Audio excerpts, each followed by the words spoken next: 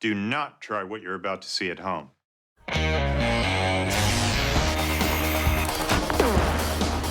Well, there's your problem. In this special series of MythBusters, Almost too exciting. the Dream Team tackles their dream themes. It's scientific! Testing myths about everything from electricity to pressure and gravity. This one hurt a bit. Shaking down the science of shockwaves, velocity, and impact. With crazy chemistry, Oh my goodness. far-out physics, Fun for the whole family. and insane explosions. Is everybody okay? Life's burning questions answered.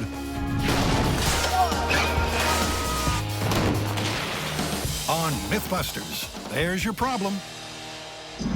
This episode, the MythBusters are driven to discover the truth behind 3 driving-related myths. Listen to that baby purr! Then they pull over for a bathroom break to test some toilet-themed conundrums. In our first story, Jamie's got an idea to literally reinvent the wheel. What if you put square wheels on a truck? I would imagine it would give you the roughest possible ride. It would be the clunkiest imaginable ride. Well, it wouldn't to start, but if you went fast enough, it'd eventually smooth out, wouldn't it? According to Jamie's logic, at a fast enough speed, the difference between square and round wheels would disappear. If he's right, this could be the biggest transport breakthrough since the round wheel was invented around 6,000 years ago. What I'm trying to figure out here is that if we took a wheel like this and changed it into something shaped more like this, a square, how fast would we have to go to stay on the corners like so and actually end up with a smooth ride? The wheel will need to be incredibly strong to withstand some fairly extreme physics. And with so many individual pieces of steel, it'll need to be laser cut. And thanks to the wonders of television, Our parts are here? They're here. that takes no time at all. That is gorgeous. Man, those are so pretty. And once the MythBusters get their heads down, their hubs are soon looking like the wheel deal. Nice. It's a square wheel. Those 2 words shouldn't go together. 2 other things that don't go together are square and tire. I want my square wheels. So we're gonna jump up a size in the tires Slightly bigger. I hope it works. and shim them to where they fit properly, and we'll be good to go. I was able to just put it on by hand. Wow. That is a square wheel. That is, without a doubt, a square friggin' wheel. Thanks to their ingenuity and hard work, the MythBusters have squared the circle. Doing that makes me nervous. After creating another 3 ludicrous-looking wheels, the guys are in their powerful truck and off to the testing ground. Nice day for a bouncy ride, huh? Absolutely it is. Let's get started. Tech dudes Jason and Scott position sensors in 3 key areas. Good to go. To track the vibration on the suspension, the steering column, and of course, the passengers. And with the test track set, That looks festive. they'll be put to use first in the round wheel control test. In 3, 2, 1, go. Here we go. 60 miles an hour. Feels pretty smooth. I think you've got a good metric. Yeah. So we see went up to about 60 miles an hour. Steering column and the seat pad are nice low levels of vibration as we'd expect. That looks like a really good baseline. Yep, we expect this to go way up with the square wheels, I'd say. With the baseline set, it's time for the weirdest wheel change in automotive history. So wrong. And yet it feels so right. You know, I don't think you'd need a parking brake with these things. Yeah, no need to curb your wheels on a hill. No. No. All 4 wheels are mounted and flat to the ground. But will they even turn, let alone get up to a speed that could be called smooth? Let's do it. Ready. All right, here we go. The moment of truth. Square wheels, smooth ride. All 4 wheels flat in 3, 2, 1, go. They're off to a bumpy start. Hey, that's smooth right out. But as Jamie accelerates, the ride seems to get smoother. That's At least until it suddenly stops altogether. Something's dreadfully wrong. Yeah, we're sitting sideways. Whoa! Oh, crap, Jamie. It's bad. Well, there's your problem. What happened? We sheared everything out of that wheel hub. All the bolts. All of them. Well, at least it didn't ruin the wheels. Yeah, exactly. The term of art for that is one hell of a ride. Go! Oh, oh, oh! The methodology was to start out with just one hop. Just get over 1 quarter turn and see how it felt. Make sure the airbags don't go up. So Jamie did that. And then the moment that seemed okay, he floored it. Whoa! Hey! That's moved right out! And for about 5 seconds there, it felt like we were actually getting something approaching a smooth ride. And then everything fell apart. But even in that 15-second window, the wheels did get up enough speed to spin corner to corner. However, do the sensors confirm that it was smooth? Well, you can definitely see some trends here. As the speed goes up, the vertical acceleration and suspension is definitely going down. If I go to the steering column, you see the same trend. As the speed goes up, vibrational energy definitely goes down. Well, the data is pretty compelling, and it actually seems to match what Jamie and I felt in the truck, which is that before it destroyed itself, we actually felt the ride smoothing out. There might just be something to this, so we're going to keep on testing it. And Adam's got an idea that might be a game changer. Now this is the orientation we had our wheels in for our most recent ride, and a bumpy ride it was. But this is not the only orientation we need to have our 4 wheels. We could mount 2 of our wheels at a 45-degree offset to the other 2, thus doubling the frequency with which one of the points of the squares hits the ground for every rotation. He's going to test the 45-degree offset first in small scale. Then it's time to tune up the treadmill to give it a ride. All right, let's try this. First up, a little recap of why 4 in-sync wheels are so uncomfortable. Ow. But will offsetting to 45 degrees decrease the jolt factor? Much better. Wow. I didn't expect that to be so nice. Let's ramp it up. All right. 2 wheels offset diagonally at 45 degrees is a clear improvement. Back out at the track, it's time to refit the wheels. There it is. And this time, 2 diagonal wheels are offset by 45 degrees. Creation. She's ready to take life. Well, with the sensors mounted, the MythBusters wrapped up in their safety gear, All right, sir, you ready for this? Ready as I'll ever be. will they get that smoother ride fair and square? Square wheels, smooth ride, 45-degree diamond formation in 3, 2, 1, go! Oh! Whoa! Yeah! Come on, baby! Oh, that's not bad! To begin with, the offset wheels are smoother. Yeah! Holy wow! And as lead-footed Heinemann gets the truck up to speed, Dude, this is not bad! 18 miles per hour! Keep going! Wow, come on, faster! it continues to improve. That is, until the wheels can take it no more. Wow! Woo-hoo-hoo! Wow! That was intense. That wasn't half bad when you got up to 20 miles an hour. I got enough brakes, though. I think the truck didn't like it too much. I don't think it did either. Did we lose all 4 tires? I think so, although one of them just sort of stayed on the truck and just not on the wheel. Once we were up to the fastest speed we could get, which turns out to be about 18 miles an hour, I have to admit that I am impressed with how smooth that ride was. It was smoother than I thought it was going to be. Let's put it that way. Adam thinks the ride evened out. But was it enough to ever be called smooth? Well, here's your speed in red, and you can see where you kind of slowed down and there's a lot of vibration. As you sped up, the vibration of the steering column really starts to trend off. The ride was progressively smoother, but it was also progressively destructive, with the tires and brake pads coming off completely. But there's no doubt it did get smoother the faster they went. So there was some truth to the square wheel myth.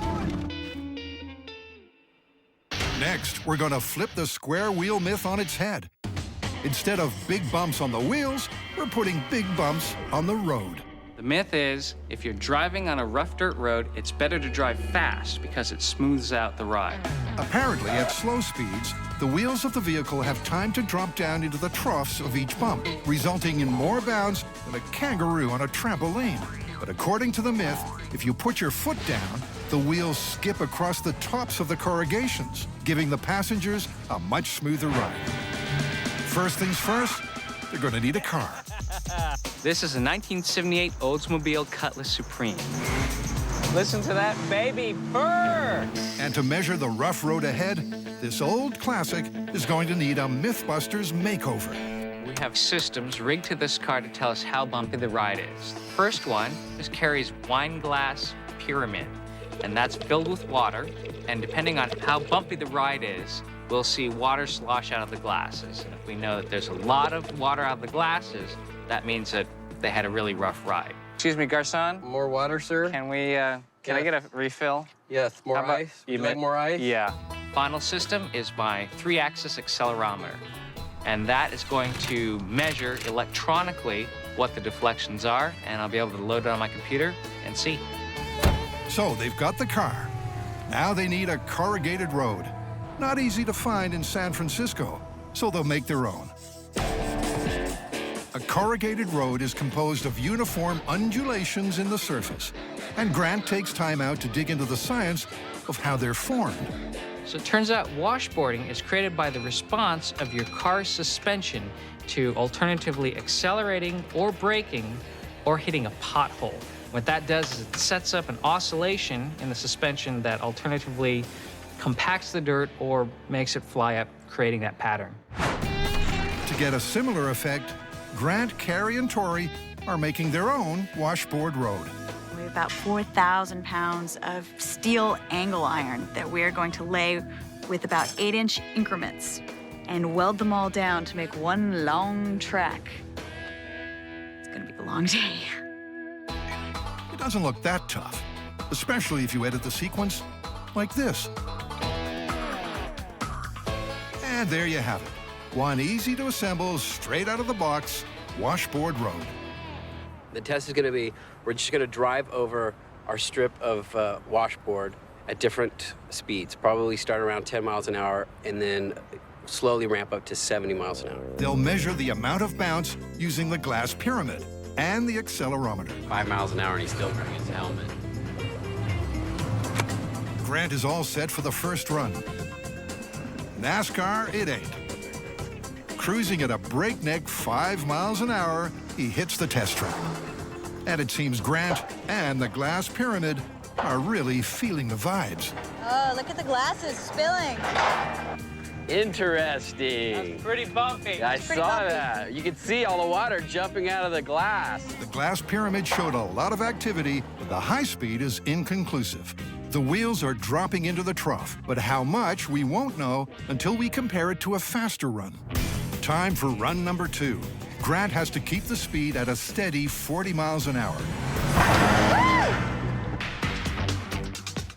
This time, the high-speed camera shows something interesting. Compared to the slow run, the wheels are skimming across the tops of the bumps.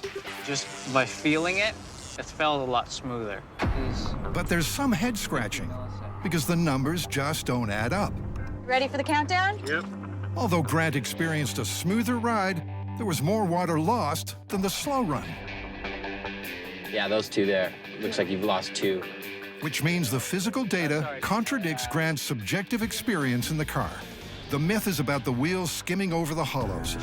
So to get the maximum effect, maybe they need to go faster. This time, Grant will push it to 70 miles an hour. So if he starts steering in towards us, let's just run.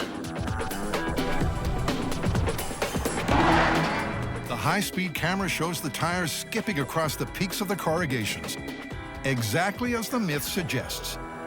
It felt actually pretty smooth. Yeah, it looked really smooth. I mean, subjectively, very smooth. From the glasses, it's looking really good. It looks like there's a lot less spillage this time. This time, the water lost from the pyramid backs up both Grant's experience and the high-speed results. Quarter, that's it. That's it. That's it. With the data all finally in alignment, it's looking good for the myth. Well, Jamie, we went ahead and built our artificial washboard. I think we can conclusively say driving faster on a rough road will give you a smoother ride. Still, you know, you're driving 70 miles an hour and you hit a pothole, you're gonna break your suspension with that kind of mass and velocity. What's the verdict? Well, as far as the myth goes, it's confirmed. In our third story, we're going to investigate if going faster in a convertible when it's raining will stop you getting wet. So, does this mean we get to drive a fancy car really fast in the rain? Not right away. First, they test the theory using tiny little convertibles. We run 3 tests, and they're showing me what I would expect to see if this myth were actually true, i.e., we've run it with no wind and some rain, a slow speed wind, 15 miles per hour, and a high speed wind, 30 miles per hour. And I'm seeing what looks like a bubble forming over the driver's compartment where less rain seems to want to get into. Yeah, it does show the rain kind of zipping over the cockpit, but I'm not that sure that the wind and the rain scale that well. We're gonna have to do it full size. I knew you were gonna go there. The guys hightail it to a runway, the perfect place to indulge their midlife yearning to drive a convertible really fast. Test the myth. Hollywood, like MythBusters, doesn't wait for ideal weather conditions. They make their own weather, and this device is one of the ways they do it. This is a rain bar. Got it. And it sprays water through a set of spouts. These spouts, there's 6 of them. And if what you want is torrential rain, it can deliver 1,200 gallons a minute. For us, it's going to be delivering a linear swath of rain 200 feet long. This amount of rain is perfect for our test. It's just about 2 inches per hour. With the rain ready to fall and the cameras ready to roll, it's time to bring in the star, the car. Let's protect the upholstery and put in our rain collection gear. We've modified this car in a couple of ways to turn it into a data collection device for this test. First, because it's a fancy car, we've protected the whole interior with absorbent fabric so that no water can damage the car.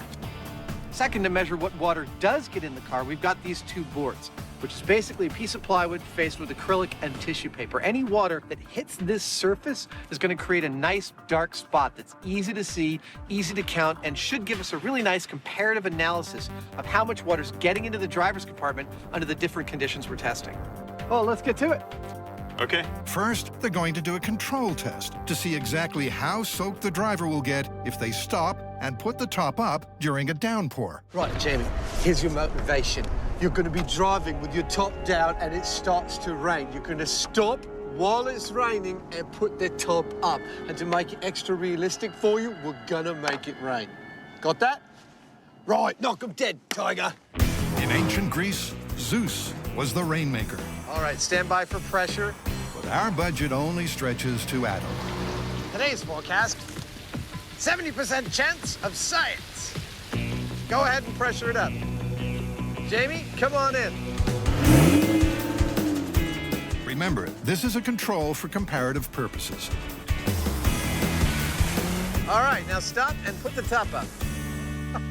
This looks awful.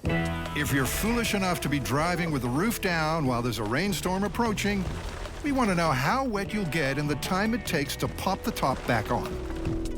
Now go ahead and drive up. And it's pretty clear, because that's one wet Heinemann. How was that? Looks like you got soaked. I think so. Oh, look at our test board. It's pretty clear that stopping at all, even to put the top up, is going to get you saturated with rain pretty quickly. Now that we've got a good control, it's time for some real testing. First up, let's do 25 miles an hour. Okay. For this stately 25-mile-an-hour test, Jamie gets pretty wet, and the high-speed camera shows why. Let's 25 miles an hour, I don't see any plume coming off the windshield at all. You will. It's coming up in just a minute. There, see? Yeah, it's pretty small. But still, you can see the effect. Okay. Then- Looks like a lot of it's going into the cockpit, though. Yes. If the small scale is an indication, they expect that plume to increase as they go faster, forming a kind of liquid roof over the driver. Next, the 70-mile-an-hour run, where they'll use the tissue paper detectors to gauge how much water enters the cockpit. Here's my prediction. Take a look at the high speed after this run. I think what you'll see is a nice line of wind carrying water, creating a bubble over Jamie. All right, Rainmakers, let's balance those bars. Jamie, you may start your run now. This is 70 miles per hour, gunning it. Gun it, Jamie does.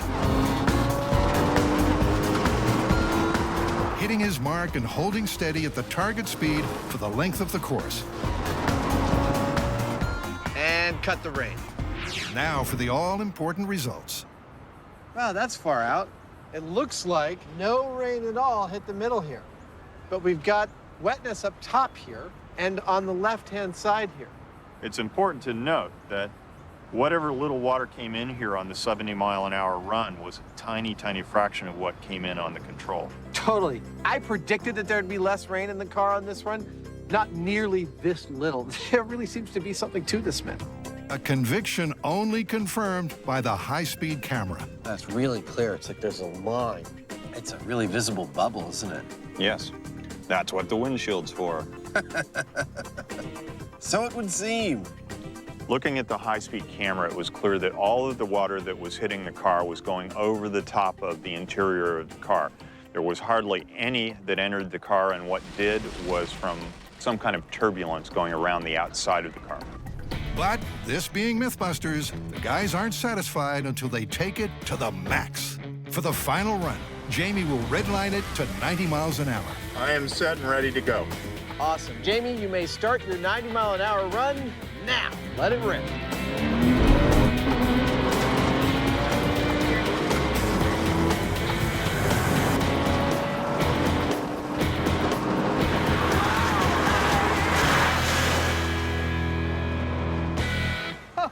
Oh, dude, look at that. This is what I call a result. These things bone dry. We wanted to find out whether driving fast when it's raining will actually keep you dry, and it turns out it does. Now, it's not that hard to understand, really, because the rain's coming down like this. If you're going this way and you've got something in front of you, then it's going to catch all the rain and send it up over the top of you. You stay dry. So it does make sense to gun it. The faster, the better, in fact. Yeah, you might die in the process, but You'll be dry. You'll be dry. You're used to hearing us say, do not try this at home. But in this case, maybe we should modify it to, do not try this on the way home or anywhere else. This is a conundrum, because I don't feel like it's right to call this one confirmed. Yeah, driving really fast in the rain can be very dangerous. How about plausible, but not recommended? I'll buy that. Having driven those myths into the ground, the MythBusters turn their minds to the gutter to plumb some, toilet-related questions. Starting with a myth that involves manholes and mayhem. It's no myth that the decay of waste inside sewers leads to the buildup of flammable gases like methane. But could a stray spark trigger an epic explosion and send manhole covers skyrocketing? To find out if a methane kaboom could turn manholes into missiles, Jamie and Adam need a heavy-duty pipe. Oh, this is heavy. Complete with a viewing window. Perfect. Now for the defining details. That's a manhole cover. Their mini model follows the classic sewer design. A large horizontal channel with smaller vertical manhole pipes to connect it to street level. But it's no sewer without methane, a gas produced by bacteria as they decompose organic matter. All right, you ready? I'm going to turn on the gas. I'm ready. Methane becomes highly flammable when it reaches just the right ratio with air, which Adam is measuring. Then we turn on this fan for exactly 2 minutes. Let the air and the gas get together. At that point, we will plug in this neon transformer, setting a spark, and hopefully getting the manhole cover launches of our dreams. But will the free flow of air in an open system prevent liftoff? This is Drain Disaster, open system, in 3, 2, 1, go. That was totally boring. I was like, Despite lighting the methane at its explosive ratio, the manhole covers didn't get air. Now, they're closing the system. It's not as crazy as it sounds. there are many places in which a sewer can become a closed system. You can have a large pipe that immediately makes a right angle turn into small pipe. Gases have a hard time going around corners like that when they're under pressure. You can have a part of the sewer above water with a bunch of the sewer underwater. But will a methane explosion in a closed system make the difference and send the manhole covers sky high? In 3, 2, 1, go. Awesome. Go. Apparently, yes. The high speed proves that not only did the lids flip, they got significant height. Well, that worked pretty much exactly as we hoped it would. And here's what's going on in there. The reason those manhole covers start to fly before the fire even gets to them is that the fire is an expanding gas, and it is pushing air ahead of it, kind of like a piston. That piston is causing an increase of pressure, which is released by the manhole cover flying. That's what we wanted to see. Go. But the MythBusters aren't done yet. I'm making a mess for science. That's right, they're adding junk for a bigger kerthunk.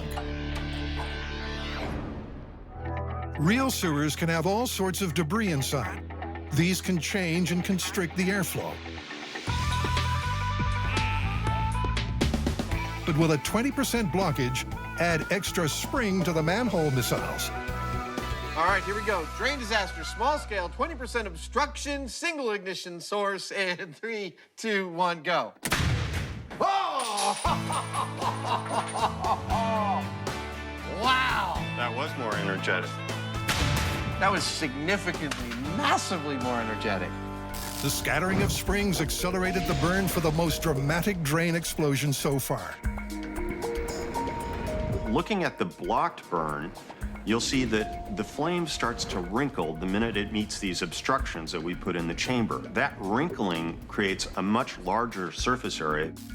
The end result is that the flame front is able to accelerate much, much more quickly throughout the burn. Go.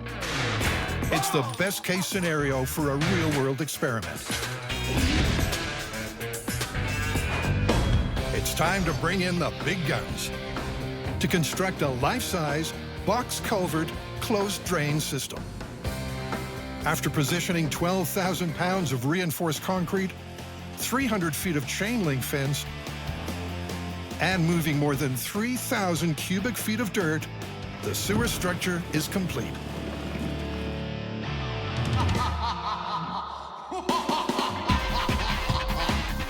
Well, almost. And now, what this whole thing's all about, the manhole cover. Adam makes the manhole covers camera-friendly and rolls them into place. You know why manhole covers are round, don't you? It's the only shape that won't fall through its own hole. Yeah. The 103-pound beauties are ready for liftoff. We will be activating this experiment from 1,000 feet away in the safety of this steel bunker behind bullet-resistant glass. When I click this switch, It'll open this valve and allow the methane to flow into our homemade sewer buried underground. When the stoichiometry, or the mixture between gas and air, has reached the ideal relationship for an explosion, I'll hit this switch, creating a spark, which will ignite the gas. hopefully sending these 3 manhole covers flying sky high. Because if the manhole covers don't go up, the myth is going down. You ready? I'm going to start the flow of gas. Let her rip. It's a slow flow of methane into the drain. The suspense is killing me. How high do you think they're going to go? I'm thinking 12 feet. I'm hoping for a lot further than that. Oh, I'm hoping for more, but I'm thinking 12 feet. Okay. And finally, shall we do it? I think it's time. All right, call it. All right. Real world sewer explosion, best case scenario, sparking in 3, 2, 1.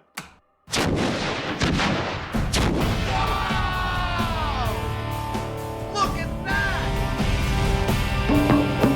That had to be 100 feet. That was insane! That exceeded my wildest expectations. That was significant. the manholes turn missile, rocketing 150 feet, and only returning to Earth after a hang time of 6 seconds. Now, seeing fire coming out of that manhole cover and not the others is telling us that this is not a detonation. If it was a detonation, it'd all be simultaneous. We're not seeing that, so this is a burn. It's a burn big and fast enough to bring the manhole mayhem to a close. Myth confirmed. Next, a toilet thumping gets Adam and Jamie jumping. In a 1980s action movie, liquid nitrogen was poured over a toilet bomb, delaying it by a few seconds, giving the stars enough time to dive into an iron bath and take cover under a bomb blanket to survive a butt-blitzing blast. Could it actually happen? Found us a toilet. Good. To test the myth, Adam and Jamie have decided to faithfully rebuild the scene of the crime. They're breaking the experiment into 3 parts. First up, timing the tub jump. While it's never explicitly stated, it's pretty obvious that the bomb in the movie is triggered by a pressure switch under the toilet seat, which is convenient because we're going to use the same thing to trigger our timing runs. This little pressure switch right here. When we sit down on the toilet, we will compress the pressure switch and the system is armed. At that point, when we get up from the toilet, boop, the timer starts going until we're in the bathtub covered with the blanket. We'll film it on high speed. We'll be able to see exactly how many seconds it takes us to get there. Everything works, which means now the Mythbusters have to embrace something awkward. Each other. Unfortunately, I don't see any other way to test this. Just to do it. Yeah. 3, 2, 1.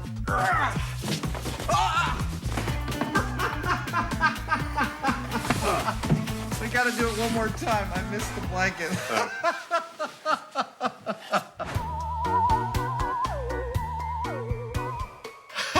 Your form is excellent. You're hugging the side. It's clear that having Jamie stay low while Adam deals with the bomb blanket is the right strategy.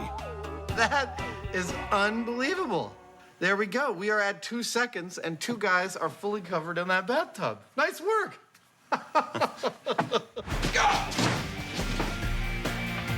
A few more practice runs, and the tub jump is under 2 seconds. Now the question is, will pouring liquid nitrogen on our plastic explosives bomb slow its detonation down by at least that amount of time? Doesn't, then I guess they'd be vaporized. Either way, it's going to be awesome. To test the second part, the Mythbusters take their crime scene to the bomb range, where Adams built a disposable rig to pour liquid nitrogen onto the bomb. But the first test of the system will be straight C4 to find the normal detonation delay. Okay, arming the system. All right, this is straight C4 in 3, 2, 1. That was lovely. That was really nice. The difference between the sign lighting up and the C4 explosion was exactly 10 frames. So it's effectively 3.3 milliseconds between initiation and detonation. Just over 3,000ths of a second. Yeah. And now for the liquid nitrogen. They wait the 2 minutes of the movie for the C4 to fully freeze. Okay, here we go.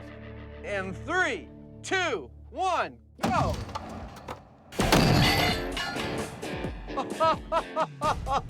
I heard stuff hitting. Yeah, no delay either. No delay. Impressive explosion, but no noticeable delay. Just 46 frames, a fraction of a second. It's 4.5 times greater of a delay when it was super, super cooled than when it was just normal. Wow. It still wouldn't help you get into that bathtub, though. But the myth isn't blown yet. Now we're going to take a period-correct battery that's attached to our bomb that would absolutely ignite it. We're going to immerse that in the liquid nitrogen and see if that gives us the extra time that we're looking for. And with 1 tub of liquid nitrogen in the flask, Here we go. it's time for the 80s-style alkaline battery to chill out. It's immersed. Yep. With the battery immersed in minus 300 degrees liquid nitrogen, the guys wait the 2 minutes of the film. All right, this is battery and C4 immersed in liquid nitrogen in 3, 2, 1, go! No boom. Whoa! I'll hold it down again. We're getting power. The system is still working because the sign's lighting up, Yeah. but we seem to have inhibited the battery's ability to set off the blasting cap. You're sure it's properly wired? Pretty sure. Pretty sure. All right. To check the wiring, the guys retest after all the liquid nitrogen is gone. Push the button, and that sucker went right off. Nice! That, to me, is just a beautiful construction of an experiment. That means the nitrogen technique of slowing the bomb down is far more effective in real life than in the movies. When does that ever happen? Yeah, I know. But we're not done yet. The guys have all the time in the world to get to the bath. But will that save them? Perfect! Buster will be inside the cast iron tub, the exact same geometry as we see in the movie, and he will be covered by an actual bomb-proof blanket. Underneath this blanket are 2 pairs of PCB pressure transducers. And the signal from the sensors will be coming through wires that go into this pipe and are buried in the ground for their protection and are picked up by this data acquisition center, which will take a signal and send it through that wire. And ends up here, where our trusty David Hardy will receive those electrical signals as data and tell us once and for all whether Buster and the tub survived the blast. Behind the toilet, the same amount of C4 as the bomb in the movie is set to explode. Will the bathtub and bomb blanket protect Buster from the blast? Charging. Ready to go in 3, 2, 1. Wow.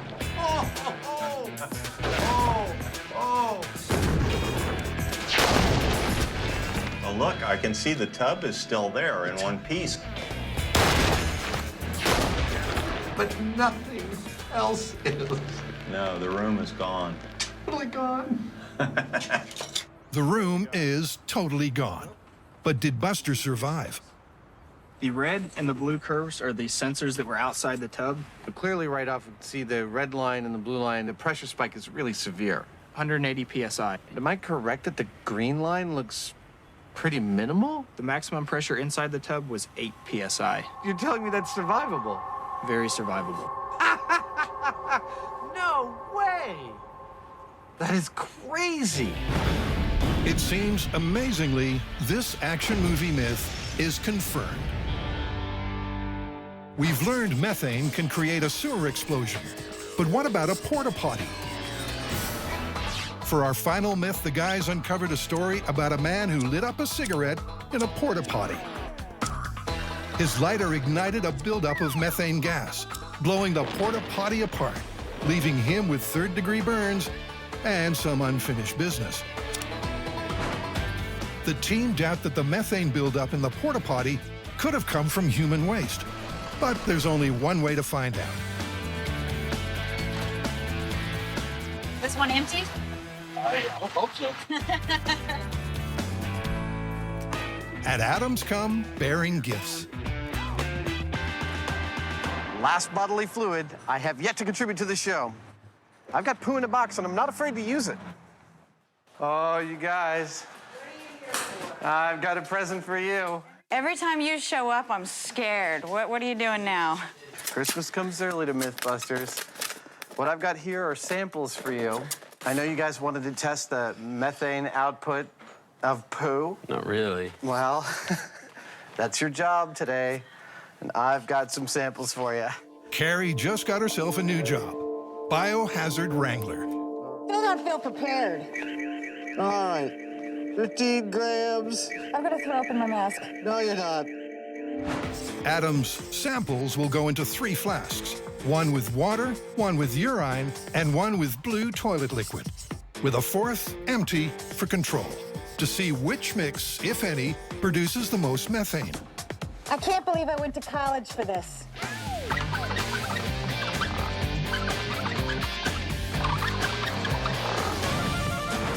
The flasks are only showing minute traces of methane, but Carrie will test again in a few days' time to see if there's any buildup of gas. It does seem that Adam is one of the 40% of people that can produce methane. Lucky for us. Meanwhile, Tori's getting his hands dirty prepping the porta-potty. Oh, it is not pretty. Even after a few days, Adam's samples didn't register enough methane for a potential explosion. So the team is going to go with the commercial gas instead, which can also be ventilated out. Go ahead.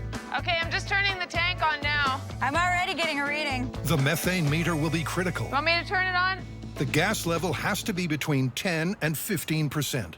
70, 80, 90, it's up to 98%. Too much or too little won't trigger an explosion. So maybe we should turn it off. Yeah, I'm getting a little dizzy. Oh, you gotta lift the lid, dude. Cleanliness first. And once again, Buster offers his bud for a blasting. You guys ready for the gas? We're ready for The first test will see if methane pumped into the potty's tank ignites when Buster lights up. Still at 0. Carrie reads the meter from the window. Okay, looks like we're up to 12%. Pulling the hose. Adam pulls back the hose to a safe distance as Tori hits the igniter. Is an igniter working? And we're back down to 1.5%. No bang. So what's the problem? You know, I just think the toilet's doing exactly what it's supposed to do, which is to get rid of any excess methane. I mean, it's going into the box, it's going out the top. Let's cut it. Let's cut it and tape up the vents and see what happens. This time they'll block all the vents and fill up the whole porta-potty with gas. Methane's lighter than air, so we've got our meter set about midpoint in the porta-potty, which means that when we get 15% down there, we'll have a fair amount of methane up top. I think we're gonna get a pretty good explosion this time. 3, 2, 1. Firing. But Houston, we have a problem. Is it moving? Oh, there's fire! Burning. Oh, yeah. Buster's caught on fire. Oh, no. Shall we ventilate? We can ventilate, but it's going to accelerate the bonfire. What's your guys' plan? I say accelerate, and then I'll run in there with the fire extinguisher. Tell me whether it speeds it up. Oh, yeah. Yeah, okay, now he's fully on fire. And that's the end of experiment number 2. Good. Well, that was kind of fun. From where I was watching, it looked like the toilet paper ignited, and then it fell and lit his crotch on fire. And then when we ventilated, it lit him entirely on fire. It didn't look like a methane explosion. Well, if the methane didn't go off with that source of ignition, it wasn't gonna. It's time for experiment 3. We're gonna put a flare in there burning and slowly elevate the gas until it finally does explode, because we're getting really, really impatient with all of this anticlimactic stuff.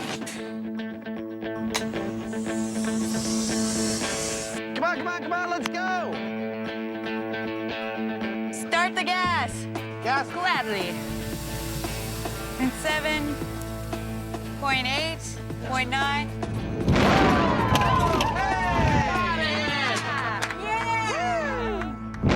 A flash of success.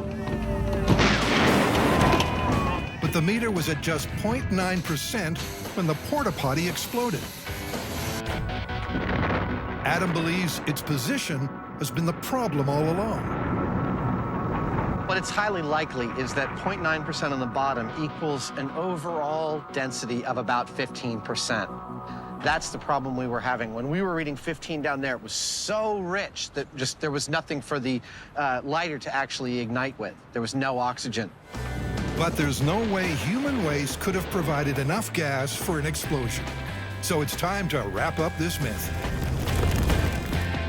Every one of our experiments says that there's no way somebody is going to blow up in a porta-potty due to gases caused by the decomposition of human waste. She's right. And the actual story is that this guy was working at a methane plant, and the porta-potty was sitting over a pipe that was leaking. So basically, he's sitting in this cloud of methane gas. So it's not exploding porta-potty, it's exploding methane factory. Which I think is very feasible. What? Totally different experiment.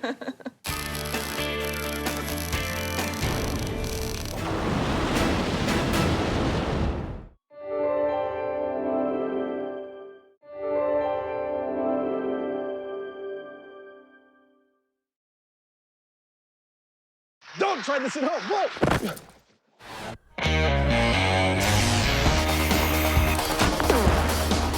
Well, there's your problem. In this special series of MythBusters, Almost too exciting. the Dream Team tackles their dream themes. It's scientific! Testing myths about everything from electricity to pressure and gravity. This one hurt a bit. Shaking down the science of shockwaves, velocity, and impact. With crazy chemistry, Oh my goodness. far-out physics, Fun for the whole family. and insane explosions. Is everybody okay? Life's burning questions answered.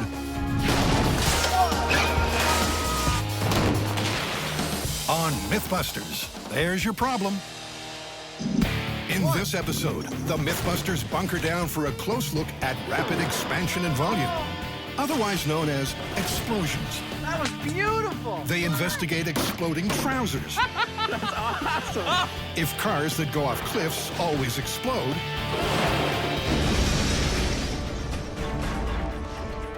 and get all mixed up in a cement-scented blow-up. Then they go equally deep on the science of pressure, investigating homemade diamonds, That's one way to make diamonds. Yeah. compressed air missiles, That is a lovely, lovely sound. and the power of hurricanes. There's your problem. In our first story, the MythBusters are going to test if the inside of a cement truck can be cleaned using explosives. And I could see this actually working as long as you didn't put too much in there. You know, Right. and then the whole truck is gone. But if you did it just right, you know, the shock wave would probably release the concrete from the surface of the metal drum. A cement truck's barrel spins to delay concrete hardening. But even so, inside every truck is a layer of concrete that builds up over time. So what's the normal way to clean out one of these? The normal way of taking it out is putting a couple labors in there and chip it out with chipping hammers. Two unlucky laborers have toiled for a whole day with chippers to clean out this one just for the MythBusters. But according to the myth, they could have gotten the same result by tossing in a stick of dynamite. Probably want to stick the charges like right in the middle, maybe hang them, just so it's right hovering in the center of the barrel. The MythBusters plan to load this barrel with just enough cement to coat it, let it harden, then blow it up. The truck is backed into position, and the cement begins to pour.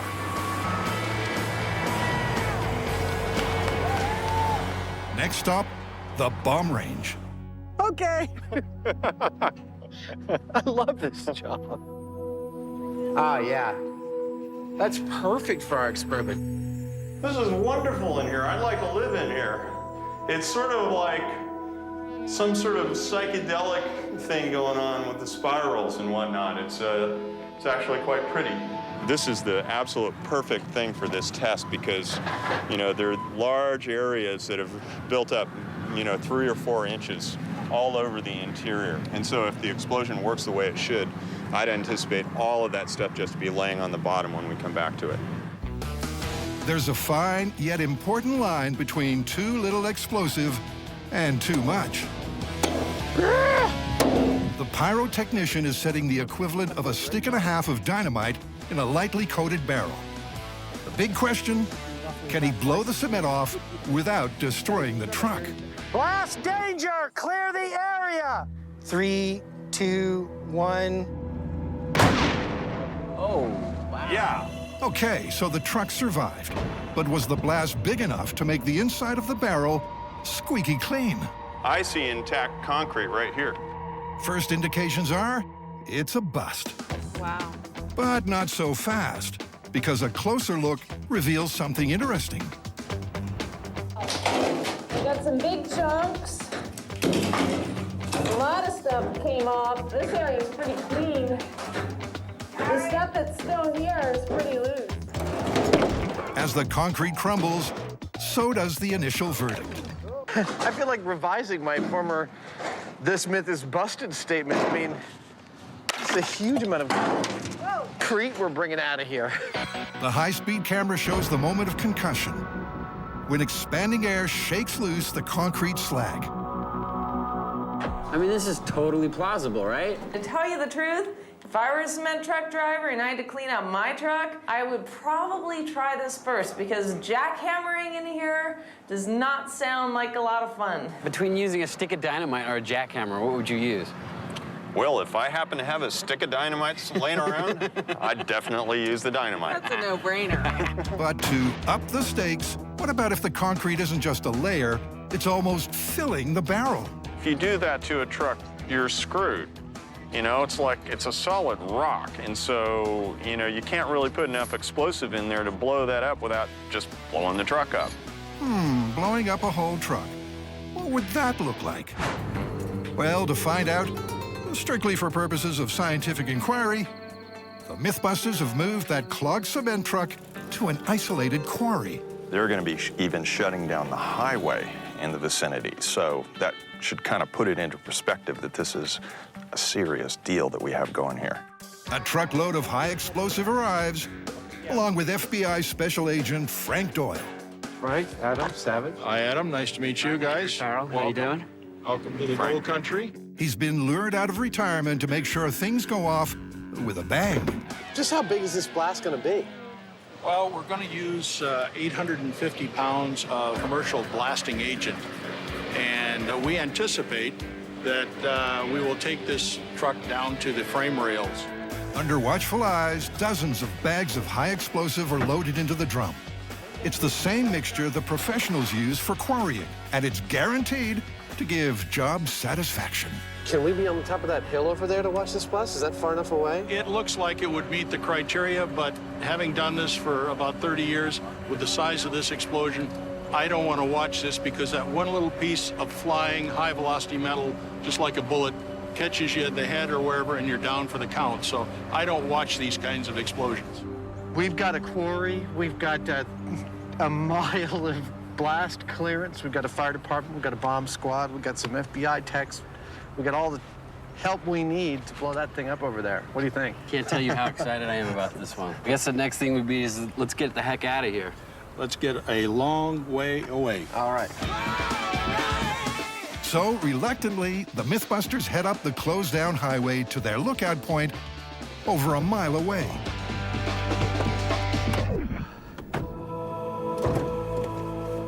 The vantage point.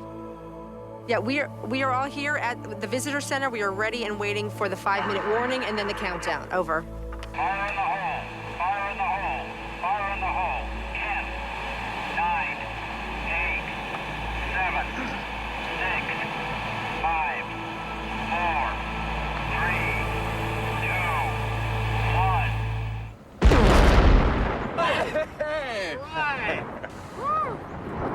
Big piece of chunk coming down, man. Oh! That was a little bit harder than I thought it would be. I think the cement truck evaporated. Wow. See, that aftershock was a lot stronger than I thought it would be. Let's go see what it looks like. It looks like after this, there won't be a whole lot left.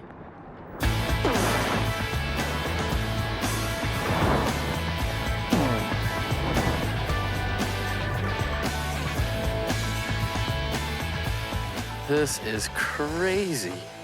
Well, there's your problem. Where'd it go? It's all gone. There's no more truck. I left it right here.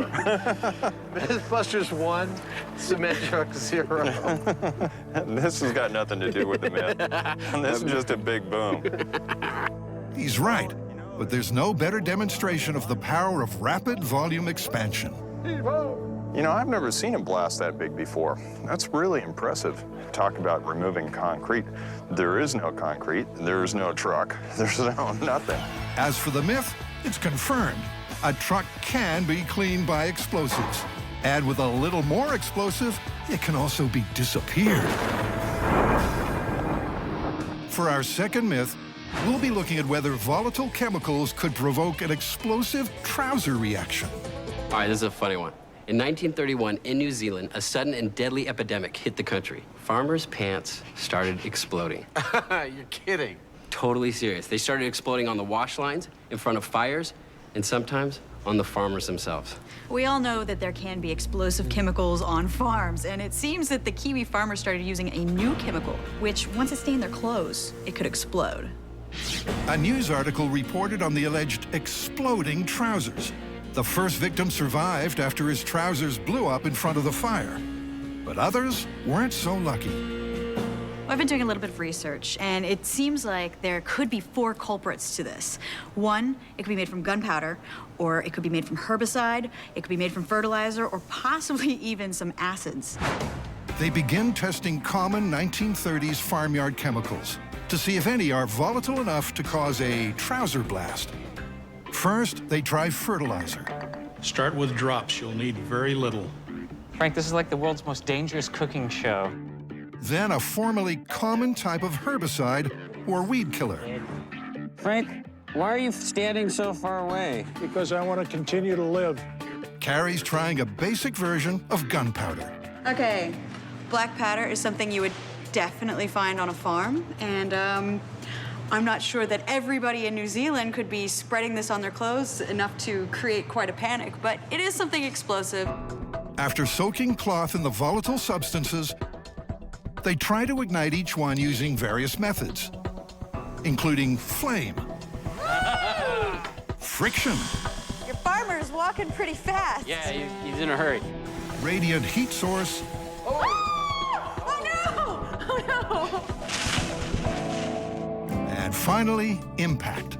In 3, 2, 1. Well, it hit it. It hit it. The herbicide, or weed killer, is the last to get the impact treatment. Smash it. Okay. 3, 2, 1. Holy mackerel! Oh my God! That was sweet. Oh, fire! Where? Just we know we can. Yeah. I think we have our exploding pants. Yeah. I say.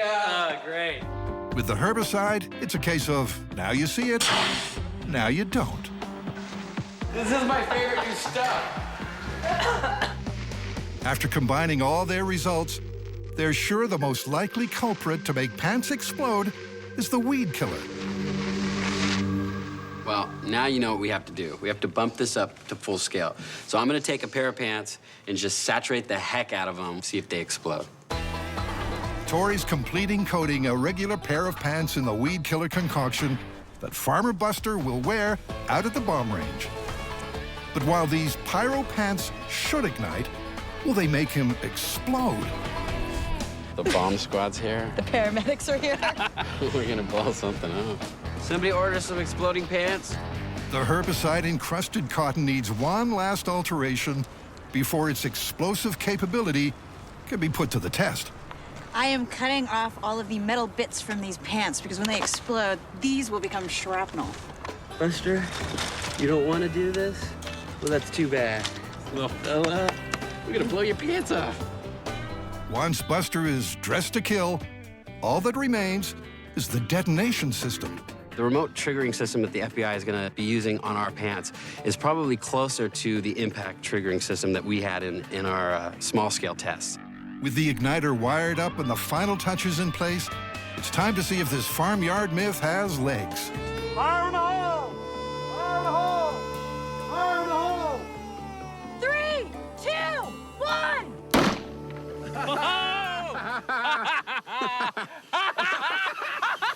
That's awesome. Oh, yeah.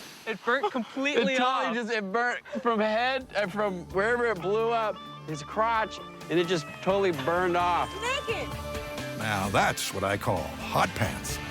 Once it started going, it was like fast. Now imagine that just spontaneously happens to you out in a field. But it was more a case of spontaneous Buster combustion than trousers blowing up. The fact that his hat's still here shows how hot and fast this burned. It didn't even make it up to the hat. It just disintegrated really quickly. So the gang is going to try again, this time with a pocket load more of the herbicide hodgepodge. Fire in the hole! Fire in the hole! 3, 2, 1! Wow. That was great. Whoa. That obviously burned up twice as fast as that last And one. it's much bigger, a bigger reaction. That was cool. The pockets of herbicide sure got Buster fired up. But was he fired up enough? Here's my question, though. We call this myth exploding trousers. They didn't really explode. No, I mean, they were just burning rapidly. I have a feeling, though, if you were wearing those pants and they burned that fast, you would definitely claim explosion. You need compression to have an explosion. Well, You are not so hard to please. But I mean, if your pants burst into flames like this, how would you explain it to somebody? Semantics. It's an explosion. My pants blew up. That's what I'd say. So you've got a little history and some exploding pants, and you can call this one... Confirmed.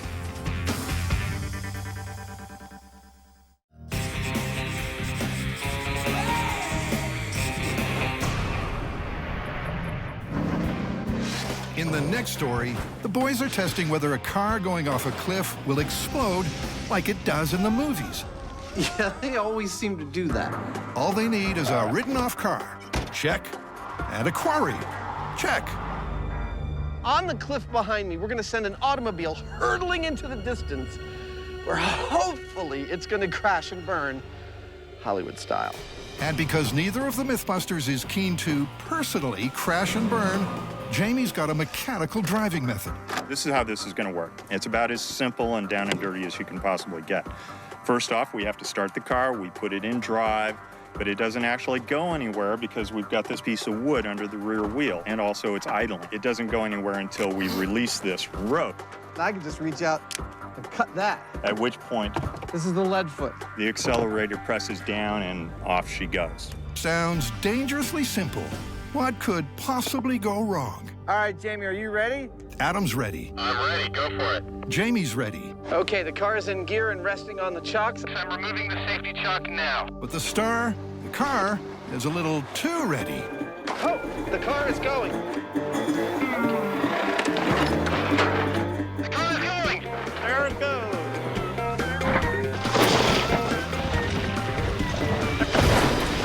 And it stopped. Ah, crap. Was it going full RPM? Over? No, it jumped the chock and got away from me. Over. Well, there's your problem. Well, that was a bit of a dud. By the way, did it blow up? The car did not, repeat, not blow up. Apparently, it jumped the gun.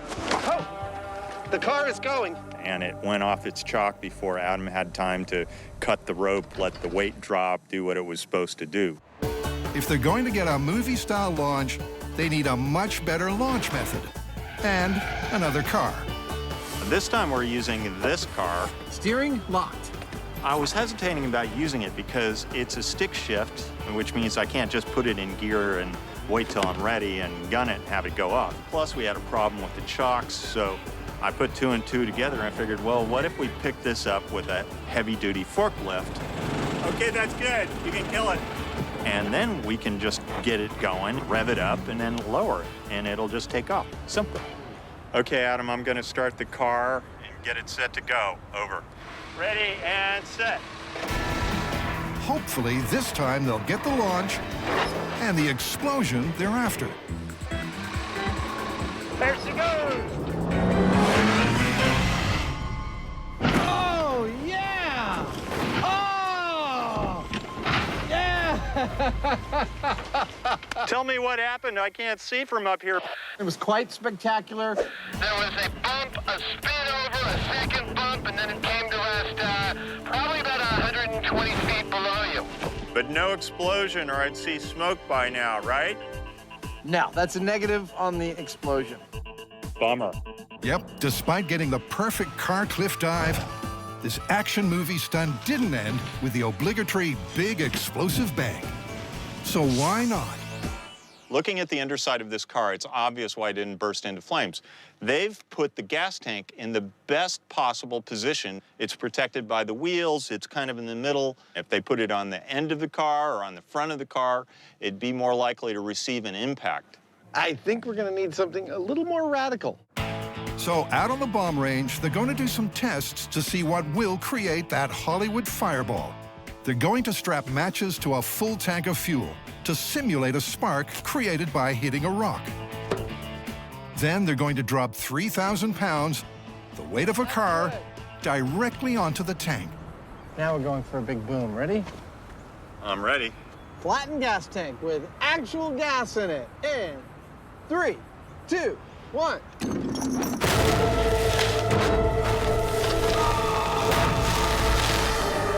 Wow! That was beautiful! It truly is. The impact disperses the gas into a volatile mist, and then, just at the right moment, the simulated spark from impact causes ignition. And it perfectly matches the typical car-off-a-cliff Hollywood-style conflagration. But where does that leave the story? Look at this high-speed shot one more time. Yeah.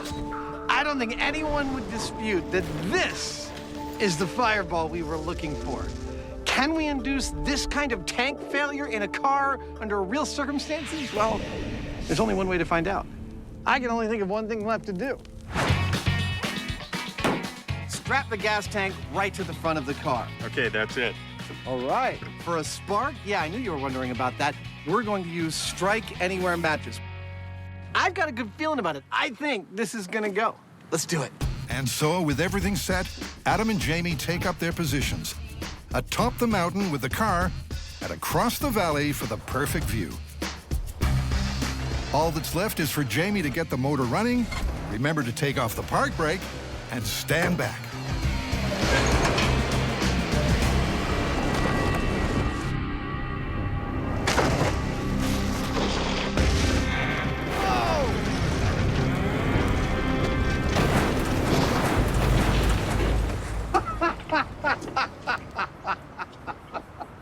Well, as intended, the gas tank took the brunt of the impact and did burst into flame. But I was expecting a bigger launch. Jamie, anything you want to tell us? So I have a little bit of a confession to make. What's that? There was a screw up here, and I suppose it was my fault. You should always remember to take off the parking brake before you want a car to go. No! I know. The front wheels are spinning away. It was looked like it was working fine, and I just doing. Well, you know, it went over. It hit with all the weight of that car going right on that tank. Oh! Well, the hit was perfect. Nose down, perfect. I'm still a little bummed, but what are you gonna do? So they didn't get the distance they were looking for, but the result is still valid. The car went over the cliff, crashed, and burned. But crucially, even with a gas tank strapped to the front fender, there was no special effects style explosion. I think this makes the myth totally busted. Yeah, I mean, we made it as likely as possible to get a car explosion. Yeah. And all we got was a car fire, eventually. I mean, I don't know what else we could do. Except, say, myth busted. That daring stunt brings our explosive myths to an earth-shattering end. We've destroyed a few cars, a cement truck, and several unfortunate pairs of trousers. That's awesome. And there's more demolition on the cards as the guys delve into the science of pressure. First, by finding out if air escaping from a compressed air cylinder could blast it through a brick wall. As far as I'm concerned, there really is only one way to test this thing. Well, yeah, we have to fire it at a cinder block wall. So we're gonna need a selection of air cylinders and some regulators on them. We're gonna need a cinder block wall to fire them into and some kind of method for catastrophically taking that regulator right off. And also, we have to figure out how to make sure it actually hits the wall. I mean, what if this thing just kind of goes like that? I think I want to be outside the building that we're testing this inside of. Yeah. To test the myth, they'll need to aim the cylinder like a missile, devise some way to sever the valve in a split second, and build a wall to aim at. While the interns get started on the cinder block wall, Adam is feeling the pressure as he contemplates the worst-case scenario of uncapping a cylinder and watching it whiz around the room like a 140-pound steel party balloon. Luckily, Jamie is one step ahead of him. I've got to build a rig that does a couple of different things. The first thing is that it has to hold this tank steady in such a place that we can drop a heavy weight on the valve and knock it off. The second thing is that same holder is going to guide it as it takes off so that once it gets going, it's aimed in a certain direction and it'll hit the wall at speed, we hope. Good. It looks like it fits fine. To sever the valve from a safe distance, he's fitting a hinged 10-foot tube to drop a steel bar on the nozzle. They've got the tanks, and it's time to check on the target. It works for me. Yeah, that seems nice and solid. So I'm thinking that when we set up the rig over by the door, we want to make sure those doors are as close as we can get them. Okay, well, they are, in theory, rockets, so we should be careful with them. Now, careful is a word Adam sometimes has trouble hearing. Now we do the circus fakir acts, right? Okay. Welcome to Cirque du Sauvage, and a one-time only performance. That is the power of the mind. And for their next trick, they'll attempt to pass a large steel air cylinder through a solid brick wall. I don't mind fingers on the chalkboard, but that's messed up. To help the rocket on its way, Myth-Turn Jess loads up with lard. It'll reduce the friction, hopefully enabling the cylinder to transform into a guided missile. It's important to be judicious about your lard distribution, Jess. The rig is greased and ready, but will the steel bar have enough momentum to break the nozzle? This is a 2 by 2 inch solid steel bar, and it weighs, I think, officially a heck of a lot. The plan is to drop the 40-pound rod from 10 feet onto the nozzle. Time for a test run. Piece of a brick right there. All right. That'll keep the end of our piece of steel from getting too damaged. 3, 2, 1. Oh, yeah. That looks pretty serious. They're seriously ready for their first attempt. All right, I'm arming the rig. Arming the rig means unscrewing the protective cap. All that remains is to pull the string that releases the weight that hopefully guillotines the valve. All right, ladies and germs. Shearing the compressed air cylinder in 3, 2, 1.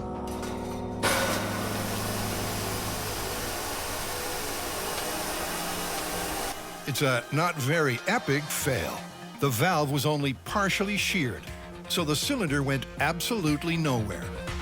I'm gonna wait however long it takes for it to let go of its air, because it's got a damaged valve, and that valve could give any minute and, become a bullet.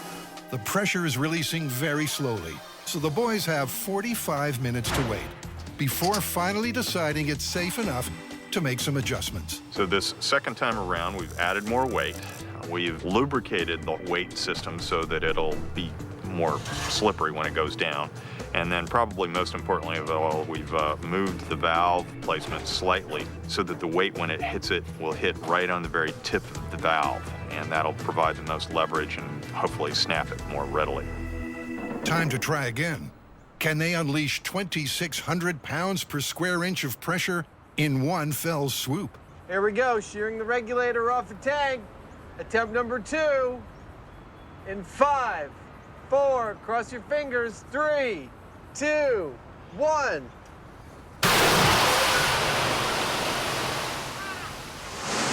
Yeah! That's the sound! That is a lovely, lovely sound. The valve is sheared off, and that's a very good sign. As the air rushed from high pressure to low, it sent the cylinder somewhere. But exactly where? Oh, God. It was the lard that did it. It's mission accomplished. With the tank topping 40 miles per hour, it blew right through the cinder block wall and into the one behind. It totally. I mean, it didn't go all the way through, but it went through this one, and it was going. It's working its way through that one. I was ready to see this as not possible. I was totally expecting it not to actually work because it's one of those apocryphal tales, and everyone we talked to had heard the story, but no one knew anybody that it happened to. You know, this was an optimum situation for this tank. What this tank did is as good as it gets. My favorite thing is just the perfect roundness of the top of this hole. It also pushed this entire wall back a ½ inch. It's a brilliant demonstration of the power of pressure. So let's call this myth totally and spectacularly confirmed. In our next story, pressure is going to be used as part of a get-rich-quick scheme. We want to see if you can make diamonds on your own in the comfort of your own home. Okay, so homemade diamonds. The old school way to make diamonds is to expose carbon to massive pressure and immense heat miles beneath the Earth's crust. But according to the myth, under the right circumstances, a pressure cooker can do the same job. I have everything I need to start making diamonds. First, I have my pressure cooker. I have my ingredients. I have my hunk of graphite. The chemical that I'm gonna use is ferric nitrate. What I'm gonna do is stick this and that in this, put it in that. And add heat and pressure. But supposedly, also, we need to include an important ingredient, a diamond seed. Without it, this recipe has no chance of working. Not sure why he's got a stun gun. You know, it's been a while since we used one of these, and I kind of forget what it feels like. It's to light the gas from outside. I'll leave it there for 3 days, and then at the end of that, check and see if I've made any diamonds. For 72 hours, the graphite and seed diamond are subjected to high pressure and heat. All right, so it's been 3 days, and now it's time to check my diamonds. The real question is, what am I gonna do with all my money once I start my diamond company? Tori's Tiaras has a nice ring to it. Oh my gosh. The graphite has not turned to a diamond. Looks like my diamond business is not going so well. Despite following the recipe, after 3 days, all Tori has is a dirty diamond seed, which means homemade diamonds are totally busted. But you know what? Our researchers have come up with someone who can make diamonds in a MythBuster way. Cool. For a chance to make some bona fide bling, the MythBusters head to New Mexico Institute of Mining and Technology to meet Dr. Van Romero. All right, well, cut to the chase. Tell us how to do it. You know what? Instead of telling you how, let's show you how to do it. Van's method uses a massive explosion, during which the pressure and heat is so intense, it converts carbon to diamond in an instant. But before the boom, we start with a cylinder. So this is the device that we're going to be using. We're going to have you guys pack the special sauce into the device here. This metal tube sits at the center of the blast. And in the center of that is a mixture of graphite, cobalt, and other chemicals. Same pressure? Same pressure. And once the chemicals are compacted and the device is welded shut, It's ready for detonation. Apparently, it really is that simple. All right, let's make some diamonds. The cylinder is placed in the center of a wooden barrel, which is then filled with an explosive called ANFO. It smells good. Yeah. Smells like diamonds. Now, I know they say diamonds are a girl's best friend, but let's face it, if you're making diamonds with explosives, I'm starting to warm up to them myself. It's a win-bling situation, so the team hunkers in the bunker. 5, 4, 3, 2, 1, 0.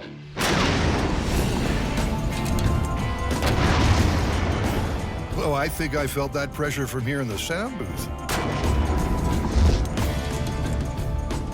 That's one way to make diamonds. Yeah. Cool. Let's see what we got. Did it go off? Yeah. Time to head out to ground zero to check if Van's explosive recipe worked. Whoa. That looks in much better shape than I thought it was gonna look. Look at that. Is it hot? Watch out, it's hot. Don't touch it. Here's some gloves to pick it up with. It is hot. Oh my God. Well, that's what we wanted, right? Pressure and heat. Yeah. So that was a pretty amazing amount of deformation of the metal. I mean, you start with a steel cylinder, and what you get after the blast is kind of a smaller sausage shape that's shrunken. And hopefully, when we cut it open, there will be diamonds inside. Back at the shop, suspense is high as Tori splits the sausage. He's so confident, he's taking precautions against bling blindness. And everybody's happy. And Ready to see our diamonds? Show me the money. Perfect. That's great. Excellent. Good job. Where's the diamond? Well, we got to take it through a few chemical processes first. They might not look like much, but after a quick chemical bath to remove the excess cobalt and graphite, they still don't look like much. But these are definitely diamonds. Gemstones, no. Diamonds, yes. So how much are these diamonds worth? About a quarter. $250,000? No, 25 cents. Oh, that was money well spent. I'm going back and getting diamonds the old-fashioned way. The blast may have mimicked the pressure and heat of the Earth's core. But even with all that explosive energy, the end result is still only cheap and cheerful industrial diamonds. We made diamonds in a completely spectacular, totally impossible to do at home way, but still, all that heat and pressure, we didn't get gemstones. Yeah, we made little diamonds. I mean, the kind that you use in industry, the kinds that you put on a drill bit or a saw blade, you know, stuff like that. So the idea of homemade gemstones, totally and completely busted. For our final story, we're investigating how a house can survive a hurricane. Bingo. The theory is that if you leave the windows open, it'll allow the wind to pass cleanly through the house, creating less structural damage than if you closed the windows. Really? The myth is that with all the windows open, the winds are able to blow clean through a house. Less pressure on the walls and roof should mean less damage. Or that's the theory. Getting a house to test is no problem, but they also need a hurricane.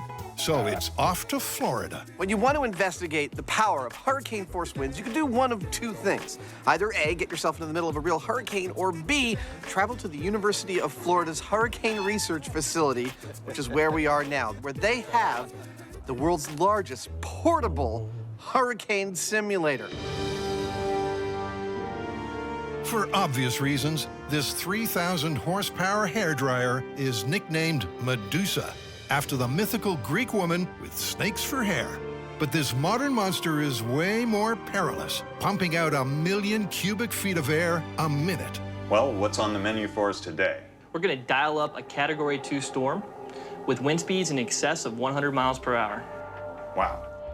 You said it, Jamie. And the guys just can't resist the thrill of first putting their own hides in harm's way. Okay, we're all set. Let's start those babies up. Here's man versus fan at 100 miles per hour.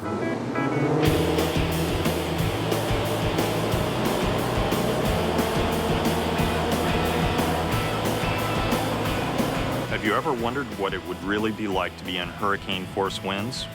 Well, we've all seen news footage of hurricanes when they hit land and so on. This is 100 miles per hour. And notice how hard it is for us to retain traction on this surface. You'd be like a tissue cloth in the wind.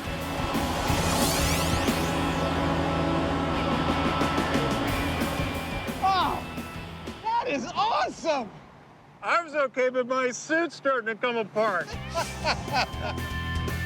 Before Jamie gets nude for the cause, let's pre-test with a target that's much closer to scale. 7 years of shooting this show, and they finally got us a trailer. Yep. Well, let's put it to good use.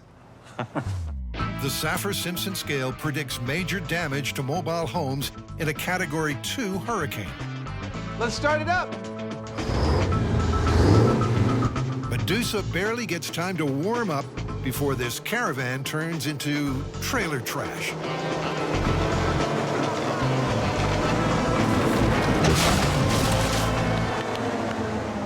Well, that didn't take much.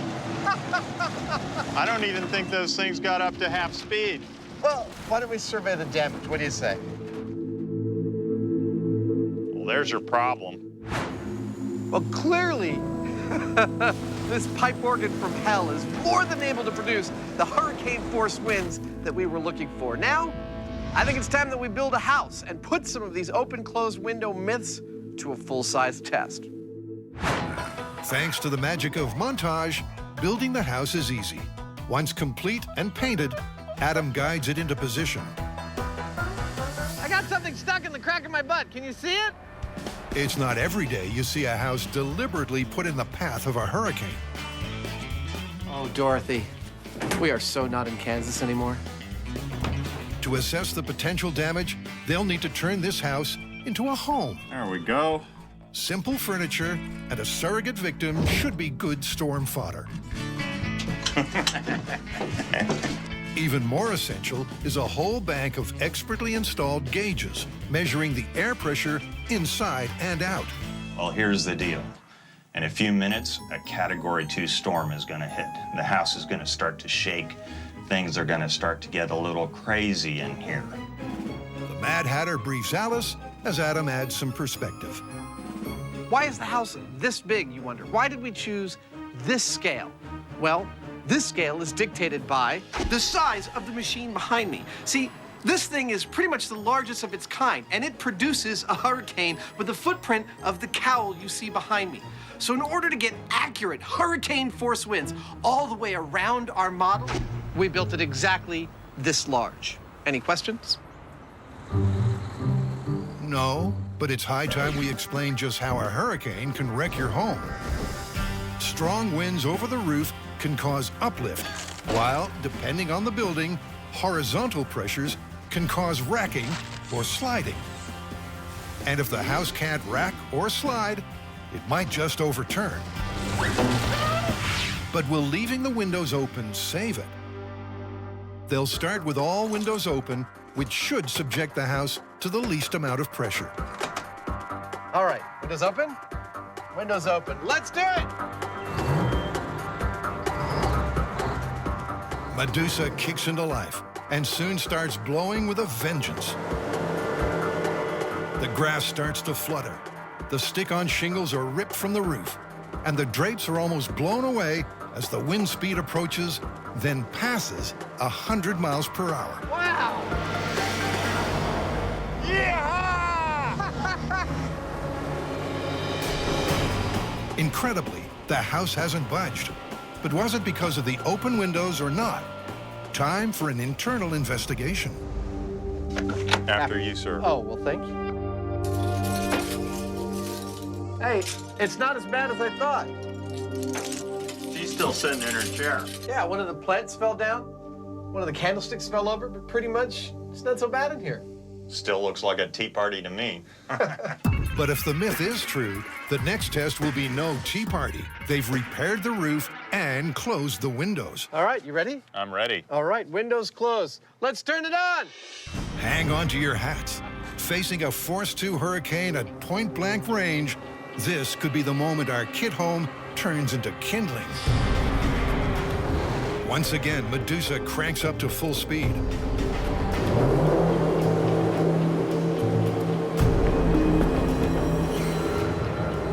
Adam helps out with a huff and a puff.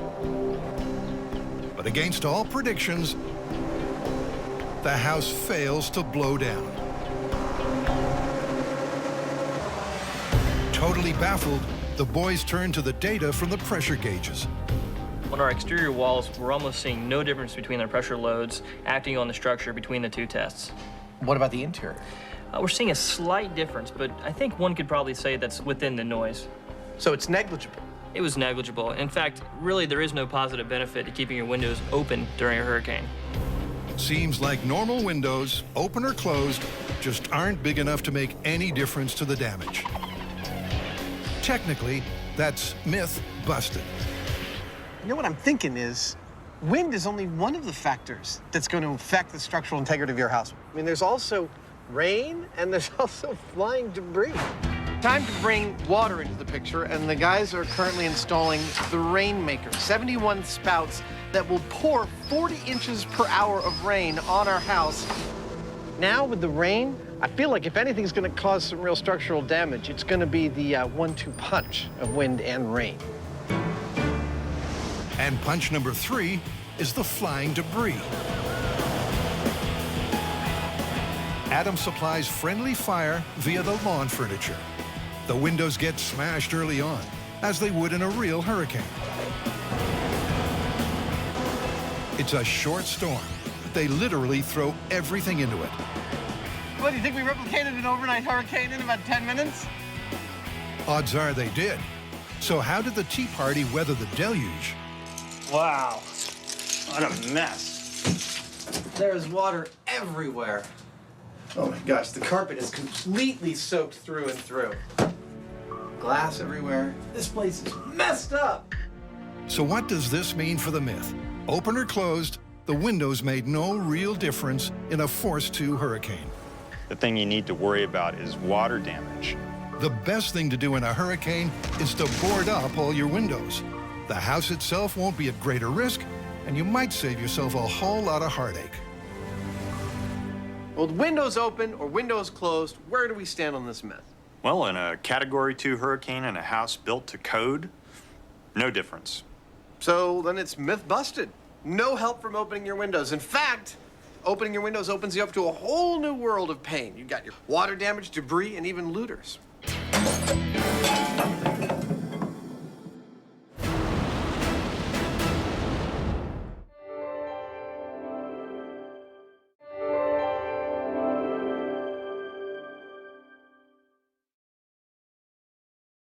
Never try anything you see on the show at home.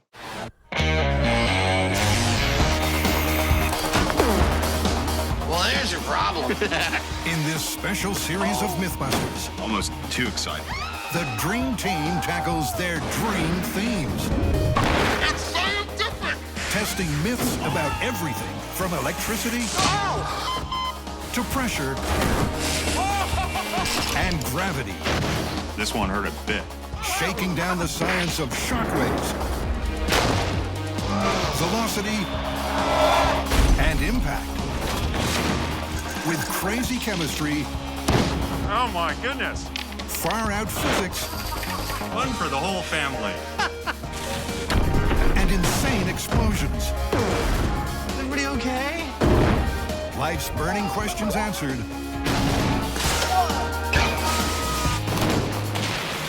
On MythBusters, there's your problem. In this episode, we'll dodge deadly dramas with 3 myths about survival. Good job, buddy. Way to take one for the team. Then we'll delve into the weird and wonderful world of our own bodies for myths about body oddities, including night vision and contagious yawning. What better way to start than with a bang? It's a tall tale from World War II. Cruising at 22,000 feet, an unfortunate airman fell out of the gun turret of his B-17 plane. Without a parachute, the prospect of a soft landing looked awfully hard. But as he neared the ground, a 1,000-pound bomb blew up in a train station beneath him and sent out a shockwave that actually cushioned his fall. It's an explosive story, but we know at least the first part of the myth is true. B-17 gunners did not wear parachutes. And the reason is obvious. You can see how confining that is. So that's why they don't wear parachutes. Exactly. Dude, that is messed up. Testing the rest of this fable is a phenomenal challenge. There's the casing for a 1,000-pound bomb. So we'll need 6 pieces of that. A train station to build, and a B-17 bomber and airman. Oh, and getting the drop on that 22,000-foot fall. So, in terms of dropping our airmen, we can't drop them from 22,000 feet because, well, number one, we can't get any aircraft to fly over an explosion no matter how high they are, and we can't aim from that height and make them hit such a tiny target. Well, why don't we use balloons? I mean, we've lifted you with a balloon before. Perfect. I'll tell you what, all we need is to get him up to 120 miles an hour. That's a human's terminal velocity. We know that from umpteen myths we've done about people falling. So I'll figure out exactly how high he has to fall from in order to reach 120 miles per hour. And we'll just fly the balloons that high. The key to this myth is terminal velocity, the maximum speed at which an object can fall. It's reached when gravity is matched by the force of wind resistance, which for humans works out at 120 miles per hour. So all Adam has to do is work out the minimum drop height required to reach that magic number.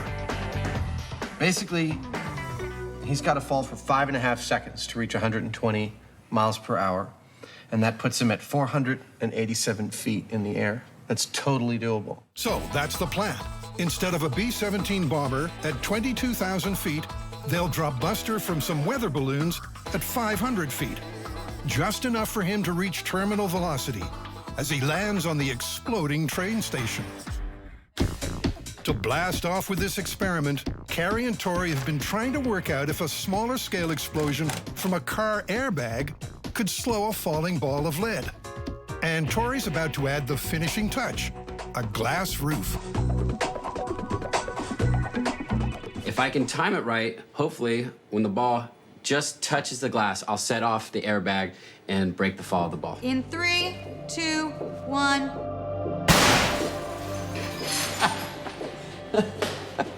Some destruction. Did the bomb go off? Yeah. Mere moments before the bomb touches the glass, the explosion is triggered, spraying glass shards far and wide. But when compared to a drop without the bomb, there's really no difference.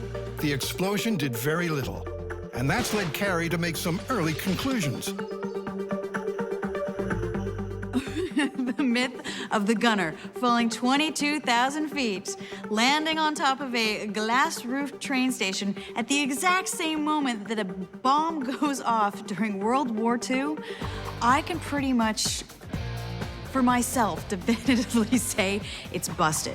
If I was gonna fall on a glass roof, I would not want a bomb going off underneath it. We are still gonna have to take this to the full scale. Why? Because it's gonna be freaking cool. Actually, it's going to be just the opposite. At this quarry in California, they need to set up before the heat sets in. Well, we've got to build our train station out here, pretty much right where I'm standing. Then we've got to lay out all the rigging hardware and launch hardware for the helium balloon and the drop rig. Fill the balloons with helium, get the dummy up in the air, get in place, and blow this thing to smithereens. Buster's had a last-minute reprieve, being replaced by Ballistics Ted, which should make things interesting. Oh, look at that. He's too tall for the box. He's too tall for the box. We'll see whether he starts to sag in the noonday heat. With the temperature already a mind-melting 115 degrees, sagging in the noonday heat is about all Adam and Jamie can do, too. It's like 115 degrees out here. I'd like to go and come back like an hour before dawn tomorrow to set this thing off. Sure. Yeah? Fresh pot of coffee. This thing won't be so hot that it's going to go off when we load the explosives in it. Exactly. All right, let's get out of here. All right. It's still dark when the first helium balloons get filled, in an effort to get everything in order before it gets too hot. But by first light, things are already going pear-shaped. Yeah.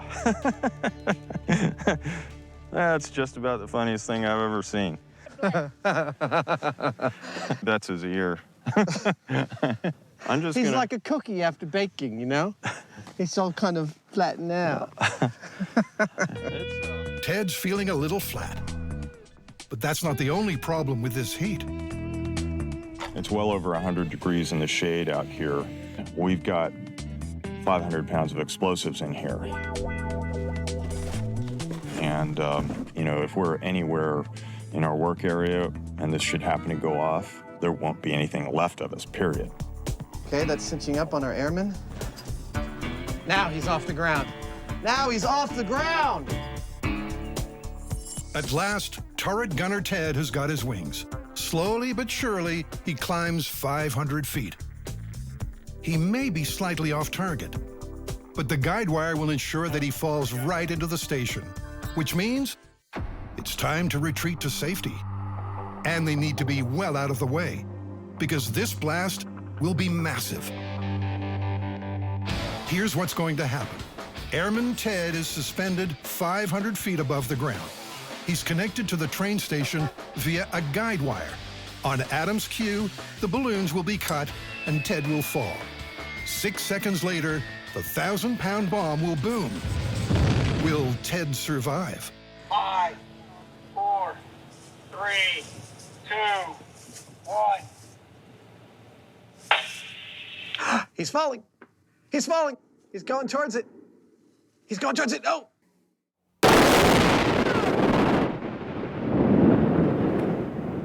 Wow, here comes the shockwave. The booms created a mushroom cloud of frightening proportions. And it's also set the surrounding hills on fire. Oh, look at that! Fortunately, the county fire department are quick to respond. And there's This day's just getting better and better. In high speed, you can clearly see the cushioning shockwave. But did that save Ted?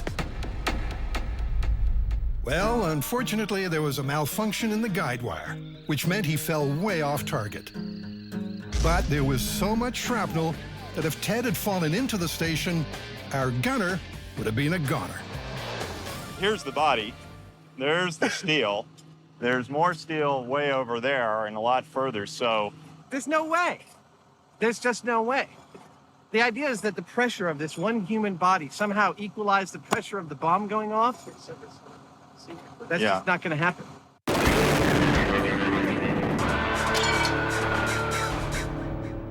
Next, surviving by the seat of your pants. Can you use a pair of jeans as an emergency slide from a chairlift? The idea behind this high wire stunt is to remove your denim duds and sling them over the cable, using them like a zip wire. To unzip this myth, the team head to Trapeze Arts, where they have everything they need, including 75 feet of steel cable similar to the kind used on ski lifts. So we're starting out at a fairly shallow angle of probably 5 or 10 degrees. But in order to get a really accurate measurement of what the true angle is, we have this. It's a little magnetic base angle finder. Now, the question on everyone's lips. What's Tori's technique? I'm gonna wrap one pant leg around my wrist, toss the other one over the cable, and then wrap this one around my other wrist. And then I'm gonna jump out and slide down the cable. Piece of cake. All right, here we go. Come on, dude, like your life depends on it. 3, 2, 1. Whoa. Your legs. I hear the pants ripping. Nice landing. Yeah. So, in a real-life escape on a ski lift cable at an angle of 10 degrees, you simply wouldn't slide. I kind of tried to move a little bit while I was on the cable, and I could hear stitches snapping. A sound you don't want to hear when there's only that stitch between you and a plummet to death. What the guys need is more angle on Tori's dangle. Now we've increased our angle to 20 degrees, double what the first test had. So with the maximum incline possible on this rig, will Tori slide or stick? 3, 2, 1. Oh, I guess if my life depended on it, it might take me some time. Pretty good crawl. This time around, Tori does get further down. I wouldn't fall and die. But remember, this myth is about an effortless glide to freedom, not a jerky bunny hop. Could cable grease be the missing element? One thing that we're missing is lubricant. So I was looking it up online. Turns out they use a light oil. Now, we don't have exactly the same thing, but we have something that is the same consistency, castor oil. But is it the secret to the swift slide to safety described in the myth? Slide! I didn't think it was gonna happen. I really didn't think it was. Tori made it down, but friction has caused his denim a little distress. Totally ripped right up the crotch. Tori would meet his death if he tried to use this method to get down from the ski lift. Those ski lifts are really long. He went down maybe 20 feet before those jeans split in half. I'm not seeing this being the most reasonable way to get rescued from being stuck on the mountain. There's only one way to find out for sure.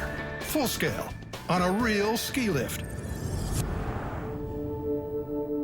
The guys head to the Sierra at Tahoe Resort, where the cables get some serious elevation. That's a lot steeper than I thought it was gonna be. Yep, and we're doing it all the way from the top. It's going to be a nervous ride to the top. Just to hedge our bets, we've found a section of line close to the top that's at 25 degrees. If I get quiet, don't take it personally. I'm not mad, I'm just freaking out. Try and avoid the rocks. Yeah. At the summit, Chief Rigger Lawrence and his crew are putting together a safety system of ropes and pulleys. These guys are here to make sure I don't fall to my death. Tori and Grant strap on their harnesses, secure themselves to the chair, hoist in Buster, and head downhill. Are we nuts or what? Oh my God. So what's the denim divination? The best case scenario for Buster is that he and his jeans will take a very quick ride down the line, slam into the rollers at the end. And the worst case scenario is that he will rip through his jeans and probably plummet to his doom. When they reach the 25-degree mark, they sling over the jeans and secure them to Buster's clamp hands. Buster is ready to go. All we need to do is unhook him from the chair and release this ratchet strap. It's a long journey to the bottom, Buster. Don't forget to write. Here we go. Dropping Buster, Jeans Myth, test 1. In 3, 2, 1, go. Sit down there. Nothing really happened. We pushed him off, and he just stuck there. What do we do now? How about help him down? Great. Ah! Oh! Ah! Oh! Although Buster never lost his grip, he's a bit of a dummy and couldn't follow Tori's lead in creating his own momentum. Good job, buddy. Way to take one for the team. The question is, can Tori do any better? Or will his jeans turn into denim hot pants? In 3, 2, 1. Get that weight on those jeans. Nice, nice. Very nice, but it's not easy. My hands started cramping up because I was holding onto the jeans so tight, but then I had to lift my weight off the jeans so that I could shimmy down the cable, and then my arms started getting tired. Our little dungaree-clad flying squirrel is plumb tuggered out. And not only that, stuck. I can't, I'm stuck. See that? Okay, I see it. I'm let go. Ugh. It's so much work trying to get down the cable that it's like, it just doesn't seem like a great way to get down. For me, when I think about a zip wire, it's like, whoa, you know, all the way down. This was not like that. This was like, The jeans themselves actually starting to roll up as they grab onto the cable. There's way too much friction in the system to be able to slide. This myth is busted. Up next, dishing the dirt on a graveyard myth. If a person was mistakenly buried alive in a coffin, could they survive long enough to be rescued? To test this morbid myth, Jamie needs a comfy casket. I don't like that, you know. You like the cash drawer? Yeah, keep my wallet and valuables in there. But it's unlikely he'll be resting in peace. These notches up here go right into the hole, and then you can lock it. So if you were inside here and once it's closed, you're not getting out by yourself, right? I don't see any way of getting out from the inside. Bummer. The choice is made, a preference for steel over wood. Jamie figures this is the most survivable option. You want to ride back in the back and I'll drive? Sure. The guys head back to the workshop to prepare for Jamie's burial.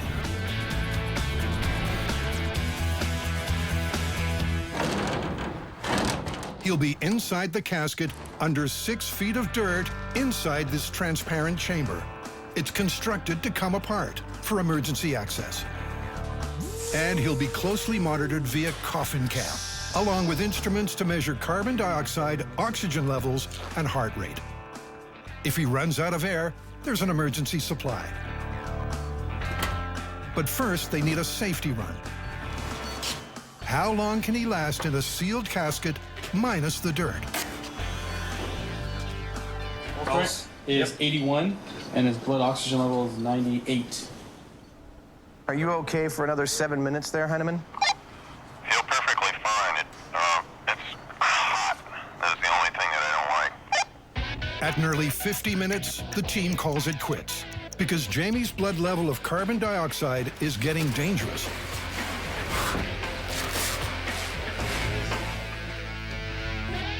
Waking up in a coffin, you know, surprise, I think it would be a pretty scary experience.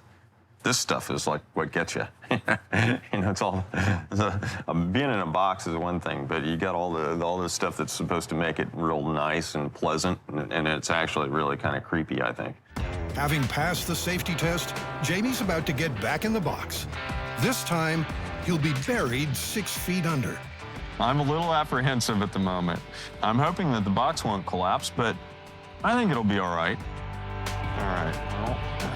His dry run lasted 50 minutes, but now, under real conditions, Jamie will be feeling stressed, producing more CO2 and reducing his survival time.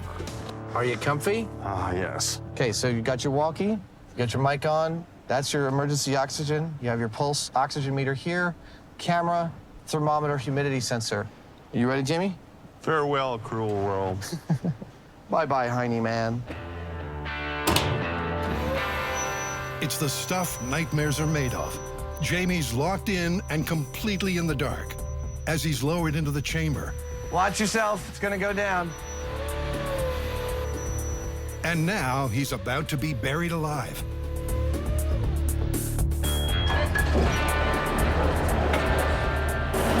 To match a proper burial, his temporary grave will be covered by several tons of earth. But even after the first load, survival in this coffin starts to look doubtful. I got a fair amount of dirt in here, and it actually crushed the container a little bit. Roger that. Are you nervous about it? Over. No, I think I'm fine. It definitely had an effect on the casket, though. The medics are watching his vital signs closely. Any sign of distress, and Jamie will be exhumed. Oxygen levels? Oxygen, he's at 98%. It's become obvious that he's more than a little tense. I imagine my heart's beating a little faster than it was on the test, over. You'd be correct about that. It's at 95 right now, buddy. You are almost officially completely covered now, Jamie. The casket is getting so warped from the pressure that it's popped up the corners a little bit. Suddenly, the major worry is the very real possibility of Jamie being crushed inside the metal box. This thing's really starting to creak, and it's feeling like it's changing its shape. It's just too risky, and Adam pulls the plug. The thing is buckling and changing shape on him. Truly. That's the last one we're doing. Because it's, I can feel it coming in. What's out? Roger that. We're gonna get you out.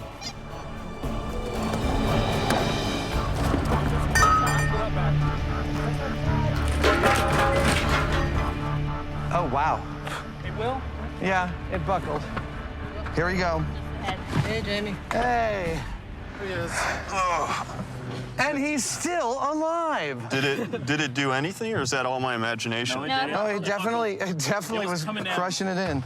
Jamie persisted inside the casket for 30 humid minutes, breathing only the available air. I started to panic a little bit there at the end. I mean, it's pretty scary. I mean, I don't have any particular fear of enclosed spaces at all, and you know, feeling those walls starting to cave in, it really gets you going. As I'm sure my pulse rate will testify. Here's where your pulse started. And with the point you asked us to get you out, you were off my chart. Your pulse was about 115. Okay. Which shows, I mean, because of your pulse, you were using up a lot more oxygen. So what are the chances of surviving 6 feet under? I think the myth is sufficiently busted. I don't think it's possible for someone to survive a couple of hours in the panic state of being buried with their coffin crushing and all of that stuff, let alone a couple of days until they're exhumed and found to be alive. That's just patently ridiculous to me. Well, there you go. Myth busted. Our 3 survival stories have been put to bed. And Adam's soon to join them as we blast into 3 body-related questions. For our first myth, the guys need a place to sleep. Got my jammies. I'm ready to go to work. And here at the California Sleep Lab, they're going to be monitored closely as they get a bit of shut-eye. This looks comfy. A lovely plastic sheet.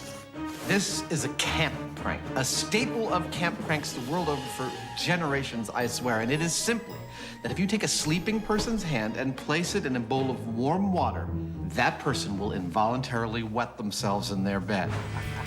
If it happens, the world will know, thanks to this custom-built, Wii-activated voice alarm. So how is it that these shiny strips of metal are able to detect liquid?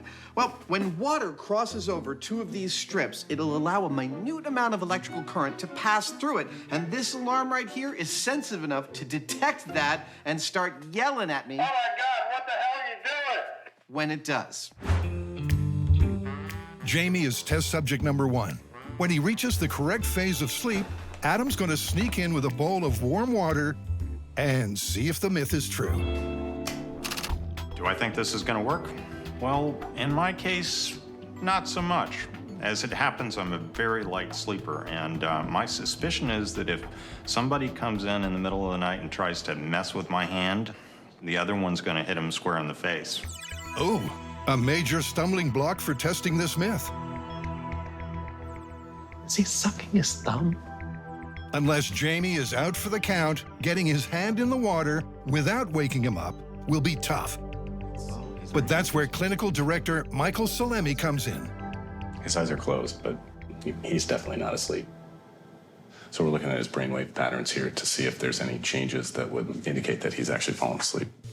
Basically, by monitoring the brain's electrical activity, we can tell how deep Jamie's sleep is. Stage 1 and 2 are light, transitional stages. That won't be ideal for this test. Stage 3, called slow wave sleep, is the goal. Here, brain activity is significantly reduced and the sleeper is less likely to be woken. But Jamie's playing hard to get. He's not sleeping. He's waiting. Adam, geared up with night vision goggles, loses patience and goes in. Oh, you're totally awake. You've had like 2 hours, man. Sorry. Nice get up. Thank you. I think your time is up. I think it's my turn. Okay. As soon as Adam's down, he's out. And finally, things are looking up. Or are they? Although Adam dropped to sleep really quickly, he may not be a very good candidate for this either, because Adam has sleep apnea, which means that he's struggling for air from time to time, and it's waking him up.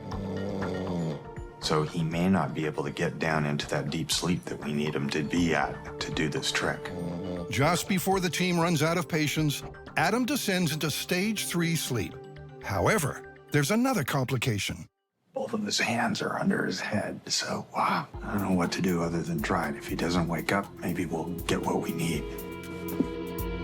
With Adam twisted awkwardly, Jamie manages to get his hand over the bowl. But the best he can do is gently pour water over the hand until our camp prank victim awakes. All right, then. So Adam noticed that your hand is wet. Is there anything else that's wet? Nope. It's all dry. Darn it. No. It's definitely not looking very good for this myth at this point. But the MythBusters want one more shot. They've wrangled a crew member as the next guinea pig. Yeah, let's make Mama proud. All right, if you actually do wet yourself, this is what you'll hear. Oh my God, what the hell are you doing? All right. Sweet dreams. And mere minutes after lights out, sweet dreams it is. There we go. They're starting to spread out. All right, let's get a bucket of water ready. Let this be a lesson to you kids, lest you think working for MythBusters is all fun and games. Even the runners are not above getting humiliated on national television. This is perfect. Matt's head is in the bowl. It's the ideal illustration of this myth. I don't hear the alarm, so I don't think he's involuntarily urinating yet. Not yet, but after 5 minutes of hand and wrist immersion, this happens. Oh my God, what the hell are you doing? With the alarm going nuts and bedlam in the bedroom, it's not until the lights are switched on that the offending puddle can be examined. Dude, did you think you peed yourself? I don't think I did. Roll over, let's see what's going on here. Looks like it could be a spill. Yeah, it's not from the source, unfortunately. How did it get that separate puddle over there? If Matt says it's not from the source, I'm gonna go with him. Yeah, it looks like it is just on the side. I don't see wet pants overall. Well, if that is the case, then it didn't work, because his hand was full on in that water for like, what was it, 5 minutes or better? Did you even feel it? No. That's awesome. I really thought that we'd hit pay dirt with the Smith when I heard this start screaming, but no. It's late in the middle of the night, and after Matt's hand was in that bowl for 5 minutes, some of the water sloshed out and caused our alarm to go off. With all of this, I can't see that we can call this myth anything but busted.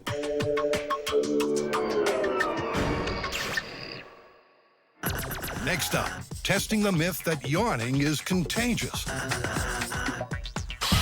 For this experiment, the MythBusters are building a chamber of yawns. They want to find out if one yawner could trigger another by spying on a group of unsuspecting volunteers.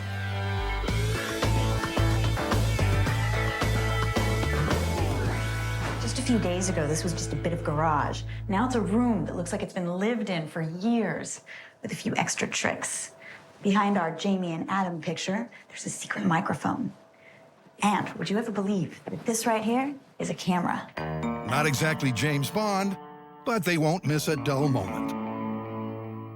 If anybody yawns in this room, I'm gonna catch it. Our test subjects are here. We're about to bring them in. These poor souls are about to be bored within an inch of their lives. First, the control. The group's left in the empty room for 10 minutes. Nothing to read, no talking aloud. Here are some of the highlights. That later. She's like...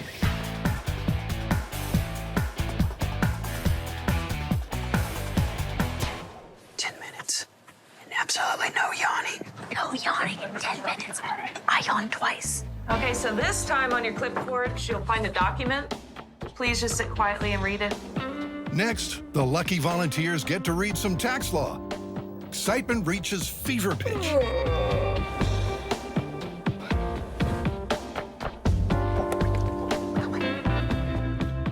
People, we have our first yawn. Now, will it travel around the room like a Mexican wave? Another one. Yeah. 4 real yawns and 2 half yawns, but I think they're all out of the same person, so it's too early to tell. The first 2 tests are inconclusive. So for test number 3, Scotty tries to infect the subjects. But they appear to be totally immune. Unlike Carrie. Then at Yawn Central, sudden panic. The watchers think they are being watched as their cover been blown. I swear that guy's looking right at me. Or is working in a confined, dark space starting to get to them.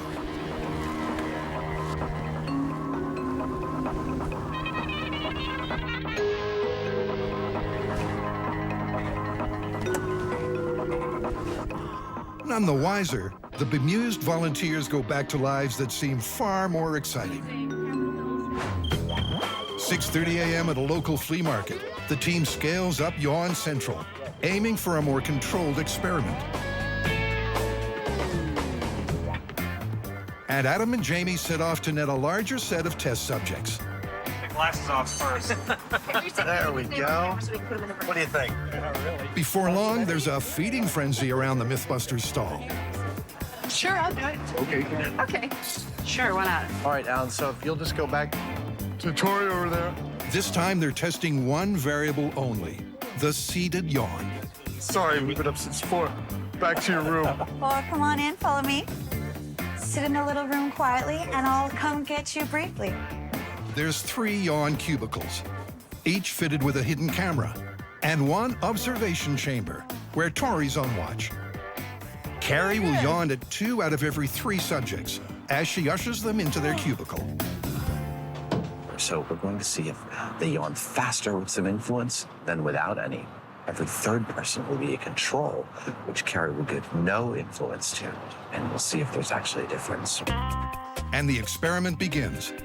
Tori gets down to some careful observation of the subjects doing, well, nothing. Absolutely nothing. It's starting to seem like the MythBusters are just way too much fun to evoke even the slightest yawn. This guy's asleep.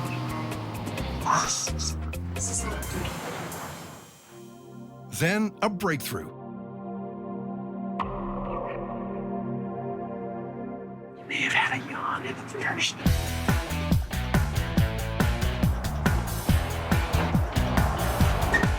And after the drought, a flood of yawning is unleashed. The MythBusters suddenly have the Midas touch. Even the local dogs get caught up in the current of yawns that's sweeping the market.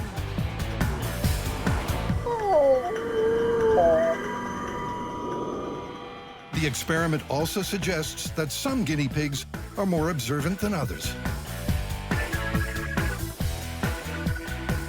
And finally proving that all good things must come to an end. 5 hours and 50 test cases later, the Yawnathon draws to a close. That was it. That's the last one. We're done. All right, well, after testing 50 people in the field, our largest sample we've ever used on MythBusters, the results are in. And when the people we tested got no seed yawn, no stimulus, they yawned 25% of the time. When they got stimulus, they yawned 29% of the time. Well, it's not dramatic, but it seems like it's pretty good to me. What do you guys think? Busted, plausible, or confirmed? Given how large our sample was, I'd say it's confirmed. Confirmed. Next, can an eye patch improve your darkness vision? According to pirate folklore, by wearing a patch over a perfectly good eye, a pirate could exit the glare of a ship's deck, shuffle the patch over, and enter the dark rooms below. or leave a well-lit room below decks to fight a nighttime battle up top. Somebody to test this? Hoy, matey! Icy landed! To test the myth, the guys are building a pirate ship jungle gym. I'm gonna make a cannon. Then they'll ask eye patch-wearing Adam and Jamie to complete the course in the dark. Do you wanna play rough? Okay. Say hello to my little friend. Fire in the hole! There'll be obstacles to avoid, cannonballs to dodge. Cannonball! Just your average day out pillaging and plundering, really. And what's a pirate story without a fair maiden in distress? What I'm gonna do now is I'm gonna take all these pictures, we're gonna put them on the computer, and then we're going to print them out life-size, and I'm going to make these pop-ups that Grant is going to pneumatically control, so that when they come by, poof! If it's a bad pirate, they stab. And if it's the girl they're trying to rescue, they stab. They don't stab me, I'm the good one. But any pirate worth his salt won't be satisfied with a good night's work until he's found the treasure chest. And what goes inside the chest, Carrie? Booty goes inside it. Carrie has secured the booty, the pneumatic pirates are ready to pop up, and the ship is in shape. So, how about a demo? This looks really good. I'm really feeling good. Okay, so you've got buckets, various boxes on the ground. First pirate. That is the evil Grant pirate? This is evil Grant, and they're gonna have to stab this one through the heart. And hopefully not walk into that, walk under it. Okay, Then decoy. pops up the fair maiden that they do not stab. No stabbing of the maiden. Oh, that's brutal. Okay, and then... Oh my God, that's gonna be nuts. Okay, avoiding the cannon. Not knocking over the cannonballs. Pop-up evil Tory pirate. Which they'll have to run through the heart. And after all that, they get to raid the treasure chest and raise the Jolly Roger. Hoist the flag. And just when they think they're done... They're caught. Come on, she's scared of me, dogs. After Adam and Jamie have dressed for the occasion, the scurvy dogs dish out directions. Okay, well, you gotta wait out here 15 minutes. I know your eyes are relatively adjusted to the light. We just wanna make sure that you're totally in daylight right now. As Jamie and Adam get busy waiting, only their unpatched eyes adjusting to bright light. And that works because the eye has two major sets of cells, cones and rods. The cone-shaped cells in the retina enable us to see fine detail and color in bright conditions. And the rod cells, which are super sensitive to low levels of light, help us see in the dark. But it takes a while for the rod cells to get warmed up for night vision, which should make things interesting. Now listen, ye scallywags, and listen well, for you will only hear this but one time. Send only the evil pirates down to Davy Jones' locker. The evil pirates will have a target in the middle. You have to run it through with your cutlass. Don't harm the maiden. Don't harm the maiden. Don't knock over the cannonballs. Don't knock over the cannonballs. Find the pirate chest, unlock it, and hoist the Jolly Roger. There's gonna be a treasure chest at the end on the ground with this lock. You unlock it with your key. Which each of you will get right now. Okay, inside of the chest is gonna be this flag. Tie the flag on, hoist it up to the top. Right, let's go. Redbeard Savage needs to instantly see in the dark while his dark-adjusted eye remains patched. Right, lads, let's go get him. Oh, I can't see a bloody thing. Look at him. He looks like a blind pirate. By design, it's pitch black in there. The light you can see on camera is infrared. To Adam, it's as dark as the inside of a grog barrel. He seems very disoriented at the moment. Right from the get-go, it seems pretty obvious that Adam is having trouble finding his sea legs. When you go from bright light into the dark, you're as blind as a bat. Oh, he's about to hit his head. Oh, he's climbing over the sacks of potatoes. He's going the wrong way. The hardest possible route to take. Okay, he's coming up to Carrie. Did I look this bad? He just got hit with the bag. Adam has missed the first evil pirate and kicked some cannonballs. But when confronted by evil Tori, sword is a cane. he can't decide who it is until he has a quick feel. He's not really stabbing him. There he goes. There he goes. Yeah! Good one. Well, at least he killed one of them. After a fun-filled 4 minutes, Adam's eye is starting to adjust to the dark. He now knows his port from starboard. Okay, he's opened the chest. Nice. Very good. Nice. Gonna get the flag, turn around. Oh, wait, there we go. Hoisted the Jolly Roger, did I? Well, the net missed, but that was quite funny. Adam narrowly escapes capture and makes a quick exit overboard. Nice work. Nice. Well done. You look great. That was fantastic. Really? You guys got to watch it? Yeah. Oh, yeah. Oh, boy. I missed a pirate or two, didn't I? Yeah, you did. You missed the one pirate in the beginning. I could not see it. I mean, literally, it's just black. He made it through all of that darkness of the obstacle course in 5 minutes and 20 seconds. He only got 2 time penalties. 1, he didn't stick the first pirate, and 2, he knocked over one of the cannonballs. So in the end, 5 minutes, 40 seconds, Adam's first test. It's time for Captain Heineman to board the ship, find the treasure chest, and hoist the Jolly Roger. Just like Redbeard, he's completely in the dark. He fails all the tasks, except taking out Tori. After that, it's back to feeling his way around. They really are super blind. They really can't see anything. Oh, he's totally disoriented. Maybe. He's gonna steer the ship. It's taken a while, but Jamie finally raises the pirate standard. Caught with the net. The big question now is what kind of difference will it make when our myth-busting pirates switch eyes? For test number 2, the obstacles are switched around. Adam is excited.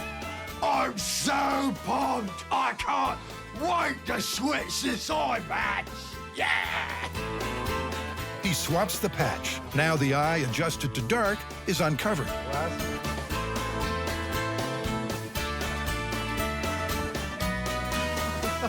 Like night and day. And it's immediately obvious the switches work. Wait, is that a pirate? Oh! Wait, is that a pirate? Oh, it's a lass. Before the team can say, walk the plank, ye landlubber, Redbeard is almost done. Looking at 1 minute, 12 seconds. Oh my God. I know, he's already killed his time. There's my Jolly Roger. There's my flag. Oh my God. I can't believe the difference. And there we go. Oh, the net fell on me. Oh. That was like night and day. That's nice. That was incredible. The difference, is it unbelievable? The difference is amazing. I really didn't I can't see.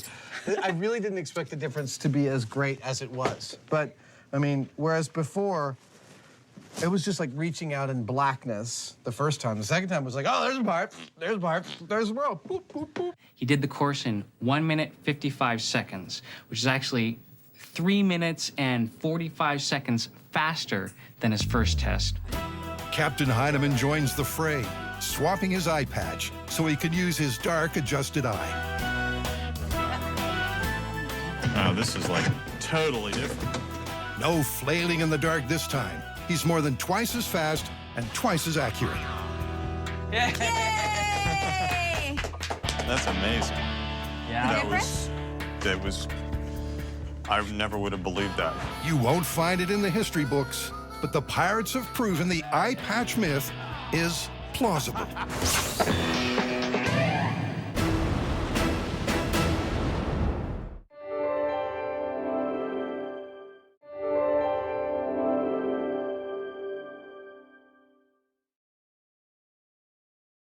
Do not try anything you are about to see at home.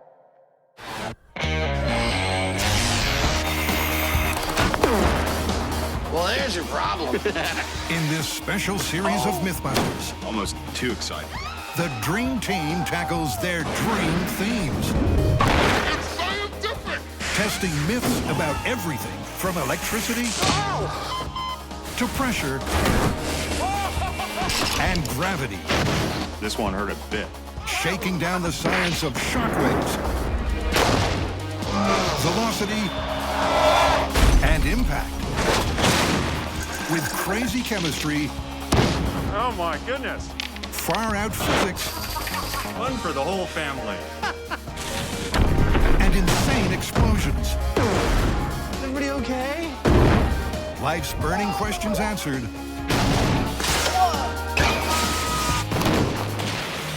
On MythBusters, there's your problem.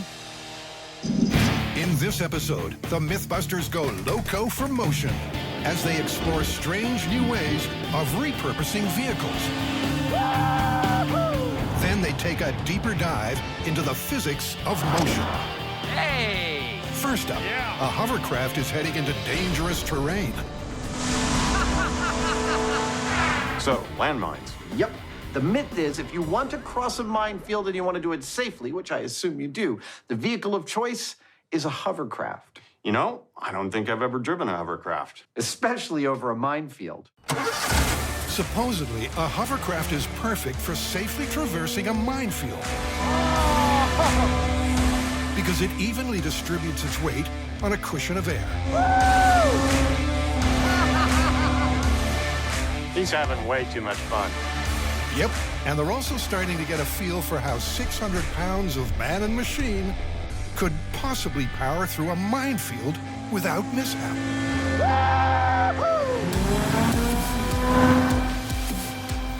As far as operating this thing in a minefield, I think this is going to be kind of like operating a boat in a marina. Yeah! I think it can be done, but you have to plan ahead, and that's going to be the key. That, my friends, is the sound of Jamie Heineman being enthusiastic. I don't know about you, but I feel ready to drive this across a minefield.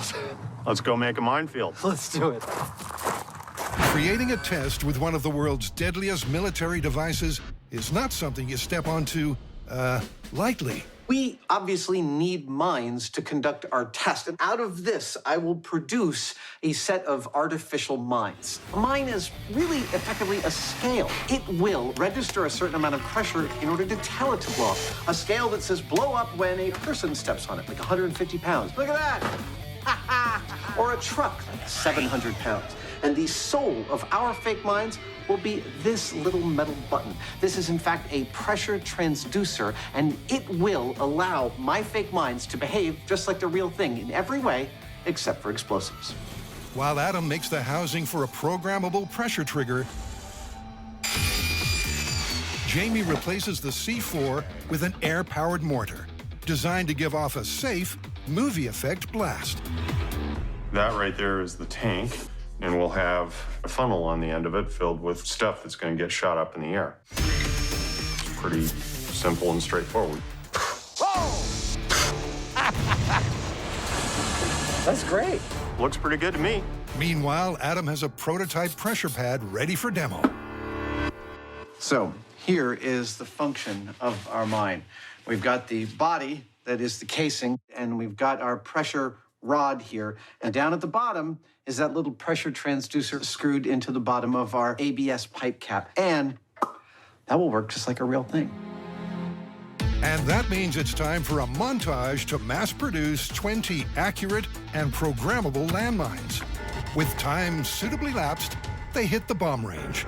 They're home away from home to lay out their landmines in a deadly $sign design to ensure that when the hovercraft crosses, it'll hit most of the mines. Now, you may be wondering why we're doing all of this digging. That is a beautiful machine. Our mines are not autonomous mines, right? Because we actually have to wire them up to a system, allowing them to be switches for our air mortars. So, allow me to introduce you to our mines. Now it's got a paint job and a title and a wiring bus so that we can wire these mines to our central system, which will allow us to adjust the pressures they go off at and set off our mortars. And laying their high-tech minefield is a mammoth undertaking. I have to tell you, this is one of the more complicated builds we have ever embarked upon. We've spent a couple of days now digging, pressurizing, mining, mortaring, wiring, and testing, all to what end? To build a functional yet non-lethal minefield we can test with. With the mines laid out and wired in, a test run without the designated locomotion machine. Cue the dead man walking. Now, I could just walk out there and step on one, but where's the fun in that?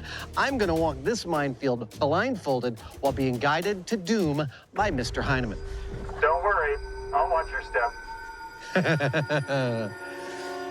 Okay, arm the system.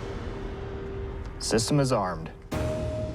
From the control center, each mine is calibrated to go boom at 35 pounds of pressure. One light step, and Adam will feel the full force of a movie effect explosion.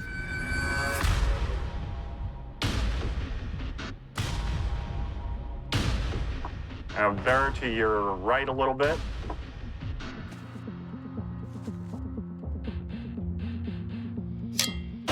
Oh!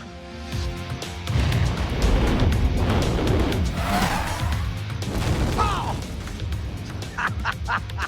It's okay. It's just a flesh wound. The minefield is scarily accurate and completely safe. Oh! Oh! Huh.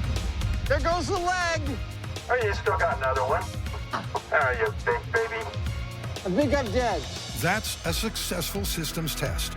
Next, the team recalibrate the mines to an anti-vehicle setting.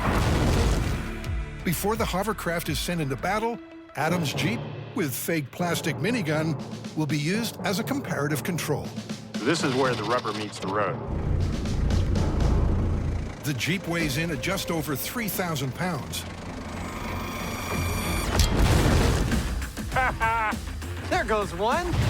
And 1/4 of its weight, 750 pounds, is focused through the relatively small contact area of each tire, easily setting off Get my car dusty. any of the mines they cross. Now, in the case of the hovercraft, not all of its weight is concentrated into one small area. Well, that worked quite well, didn't it? I guess now it's time for the hovercraft. So the question here is that weight or that down pressure that it's exerting on the ground enough to set off one of these mines? We're about to find out.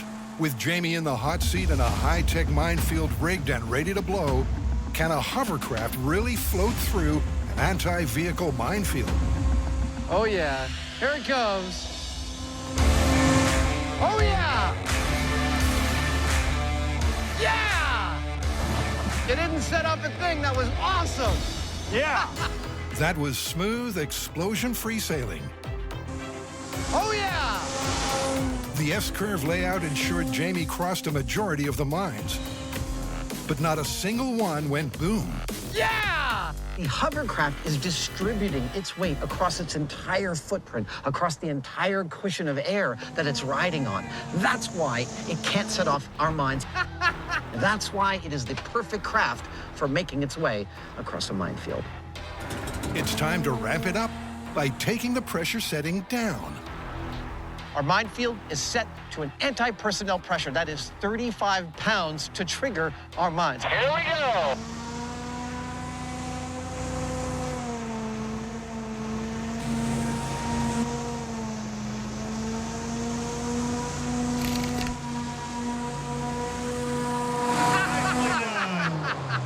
Same thing, no mine action. Yeah! That is awesome! The mines, set to go off at the lightest footstep, are once again unmoved. Adam then does his best to linger with several 360s. Yeah. Can you hold it in one spot?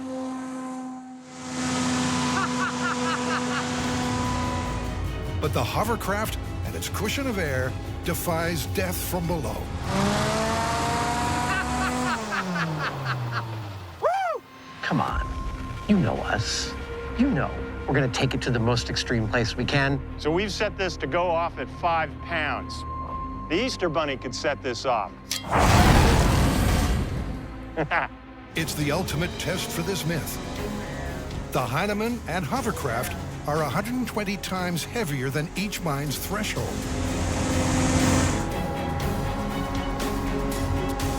But they once again float serenely across unharmed.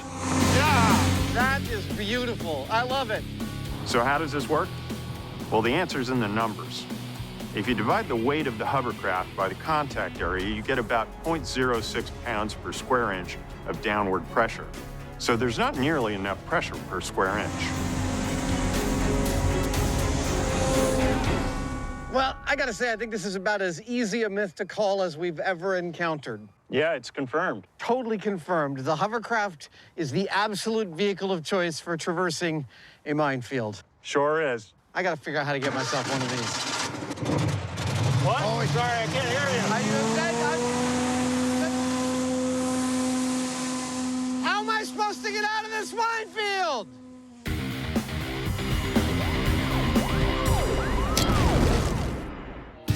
Next up, an extreme rowing machine. Are you having fun? I am, but there is a point to it. Which is? Well, we've been gathering videos over the past few months of people purportedly doing incredible things using an excavator. Like? Well, we've got one in which a guy seems to be rowing a barge with one. I can dig it. I thought so. The myth parameters are set. Can you generate momentum and maintain directional control of a barge using an excavator to row? This is our barge. These are excavators, and behind me, the open water of the San Francisco Bay. Soon, we're gonna be dragged out into that water, and we're gonna have to get back using only these as our oars. Shall we put these guys in place? I think so. All right. Basically, what we're going to be doing is rowing a boat, except that instead of wooden oars, we're going to be using these buckets. And instead of human power, we're going to be using diesels and hydraulics. Otherwise, it's the same. We lower them into the water, and we push, and hopefully we go forward. There are a number of problems that we're going to have to overcome, and the first and foremost one is current. If we have a lot of current or even a lot of wind, it's going to make our job really hard. Secondly, we've got to get our act together. I mean, Adam and I have to coordinate so that we're working in tandem to keep the barge on track. I think we're ready. It all comes down to technique. This is swing. This is up and down. This tapping your head and rubbing your belly kind of operation that we're not going to have a lot of time to figure out. We got to get out there, get stranded in the bay, and get in the zone. In addition to the tricky logistics required to coordinate their giant mechanical oars, there's also a very real danger of going overboard. We're not taking any chances. We're going to actually weld these excavators to the deck of the barge, because once we start swinging back and forth, we could swing ourselves right off the barge. Even welded down, disaster is just one mistimed oar stroke away. Catch the barge with a bucket, and the excavator's weight and powerful hydraulics will easily snap those cables. Hey, Adam, you want to do a little fist bump? It's a nerve-wracking operation. I'll be honest with you. When I swing my arm out over the water, I get that whingy feeling in my legs. But I swear, I think this is gonna work. With no time to practice, it's time to put that prediction to the test. Well, the tug's left. Are you ready? All right, this is rowing with an excavator. Back towards shore. Here we go. Adam and Jamie, positioned at the front of the barge, go to work. And initially, things look great. They successfully recreate a rowing action. The bucket is lowered, pulled back through the water, lifted out, and reset. However, simply going through the motions is not enough. They need forward momentum and control of the barge. You might want to slow down a little bit so I can keep the bow pointed towards shore more. Despite the difficulties of communicating from their awkward vantage points, Copy that. teamwork enables them to orient the barge in the correct direction. I'm going to start to reverse. Copy. But crucially, forward momentum eludes them. Well, so far, the current is turning out to be a bit of a problem. I'm encouraged by the fact that we are able to control the direction of the barge, but we need more speed.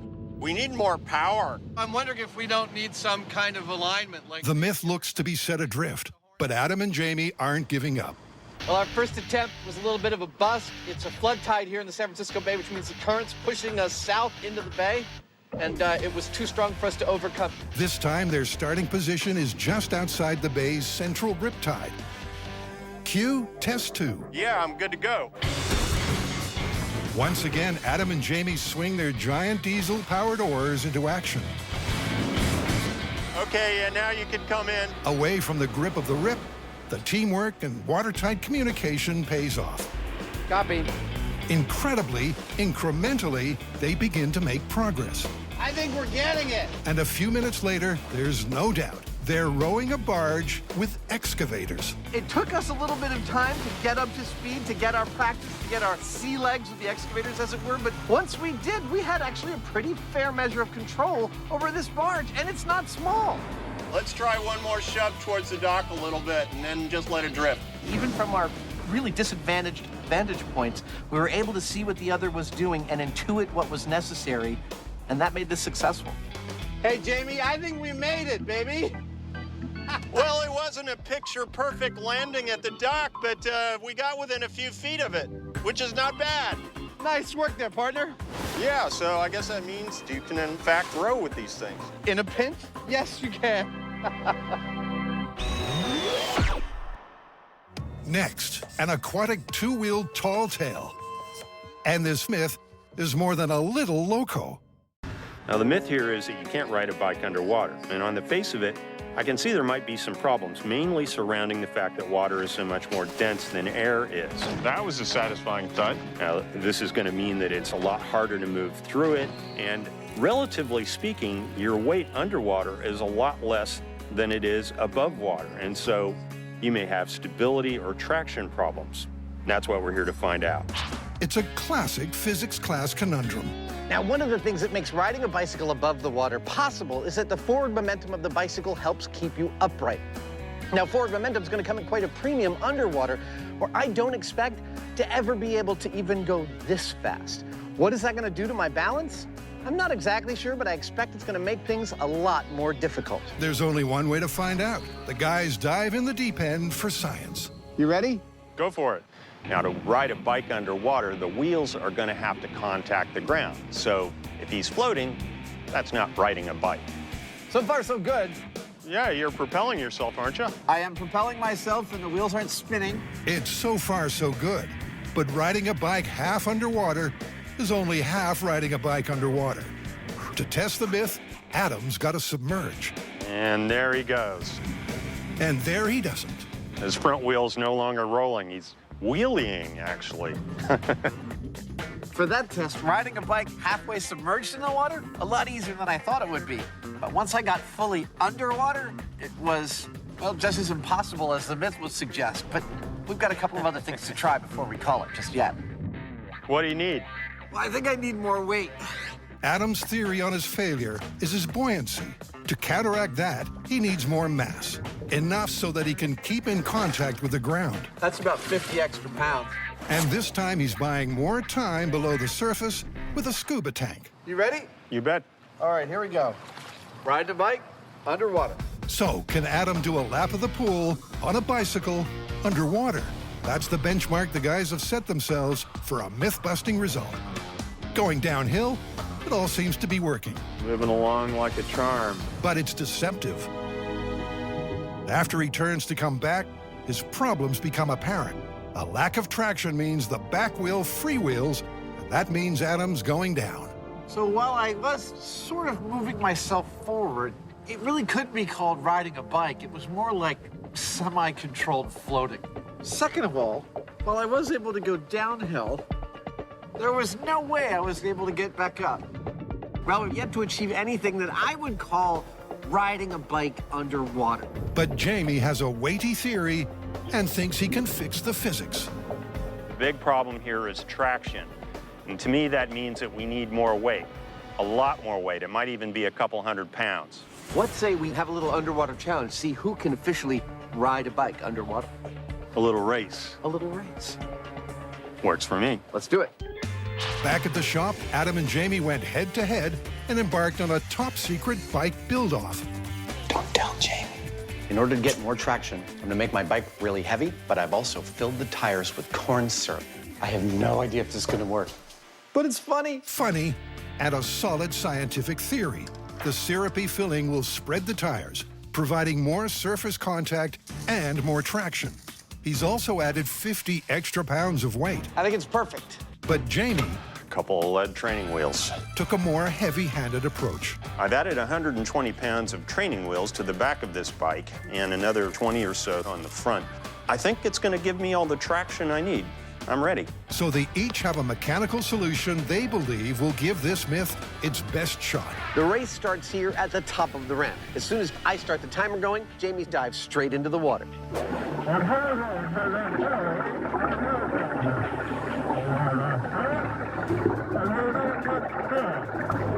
The moment he crosses the finish line, I wave the checkered flag and tell him it's time. Are you ready? Ready as I'll ever be. Then it'll be my turn. So they're all set for the Tour de Pool. Go. A uniquely Mythbusterish event. Most peculiar start to any race ever.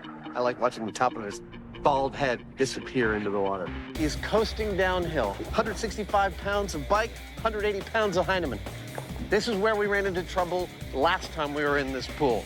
Going back up. The whole design of his bike is about getting him back up the hill, giving him enough traction. But all the extra mass doesn't seem to be aiding Jamie's cause. In fact, it seems to be more of a 160-pound hindrance than help. It may just be too much weight for him to get up that slope. Jamie was hoping the downforce from the additional weight would help maintain contact with the ground. It's a marginal improvement, but not enough to escape the deep end. And in the end, he has to use his feet to get to the top. It's a little Heinemann that could, inch by inch.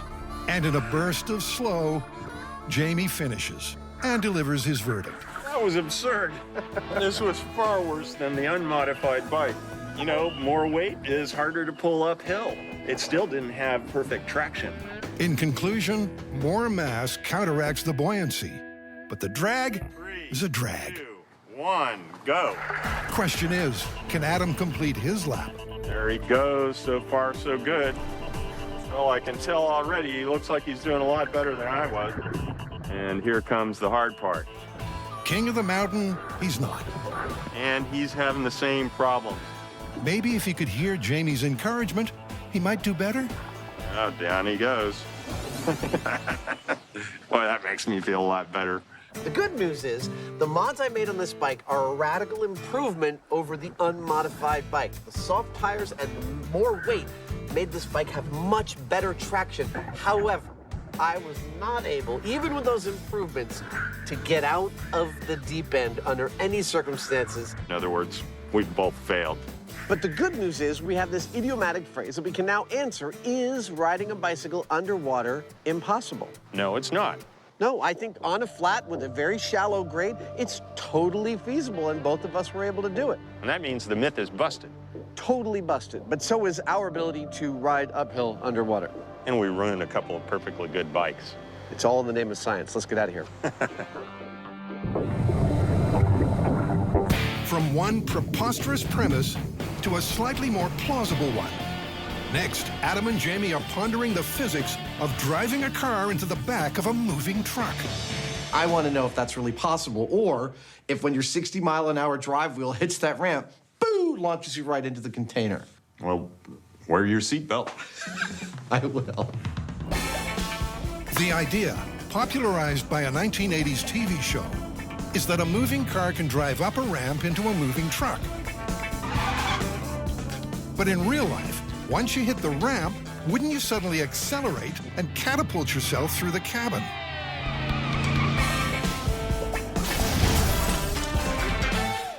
Before going big, they'll go small to test the physics. Yeah, look at that. Jamie vandalizes a treadmill to replicate the rolling surface of the highway. Ingenious. The treadmill here represents the road surface. We have a miniature representation of a truck. We have a miniature car. So the main thing that we're looking for here is what happens when the car makes a transition fully from the road surface onto the truck. Their main worry? that the moment of transition will create a velocity differential that will cause the car to career out of control. There you go. No need for practice. In a break with MythBuster tradition, there was first-time success with a small-scale test. We've been thinking that the moment those back wheels traveling at this speed hit this ramp, that car goes fa-ching. The high-speed camera confirms there's no fa-ching factor. The RC car slid into the trailer as smooth as you like. And even without brakes, its entry was slow enough to prevent a serious fender bender with the back wall of the big rig. So, I don't know about you, but the small-scale experiment really gave me a lot of confidence that this might actually be possible. Yeah, and when you think about it, you know, the car's got a lot of inertia, and for this to crash into the back of the semi, it'd have to all of a sudden be going, you know, twice as fast as it was. It's got to really accelerate. Time to ramp it up to full scale. They've got a big rig, a 1980s car, and they've made their own ramp. And not an inch to spare. The ramp seems like it's perfect. It seems to be just long enough to do the job and not really hit much on the car. So I think we're good to go. But they won't be sending it from the get-go. The first run will be a little bit driving Miss Daisy. We're hoping to get up to highway speeds. We're going to start slow. 30, 35 miles an hour is what the first test is going to be at. And if that works, then we go to 55.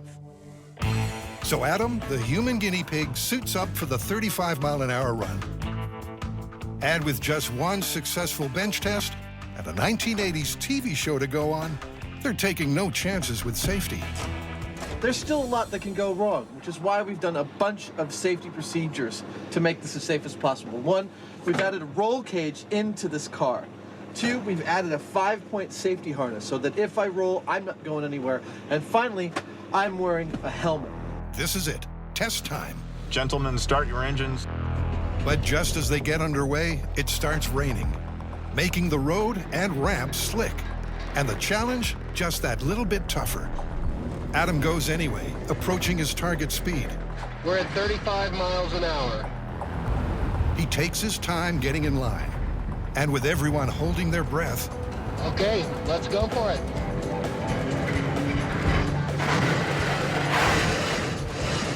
Look at that. Well done, well done. The high-speed camera captures the crucial moment. As the wheels hit the ramp, they slow significantly, which is where the clever science bit comes in. Any object in motion has a tendency to maintain a constant velocity. This law of inertia acts against the acceleration of the car as it hits the stationary ramp, slowing the car to a crawl and giving Adam plenty of time to stop. I feel like I'm ready to go to 60. Let's make it 55. That's the legal speed limit, I think, on these things. Perfect. Let's do it. All right. Making it safely up that 6-foot gap at 55 miles per hour is a tougher proposition than 35, and the rain is coming down harder. Let's do it. Adam guns the engine and hits the speed ceiling quickly. We're at 55 right now. Holding steady at 55. Adam, bring it on. Be careful, brother. It's slick.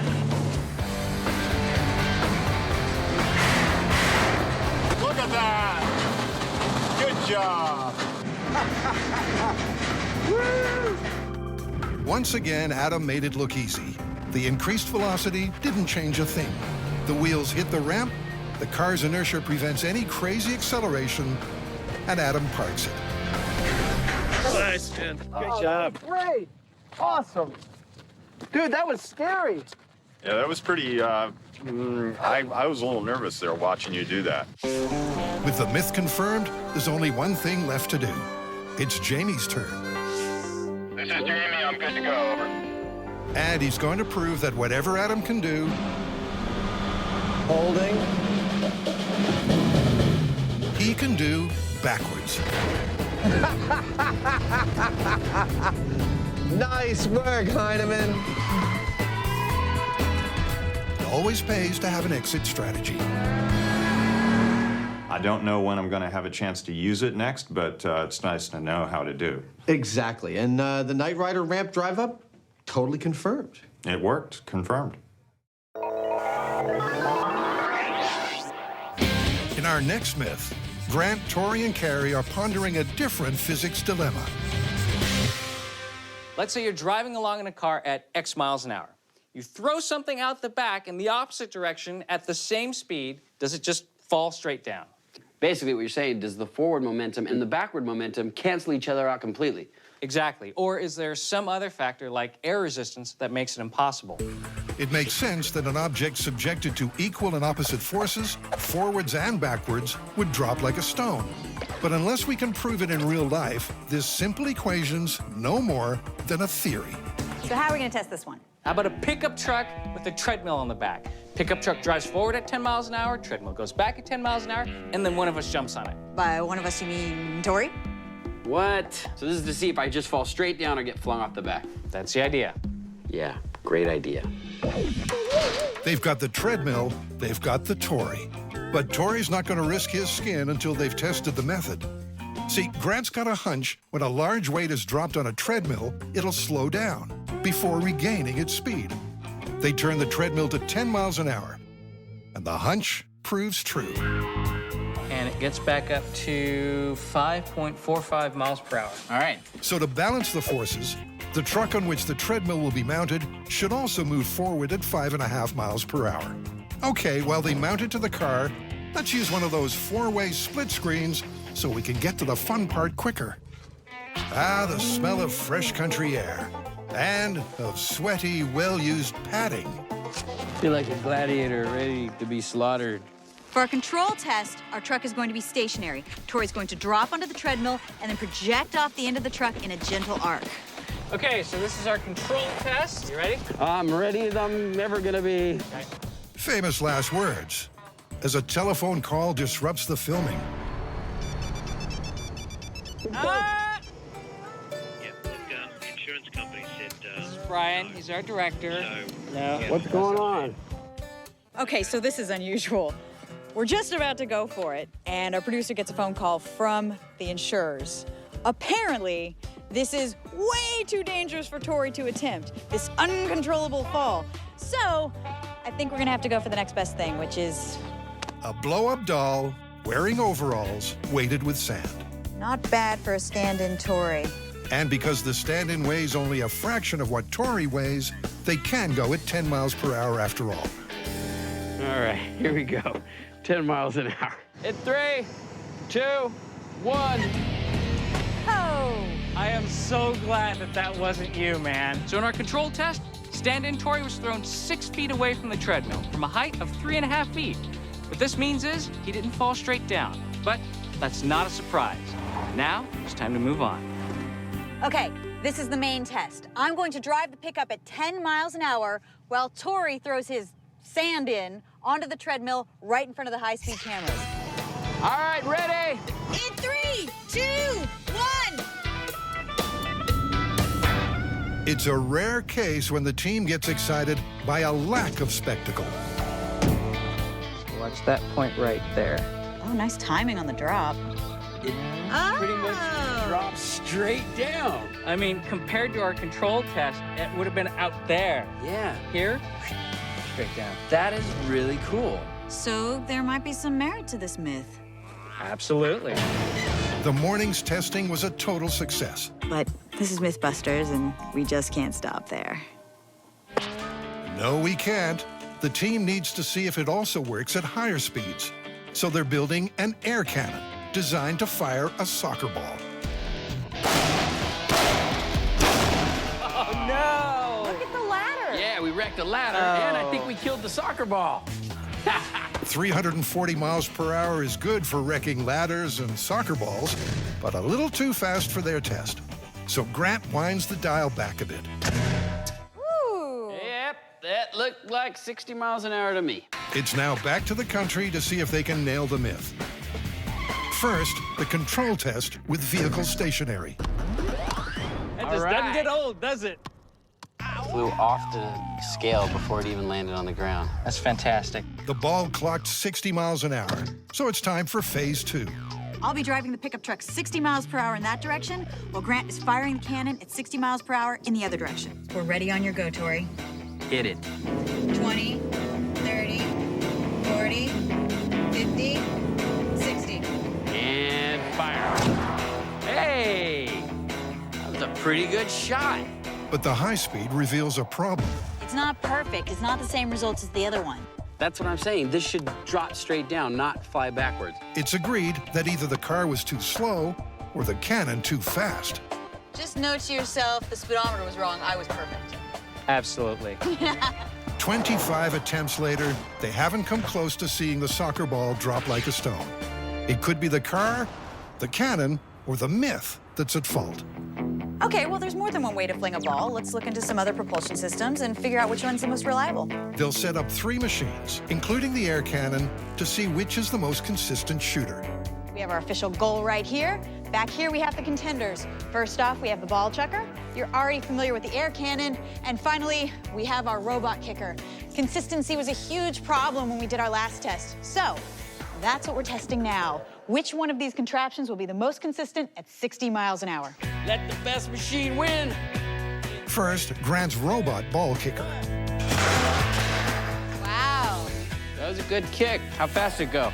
58 miles an hour. Boom, nice. We're in the ballpark. And a series of kicks shows a deviation of just 3 miles an hour. Now, moving on to the ball chucker. Which is also bang on target.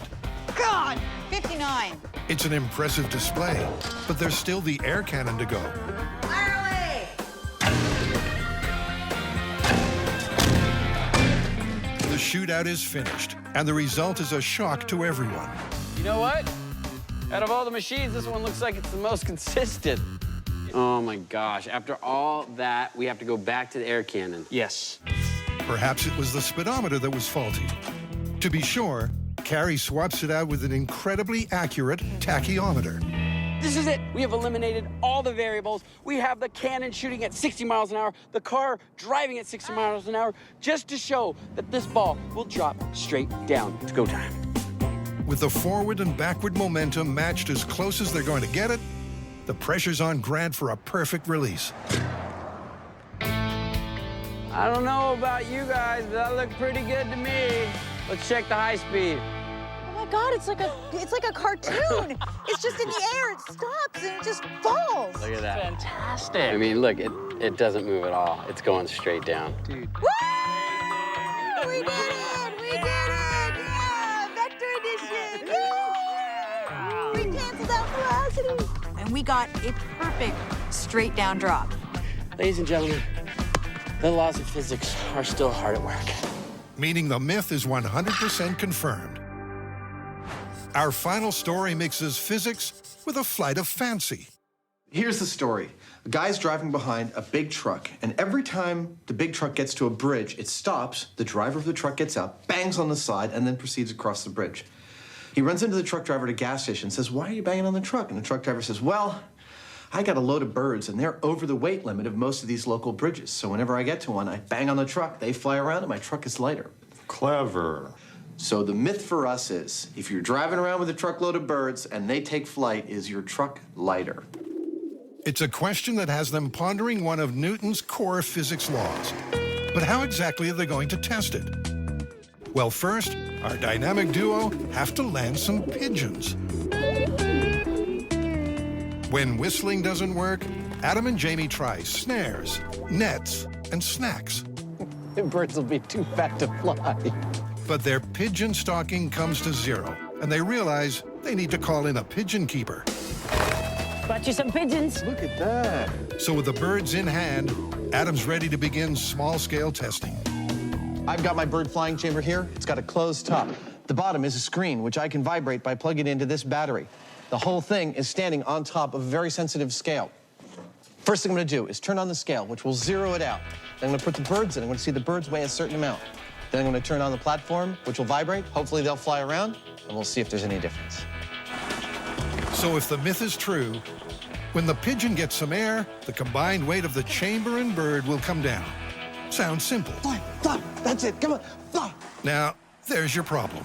The bird just ain't flying. I don't blame him. I mean, because it's not He can like... barely get a full wingspan in there. Yeah, you know, he's running into the sides. Maybe we need to build a bigger chamber. So plan B is a bigger chamber and better motivation to fly than a vibrating floor. What have you got, Jamie? My current favorite is thinking about setting up a weed whacker-like affair and we could put like a half a dozen motors so that there's just it's just kind of whizzing around. I mean, I can't imagine this would hurt them. I mean, it doesn't hurt you, right? No. For our animal-loving viewers, let's be clear. Adam's pain threshold is way below the pigeon's. So if Adam's okay, the bird will be too. Freak me out, but it's not doing anything to him. Come on, come on, come on, Max, come on, come on, come on. That's pigeon for fly. But no matter what they do, this pigeon won't get airborne. Maybe we need a closer look at the physics. For a bird to fly, it needs to push the air beneath it hard enough to lift its own weight. And because that principle doesn't only apply to birds, Jamie and Adam have an idea. One that could give the pigeons a break. Pigeons are what the myth is about, but pigeons sometimes don't do exactly what you want them to do. So we figure that a similar sort of a thing that might show the same phenomenon, if there is one, would be a little helicopter that we can control. But it's not as simple as that. Flying a chopper in an enclosed space creates turbulence, making it hard to hover. So to run the bench test, Adam's built this rig, which will allow it to lift, but keep it centrally tethered at the same time. Excellent, 52.0. Adam has measured the weight difference of the container with and without the chopper. When the helicopter takes off, will the chamber get lighter? Hey, we got lift off! Look at that! The scale is not changing. I know that my helicopter weighs 0.6 of a pound. So if the myth was true, I should have seen that meter go from 52.5 or 6 to 52 flat. Interesting. But until they prove it with real live birds, not a mechanical toy chopper, this myth isn't proven one way or the other. We gotta try it in a truck or something close to it with the birds. So it's full scale ahead. And after a MythBuster makeover, this trailer, standing in for the truck and the myth, will be full of flying birds for the final test weigh-in. That's cool. We look like a little animal in a circus. Final prep on the big rig begins, and the flight motivators go in first. These rotating foam tubes are supposed to keep the pigeons in the air. There we go. We have liftoff. They now need to catch a flock more birds, letting them loose in the trailer and accurately weigh them. Good luck with that. We're not defeated by the task of catching pigeons. Even though it's not critical to this myth, it's a point of pride. We're gonna catch some pigeons with MythBusters' invention. It's the motto MythBusters live by. If it's worth doing, it's worth overdoing. I think we're going to build something similar to a potato cannon of plumbing parts made into an air chamber with an electrically operated valve and a manifold that spreads 4 tennis balls with this net between them around our unsuspecting pigeons. 3, 2, 1. It works on Adam, but as we've seen, the pigeons around here are a lot smarter than the TV hosts. Shh, Jamie's hunting pigeon.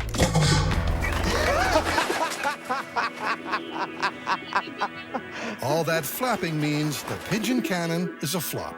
So the pigeon keeper gets another call, and once again, comes up trumps. How many is that? I think we got 36. That ought to do it. With the birds taken care of, Adam and Jamie can concentrate on setting up the final test. This is a load cell. We're gonna put one under each corner, and as the trailer sits on this piece of metal will bend a little bit. That bend will be registered by a crystal on the side here, which will output a change in voltage through this wire that will be read by our computer and output as points on a graph over time. And with the pigeons in position and not flying, the team have their starting weight. Okay, so that's a difference of 11 pounds with the birds in place. I'll zero everything out to that, and that'll be our starting point, right? So if the weight drops while the birds are flying, the myth is confirmed. In 3, 2, 1, go.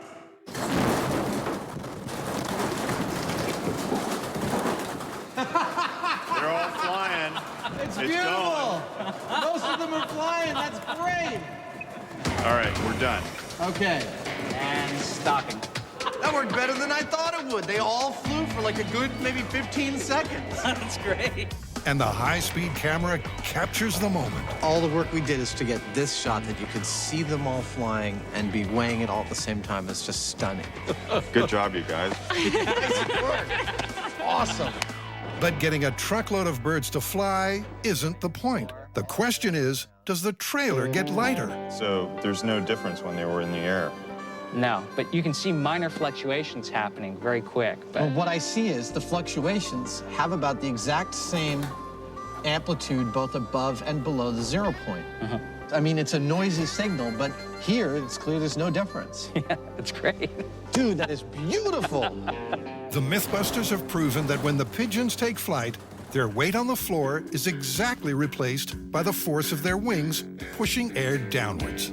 This is the final word because nobody else has ever gotten 20 birds flying simultaneously in a truck while weighing it every 10th of a second in your face. It's busted. It's busted.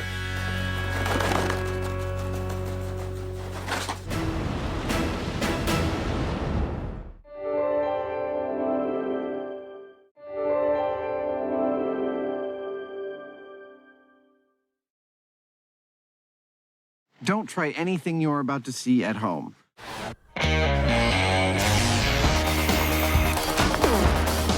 Well, there's your problem. In this special series of MythBusters, Almost too exciting. the Dream Team tackles their dream themes. It's scientific. Testing myths about everything from electricity to pressure and gravity. This one hurt a bit. Shaking down the science of shockwaves, velocity, and impact. With crazy chemistry, Oh my goodness. far-out physics, Fun for the whole family. and insane explosions. Is everybody okay? Life's burning questions answered.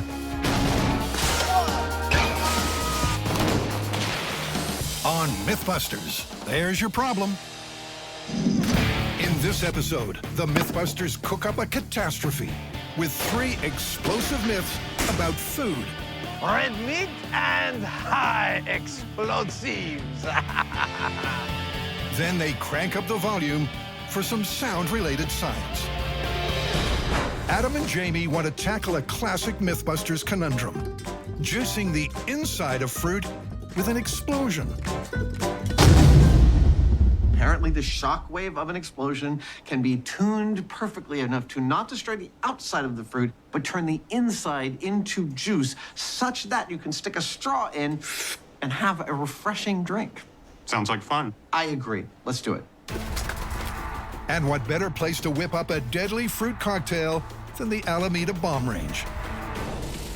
To get the juices flowing, they need a confined space where shock waves can travel underwater. Now, let's talk about the parameters of the experiment. First and foremost is the explosive. We're going to be using one of these things. It's a blasting cap. Nice. Great. It's easily set off by applying a small amount of electric current to these wires. That's about as dead center as we can get. The blasting cap has 3,640 joules of energy. Now for its target, a shrink-wrapped tomato. This is a polyolefin bag, and I can shrink it.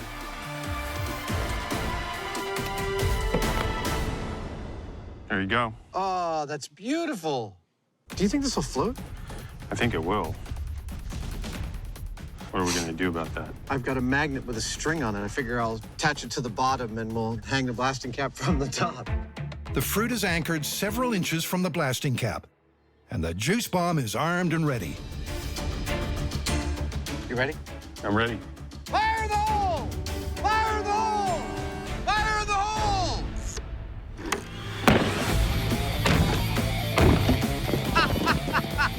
The whole thing jumped. That was awesome. Whoa, look at that beautiful bubble. Wow. We have this perfect 12-inch cavitation. Incredibly, the tomato skin is intact, but is there juice? Here, do you want to try it? All right. Oh, what? Hey! You're kind of getting some juice there. Jamie sucks out a small amount of juice. I did. For comparison, Adam tries an unexploded tomato and gets zero uptake. I'm getting nothing. They could be onto something. This is so ludicrous. We just blew up a tomato, and now we're trying to have a drink. What else? No big. With an unquenched thirst, the MythBusters inch closer. And there it is, exactly 6 inches. 1 inch closer than last time. But will it smash the tomato to smithereens? Fire the hole! That doesn't get old. The blast wave is measured at 27,000 feet per second, but the skin stays on.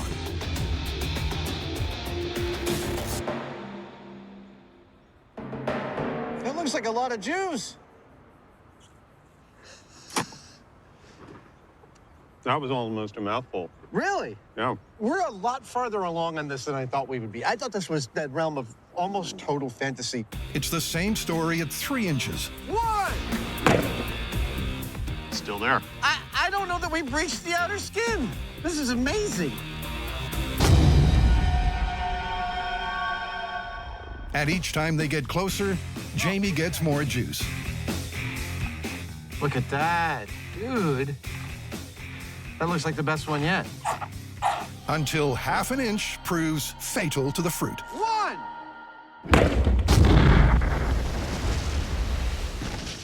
Yep, finally.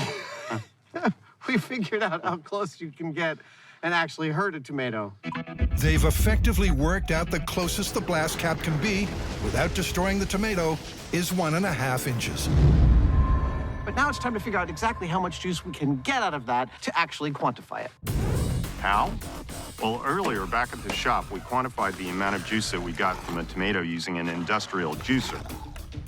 And it was 62%. That means I got 62% of the weight of the tomato out in delicious tomato juice. Now we're going to compare that to what we get from a tomato detonated at our sweet spot of 1.5 inches. All right, so here's how this is gonna work. I've got a vacuum pump, a containment vessel, and a straw at the end of a tube. The vacuum pump will pull air out of this, which will then come through this straw. We stick the straw into the tomato, and it acts just like Jamie's mouth, sucking the tomato juice out. Ooh. That's vigorous. That's actually pretty impressive, isn't it? Yeah.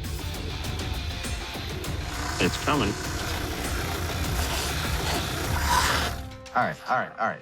I think that's more than a human could get out, which we then weigh in this cup and determine exactly what percentage of juice we got out by detonating a blasting cap near the tomato. 60.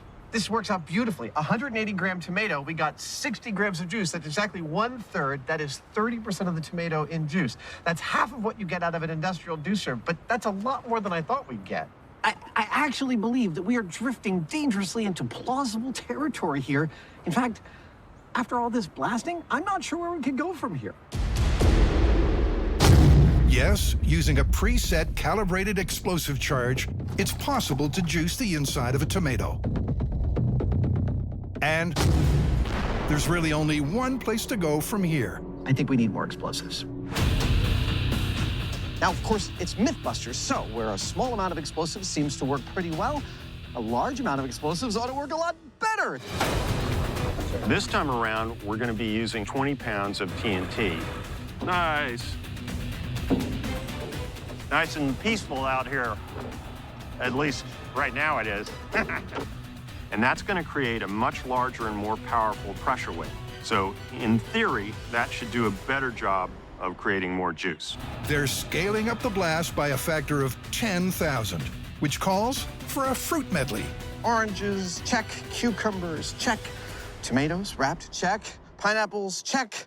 20 pounds of TNT. Let's make some fruit juice. While the blasting cap had an explosive energy of 3,640 joules, 20 pounds of TNT has 37 megajoules. Will a larger amplitude shockwave be more effective? We're going to hang 20 pounds of explosives 10 feet down. At each of the numbered markers is hanging a bag of fruit about 5 feet down. Okay, large-scale fruit smoothie in 3, 2, 1. Whoa! Uh-oh. Yeah, that was a little more energetic than I thought. At 3,000 frames a second, the evolution of the blast can be seen in all its glory. You can see the original impulse of the explosive starting to expand, and then you can see a set of different speed shock waves emanating out from that center. Then you can also see some of the reflected waves, which are bouncing off the bottom of the lake, also interrupting and creating secondary artifacts around the primary shock wave. This is one of the loveliest shots of an explosion I think that we have ever gotten. But did they get any juice? That's 40. This is actually pretty darn cool. We were afraid when we first saw the explosion go off that we'd lost like most of our fruit. But it turns out it seems that we have lost our 2, 5, and 10-foot bags, which we kind of expected because they're so close to the explosion. We got them from 15. Awesome. But we have 15, 20, 25, 30, and 40. Now it's time to inspect and see just how juicy our bouquets of fruit and vegetables are. The initial signs are not good. Oh, man. Okay, I'm just gonna go out on a limb and say cucumbers do not like explosives. Many of the skins are ruptured. And even though there is evidence of tenderization, it's definitely softer. There is no juice to be extracted from any of the fruit. No, so I'd say that orange is not a fruit juice dispenser. No. No. Tomatoes, that one's dead. The kind of carnage that can only be yielded by an episode of MythBusters. But why didn't it scale up? Whoa! We know that blast pressures can bounce off of surfaces. They can reflect. And so that small container caused the blast pressure to go back and forth through the fruit a bunch of times, each time breaking the cell walls a little bit more. So that may actually have been the ideal situation, even though the amount of explosive was very small. We started out with a little boom in a box. In that scale, we actually succeeded in getting some lovely gulps of juice out of a tomato. I think that we're gonna have to call this one plausible.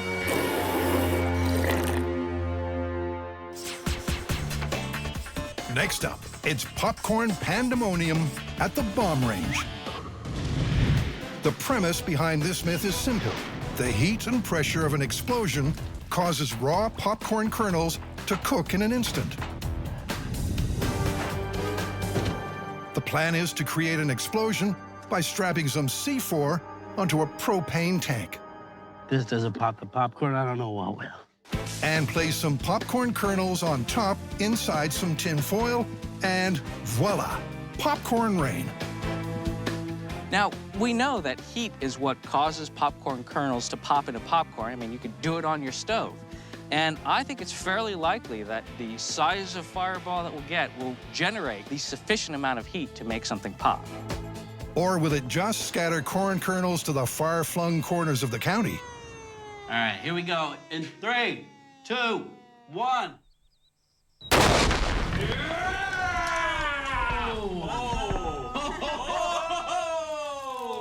Wow. That was some heat. You think we pop popcorn? I don't know.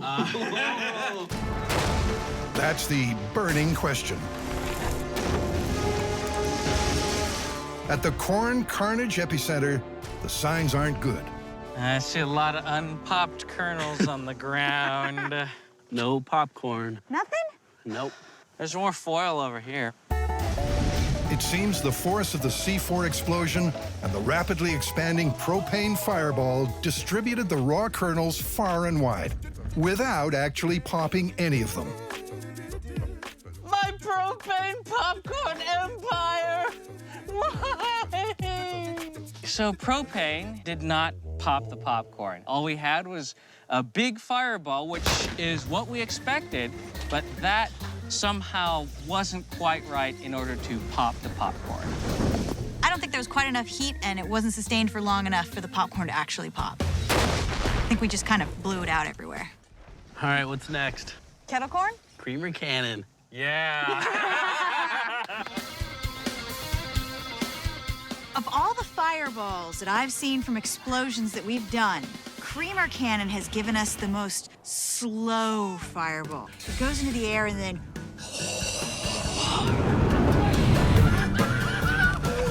Technically, this won't be an explosion, but a fireball could easily be behind the myth. Yeah, we're good to go. All right, we're ready to light the flare. Okay, I'll see you behind the blast shields. Let's make some kettle corn. I'm ever the optimist. I think that this actually has a chance of working. All right, if you guys want to run. I do.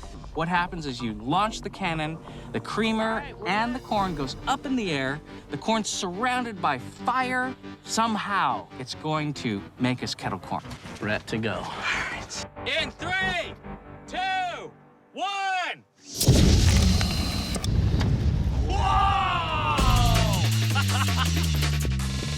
Something. Look at all the burning kernels. I think there are kernels out there. Let's see if we got some popcorn. The fine-grained creamer once again proves extremely flammable, leading to a satisfying fireball. And there appears to be flaming food falling to the ground. We popped popcorn. It's a little bird. Corn flambe. It's bird, but look. No, that's just burnt creamer. That's not popcorn? No, I don't No, think but we I popped saw it any rain kernels. down. Unfortunately, it was just little bits of creamer, but there was such hope there for a minute. I thought we actually did it. My kettle corn empire. I'm wrong again. So with the myth looking pretty much busted, it's back to the shop, where Carrie meets a popcorn professor. Now, we've been trying to pop popcorn with explosives, and I'm wondering if we just don't have enough heat generated. Why do you think that it's not working for us? Popcorn pops best at 450 degrees Fahrenheit. When the popcorn is exposed to that heat, the moisture inside the kernels expand and expand like your grandmother's old-fashioned pressure cooker until finally there's enough pressure to break open the kernel, and what you're eating is the starch that has been condensed inside. Basically, explosions, conflagrations, and combustions like these are just never going to pop your corn.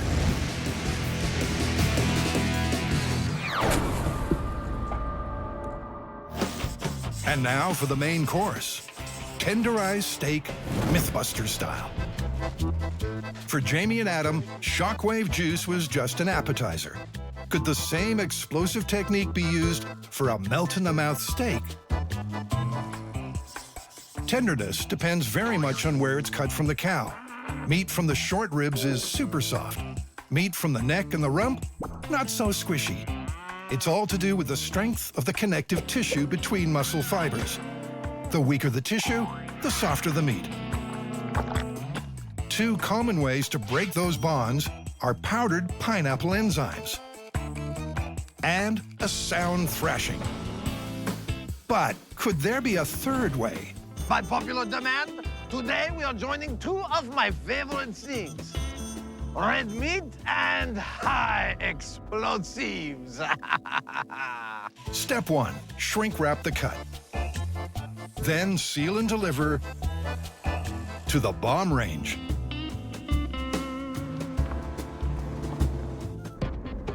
Just like the juice bomb, they need to create a shockwave through water to break apart the fibers in the meat without pulverizing it. As for how much explosives they'll need, well, they'll find that out by trial and error. Tenderizing steak with explosives in 3, 2, 1. Jamie, I think that was too much explosives. Some chefs add too much salt. Some chefs go nuts on the garlic.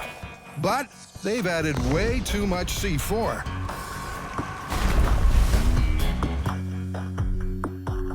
Everything else is gone, but the steak is here, sort of. So far, it's a total bust. Now we're gonna pull it all the way back in the other direction and detonate what is essentially an extra large firecracker full of aluminized black powder, which is a fairly low-speed explosive as opposed to what we just used.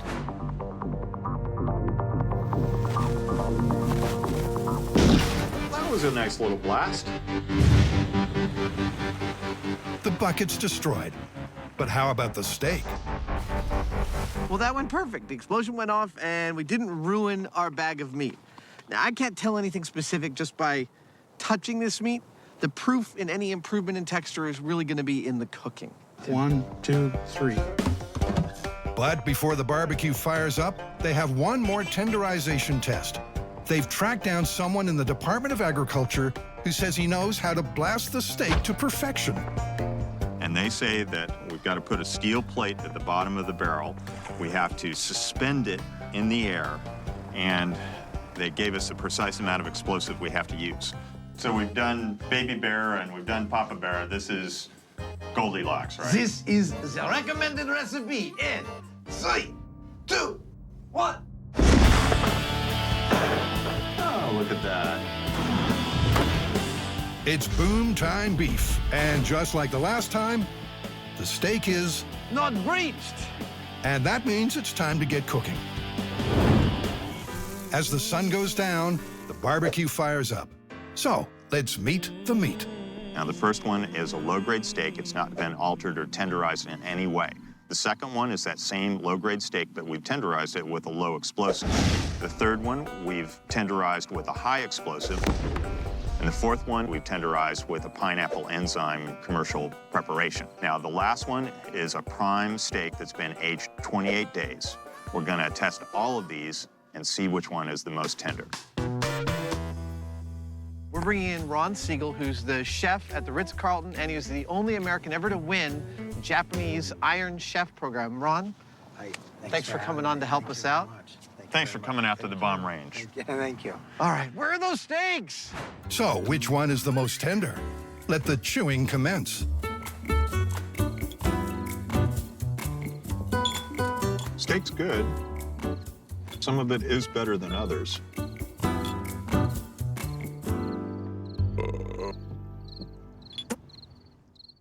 I'm done. So, drum roll, please. 3 different tasters and 3 totally different results. No one agreed on anything. That means the MythBusters need a new objective test of tenderization. So Adam's rigged up the perfect machine. Starting from the bottom up, we've got a plate in here which the meat is placed on. It's got a slot in it, exactly the width that the USDA specs the slot in their machine should be. Above that is a blade that is exactly the angle the USDA says it should be. Above the blade is a pressure gauge, which, as the blade pushes through the meat, will read exactly the number of pounds of force required to push through that meat. And what's pushing this down at a constant speed but a linear actuator, which I will power with a power supply. This is exactly the way the government tests the tenderness of meat. It ought to be good enough for us. 2.5, 2.1, 2.4. Dude, you know, the readings are looking pretty consistent here. With the testing machine operating to perfection, it's time to return to the bomb range to get one more exploded steak sample. They'll use the recommended Goldilocks suspension barrel method. Are we set? I think we're set. Tenderizing meat with high explosives in 3, 2, 1. Oh, that's pretty.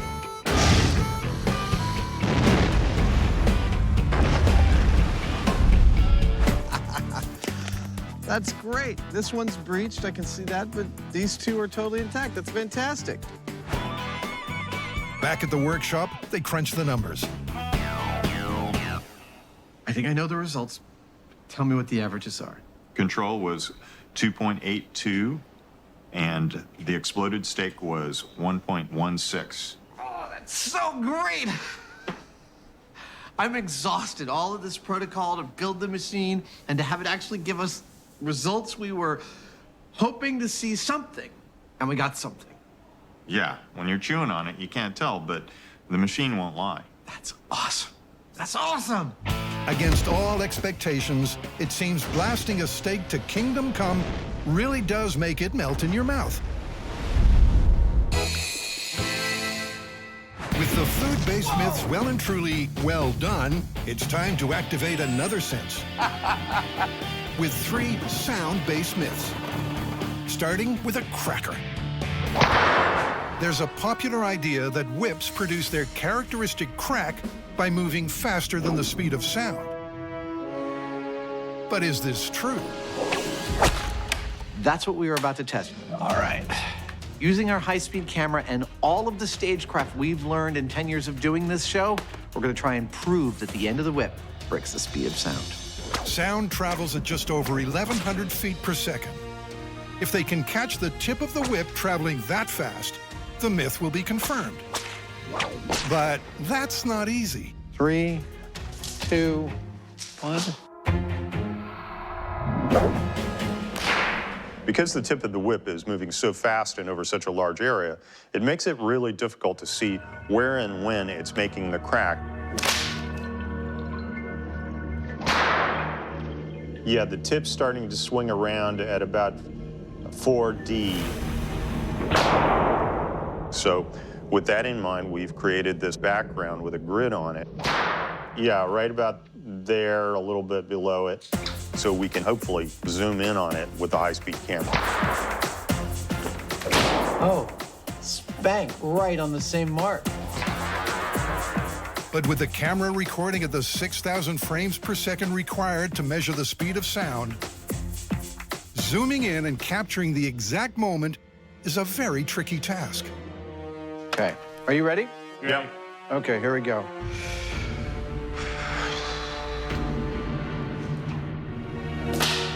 Too low. Try that.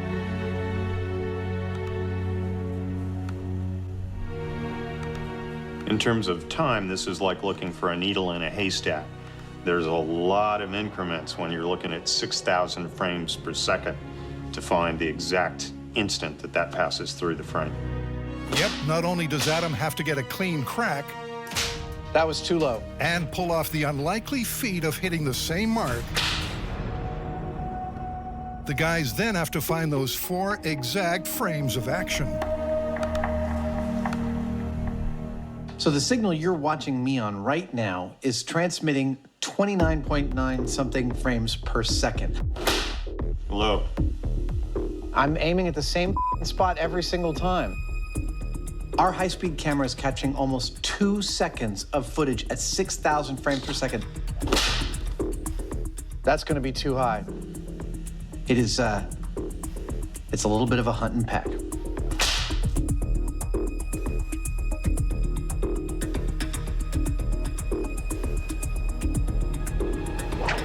There it is.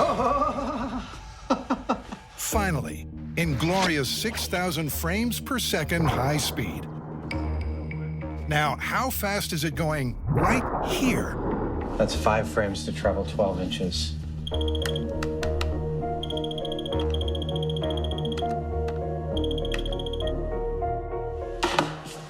(1,200 feet per second). That beats the speed of sound. That is awesome! We caught the speed of sound being broken by these little fuzzies. That is so cool. And as for the whip crack sound, it's actually a sonic boom made when the sound barrier is breached. Meaning, this myth is confirmed. Next up, Jamie and Adam are testing a myth of operatic proportions. Can a singer shatter a wine glass with just their voice alone? Before they try with a singer, the boys have enlisted the help of sound tech Roger, who's going to try to break the glass using sounds made by his computer. So first I want to bring a glass over and we'll measure it and see what its resonant frequency is. And then we'll play that frequency back through the speaker and see if we can break it. So the theory is that the tone you hear boom when you hit it is the same tone that will potentially break it. Correct. Okay.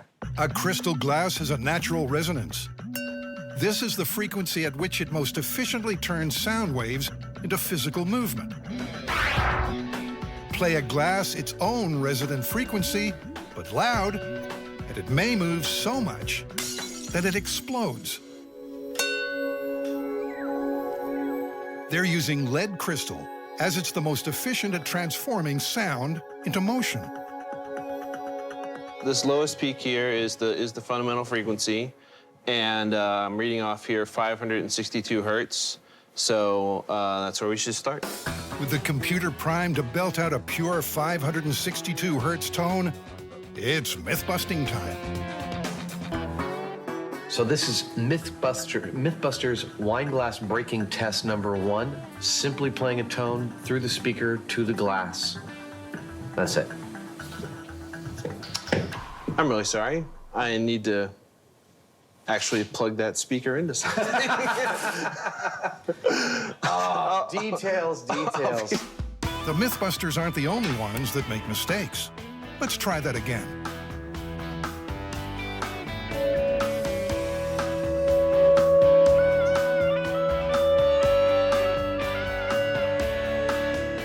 A big fat nothing. But Roger's not giving up that easily. When you listen to the glass, it has many harmonics above the fundamental frequency. And so maybe it's not the fundamental that breaks it. Maybe we need to produce one of those harmonics. This time, the computer is set to blast out the full harmonic sound, including all the smaller frequencies. To help detect motion, Adam throws in a straw.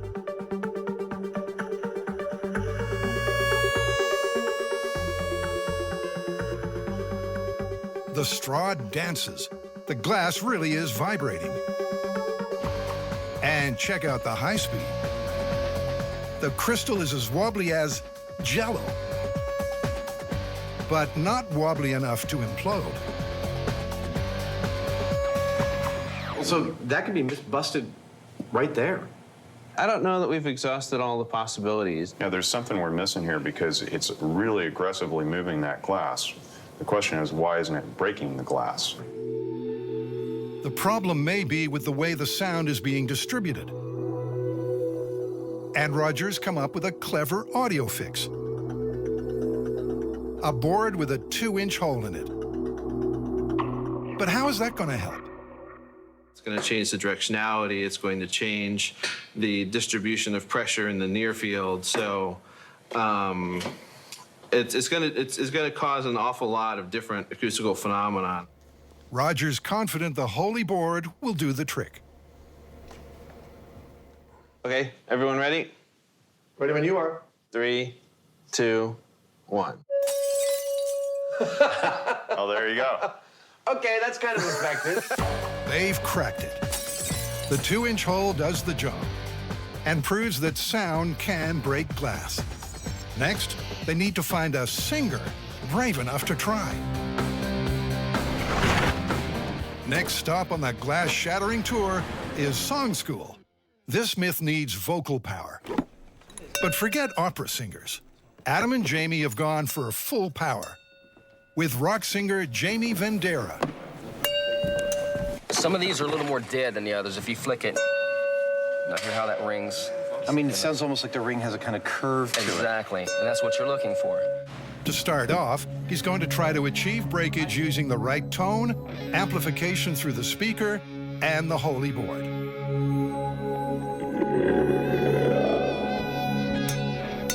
Can you hear that okay, Jamie?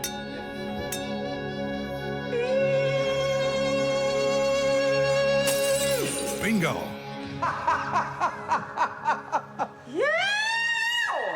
Is it supposed to be that easy? So the practiced professional can use amplification to smash glass. But how about an amateur voice? Like, say, Adam's or Jamie's. I can't wait to try it. But before they let rip, they need a vocal warm-up.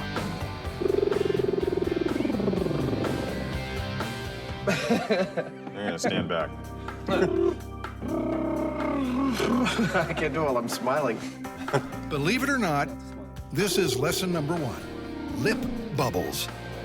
Just do that. Like that? Yeah, several times. Come on, Jamie. I don't know that I can do that at all. You can't make lip bubbles with a stash? Fortunately, there's another technique. Make a smiley face and you go. So it's like falsetto and you start real low and you get louder and louder on the same pitch. Real soft and real like a woman, you know, real like.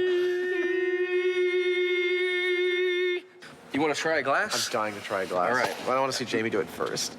Everyone quiet for a second while I give Jamie the tone. This is Jamie Heineman. You know he has perfect pitch. And he's going to need it to break this glass.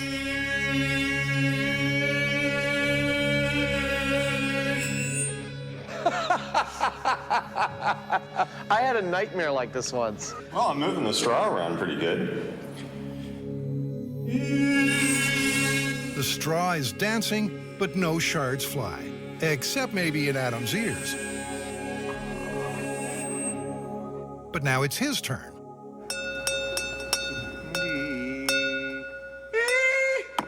It started to jump right there just now. All right, here we go.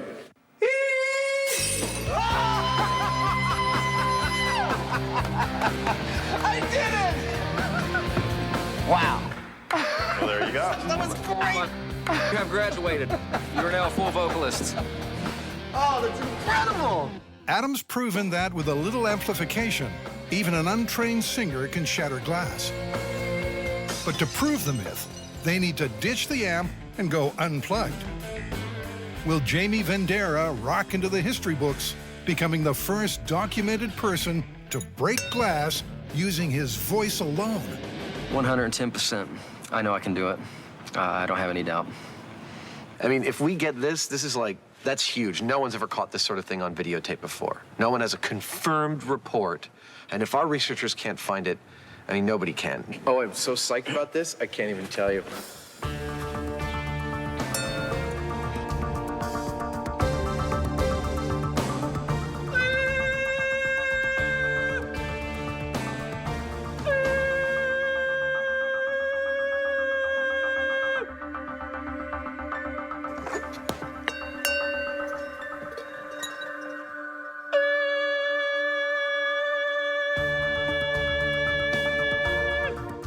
Good job they stocked up on crystal.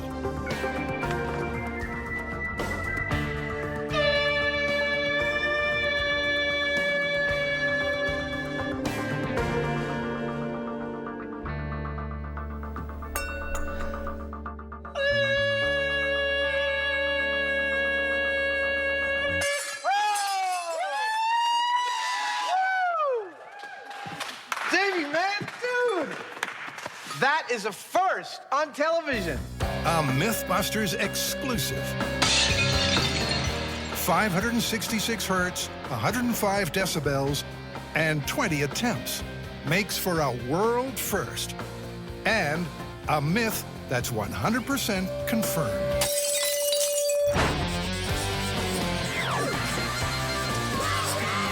In our final story, the boys want to find out if it's possible to destroy this beige beast just by pumping up the stereo. All right, let's get her off the ground. Yeah! But how could sound destroy a car?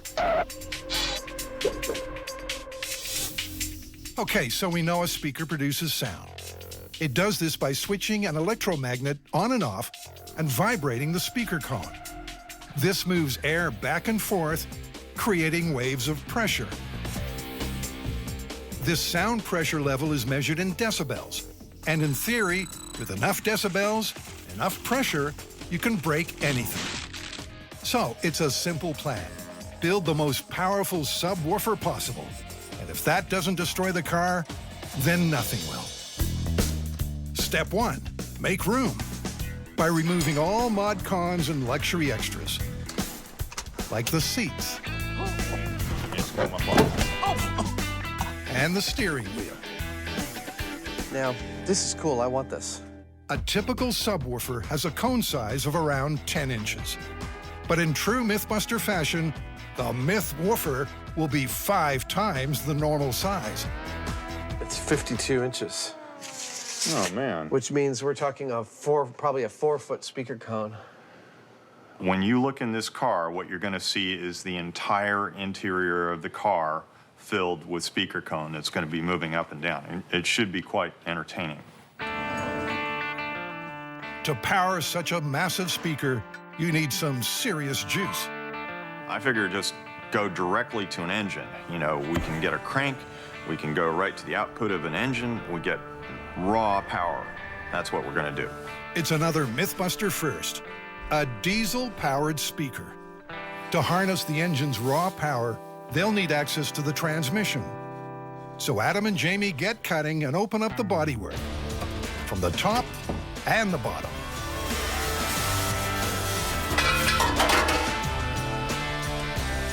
Dr. Savage checks the patient is still alive.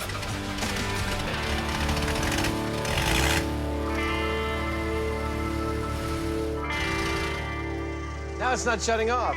Which could be a problem. Amazingly, there's a button on the engine that says stop. And I pushed it, and it stopped. The next step is to build a mechanical device called a crankshaft, the crucial link between the engine and the speaker cone. This is the crankshaft that is going to, via a push rod, push the speaker cone up and down. So what we've done is very carefully align all this stuff, and now I've got to weld it in place so that it works like a crankshaft inside an engine block. This was the simplest, rather crude, but simplest way of really making this thing solid. So, you know, I'm determined not to have this thing just rip itself apart. I want to have this speaker rip the car apart.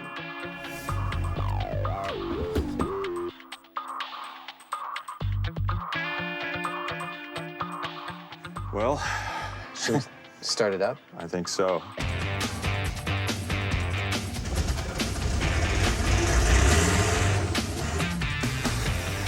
I'm gonna kick it into reverse. Hey! It's turning beautifully. Nice. That is nice. As the ultimate boombox comes together, Super Sleuth Tories taking tips from the professionals at Daytona Beach, Florida. Hey, look, I'm on TV. He's at the Spring Break Nationals, This is nicer than my apartment.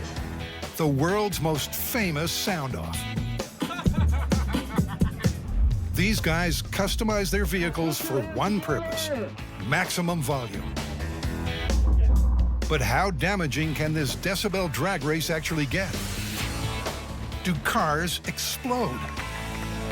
Well, I haven't seen one detonate, if that's what you're saying, but I have seen windshields break, and I know of lots of vehicles where the panels have come undone, and I've seen lights that, you know, all of the driving lights on the top of the vehicle, like on trucks and stuff, pop out during competition. How many decibels will it take to shatter a window? Well, there's not an exact answer, but I would say that once you get to 160 dB, you're in a range of sound pressure levels that could fracture the windshield. That sets the benchmark for Jamie and Adam. But let's just put that figure into perspective. 140 is enough to severely damage your ears. 160 decibels is what you get from a jet engine. And 198 to 201 is enough to kill you. Oh, my liver. I think it might have damaged my liver. But the team are hoping it's just the car that gives up the ghost when they let the myth woofer rip. This is the cone for the speaker. Now, technically, we could just have a flat plate, but this will actually be stronger. It'll be less likely to bend when we start pumping up and down on it. And, you know, in a real speaker, you would have like something that was perfectly conical, but by making these pie sections, we're able to get pretty close with a lot less work. Well, there it is. Wow. That is perfect. Next, a tractor inner tube will double as a speaker surround. This flexible diaphragm will allow the speaker cone to vibrate and retain a seal on the speaker cavity. And once it's glued to the aluminum cone, Adam and Jamie work on a new MythBuster theme tune.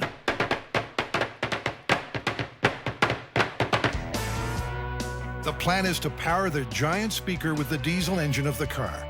The drive shaft will pump the speaker cone up and down, creating waves of sound pressure intense enough to destroy this vehicle. And now it's time for installation. But will it fit? There we go. Look at that. Dude, that's plenty of clearance. I was all worried. So it's time to raise the curtain on this tall tale of the shattering subwoofer. Adam tapes off a safety zone. And the MythWoofer is ready to roll. Goes. Wayne is here to collect the sound data. The setup is simple. A precision sound pressure level sensor will sit on the windshield inside the car, and Wayne will get the decibel reading on his laptop at a safe distance. All right, high speed ready? Ready. Adam fires up the engine, and the crew get ready for maximum decibels.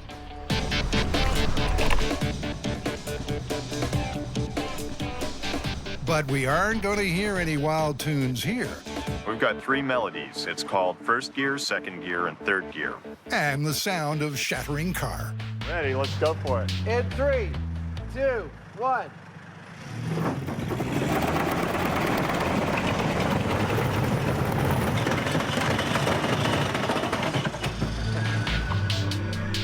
Now that didn't go to plan.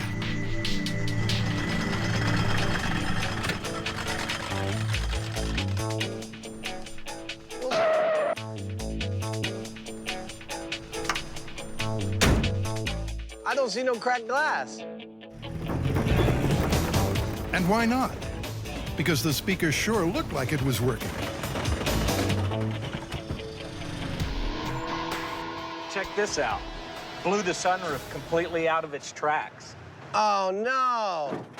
Well, that's probably the reason the windows didn't go, huh? Yeah, once you have any type of opening, you know, all the pressure inside is released.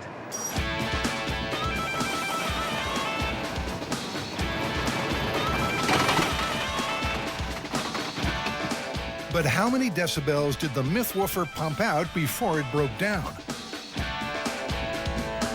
It did a 161.3 when it failed, but what's really impressive is it did it at 16 hertz.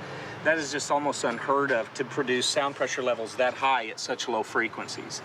Just takes a tremendous amount of energy to do that. With that kind of sound energy and the car still not detonating, this myth is Busted, without a doubt.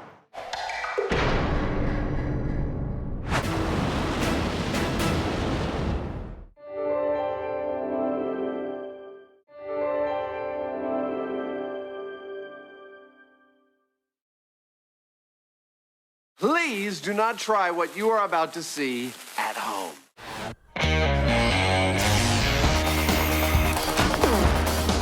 Well, there's your problem. in this special series of MythBusters. Almost too exciting. The Dream Team tackles their dream themes. It's scientific! Testing myths about everything from electricity to pressure and gravity. This one hurt a bit. Shaking down the science of shockwaves, velocity, and impact. With crazy chemistry, Oh my goodness.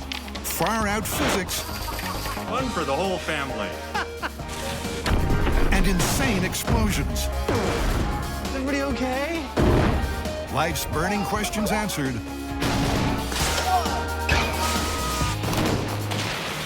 On MythBusters, there's your problem.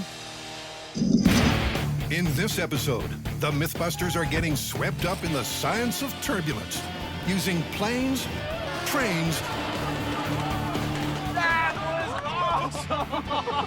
and tornadoes. Oh dear, here we go. Then they'll put their bodies on the line to discover escape routes that could save your life. It's going down.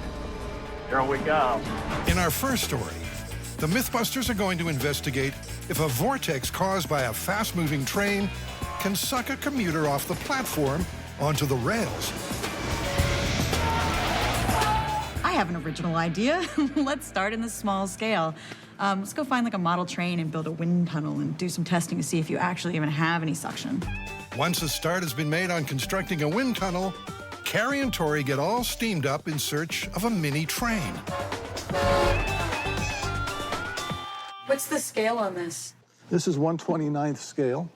People doing aerodynamic tests on trains, 1/25th, 1/29th, around this. This is the perfect scale for wind tunnel tests. They know what scale they need, but with this many trains, getting exactly the right one takes some choosing. Remember the golden rule. What's that? You never have too many trains. Back at Grant Central Station, our station master is busy making a wind tunnel, and it's a breeze. What they use in regular commercial wind tunnels is a honeycomb. It's many densely packed small holes. These holes reduce turbulence from the wind source and smooth out the airflow. And he's found a cut-price substitute for a high-tech honeycomb. Drinking straws, 47,000 of them. And with the wind tunnel ready to blow, it's time to get set for the test. There are 3 areas that we're going to be looking at. There's a high-pressure zone right in front of the train at the nose, the slipstream, which is a thin layer of air going over the sides, and then right at the back of the train, a low-pressure area called the wake. Hopefully with this, we'll be able to see smoke swirling around at the back, which would tell us that it's getting sucked into there. Could this swirling ultra-low pressure vortex, kind of a mini tornado, be powerful enough to pull someone off their feet and onto the rails? I'll turn on the smoke. The team's wind tunnel works a treat. Yeah. Right there, little cyclone. That's good. You see the little vortex. We're getting a lot of vortex at the end here. The high-speed camera confirms that the smoke is being drawn in. This train really does suck. And that's exactly what we're looking for. Yeah. Based on the experiments that we have just seen today, I really do believe it's possible for somebody to be sucked off a platform. But will the results translate to full scale? A little bit of pulling power shows that it'll take around 70 pounds per square inch of force to knock someone over. To translate that force to a gust of wind, they'll use an air pressure cannon. I don't think it's gonna push me over. But then I've been wrong before. Now remember, they're not just doing this for fun. If they can work out what kind of wind speed and air pressure knocks Tori off his feet, they'll have some data to crunch when they get to play with a full-size train. What we're going to do is set Tori up just as if he were standing on a railway platform waiting for a train. So in other words, he's not going to be braced and ready to be hit. He's just going to be standing on his feet just like anyone would be standing. With an anemometer to measure wind speed, Tori is braced for bad news. The 30 psi gust rustles up a wind speed of 25 miles per hour. And Tori is slightly unbalanced. Now, the guys want to ramp it up. Let's do 100 psi. Easy, Tiger. How about 50? It blew my cover off. Whoa! Tori's still standing, but only just. That 50 psi shot of air notched up a wind speed of 46 miles per hour. And Tori struggled to stay standing. It looks like the team have their knockout numbers. But the big question is, can a full-scale train generate a vortex that powerful? Fortunately for Tori, he won't be the one standing on the platform to find out. That job goes to Buster's ballistic gel brother, Ted. 207 pounds. He's a big boy. Now, with a head on Ted, we're back on track. I was very pessimistic about this myth until I saw the size of this train. It's huge. I can't believe anybody's going to give us something this big to play with. Ted's moved into position, and his expression says it all. The last thing to do before the potentially lethal drive-by is to set up Grant's wind gauges. A honk heralds the start of the test, and as the train hits its legal speed limit of 79 miles per hour, Ted takes a tumble.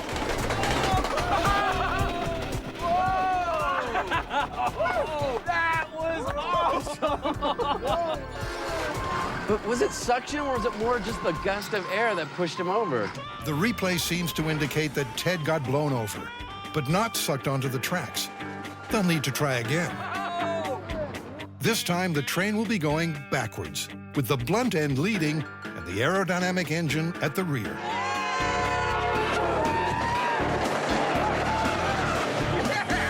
Incredibly, Ted is still standing.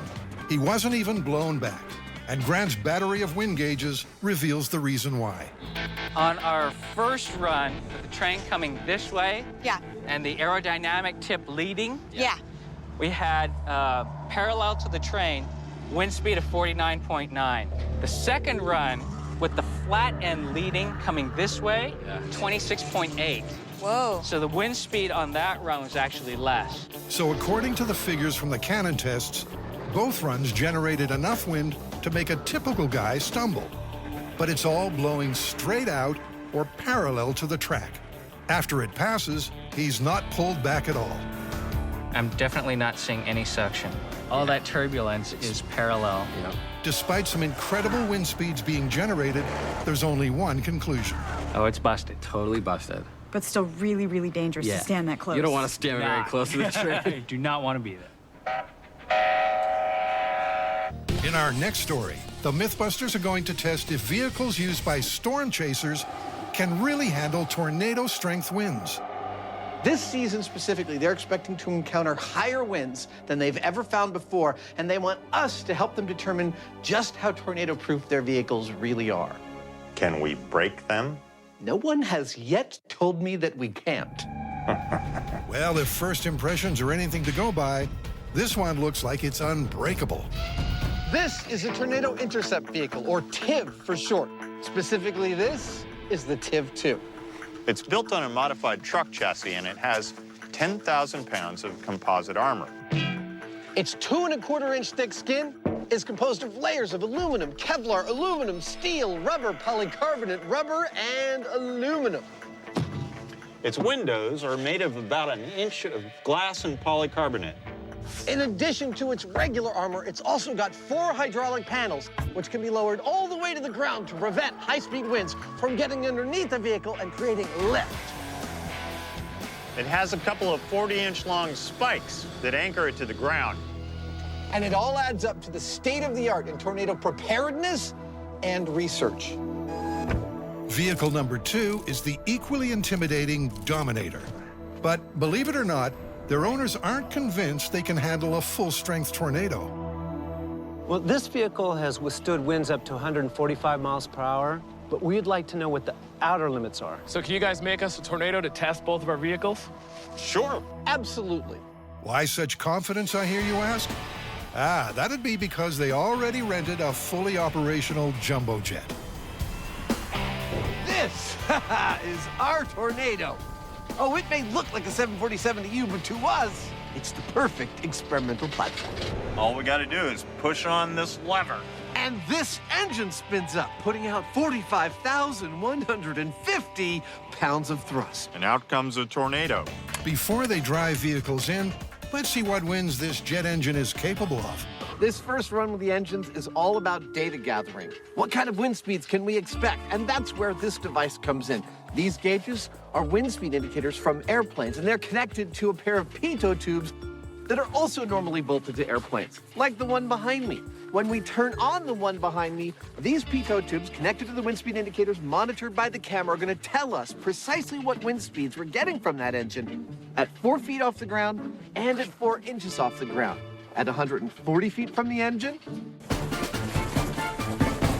and 190 feet from the engine. Once the guys know the wind speed at certain distances from the engine, they can put the storm chaser vehicles in place with a degree of predictability. Let's see what kind of wind speeds these things can produce. All right. The pilot puts the pedal to the metal. The noise goes through the roof, and the 45,000 pounds of thrust equals instant blizzard.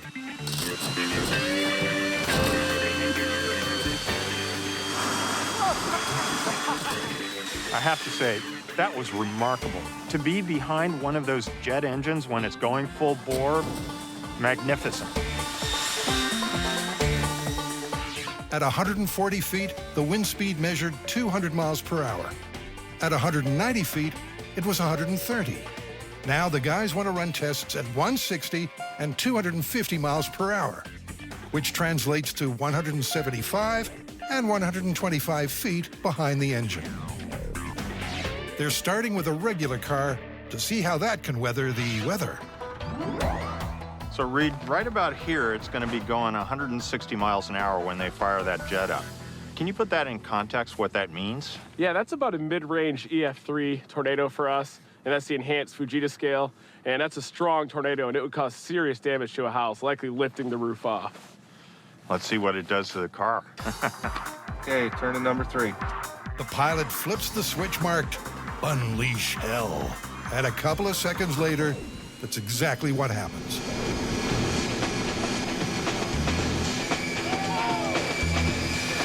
The car is quite literally a pushover. Our fake tornado blew the car about 50 feet, and it blew the hood off the car, which is now about a quarter mile away from where it started. Now, if you'd been in that car, you would have survived, but the brown pants factor, sky high. You guys ready to put the TIV-2 and the Dominator to the test? Definitely. Yeah, let's do it. Undeterred by test 1, it's full steam ahead. I feel like I'm living out my fantasy of being in a post-apocalyptic thriller film. The TIV-2 is rolled into place. Beautiful. And next we nominate the Dominator. It has bomb-proof coating atop 16-gauge steel, polycarbonate windows, and hydraulics that allow the vehicle to drop to the ground so no wind can get underneath. So what's the top wind speed it's been in? We measured 155.2 miles per hour in a tornado in Wyoming last year. Well, we're going to do it at 160. What do you think? I think it could definitely handle it. Said with the kind of confidence only 16-gauge steel can give you. Let's do it. All right, fire up those engines. Oh dear, here we go. At first, 160 miles an hour seems like plain sailing until... Oh, my door! My door! The TIV's door gets blown open. But luckily for Sean, nothing else moves a micron. That would have been a wild ride. Thank you, that was awesome. We made it. So it's job done. Other than a flawed door, the vehicle's held firm. But on MythBusters, you just know 4 simple words are coming. Let's ramp it up. This time we're going to dial it all the way up to 250-mile-an-hour winds, which is the equivalent of a EF5 tornado, the highest rating there is. That kind of wind will strip a house clean off right down to its foundation, and we're going to see what it does to this car. Okay, regular car, 250 miles an hour. Fire it up!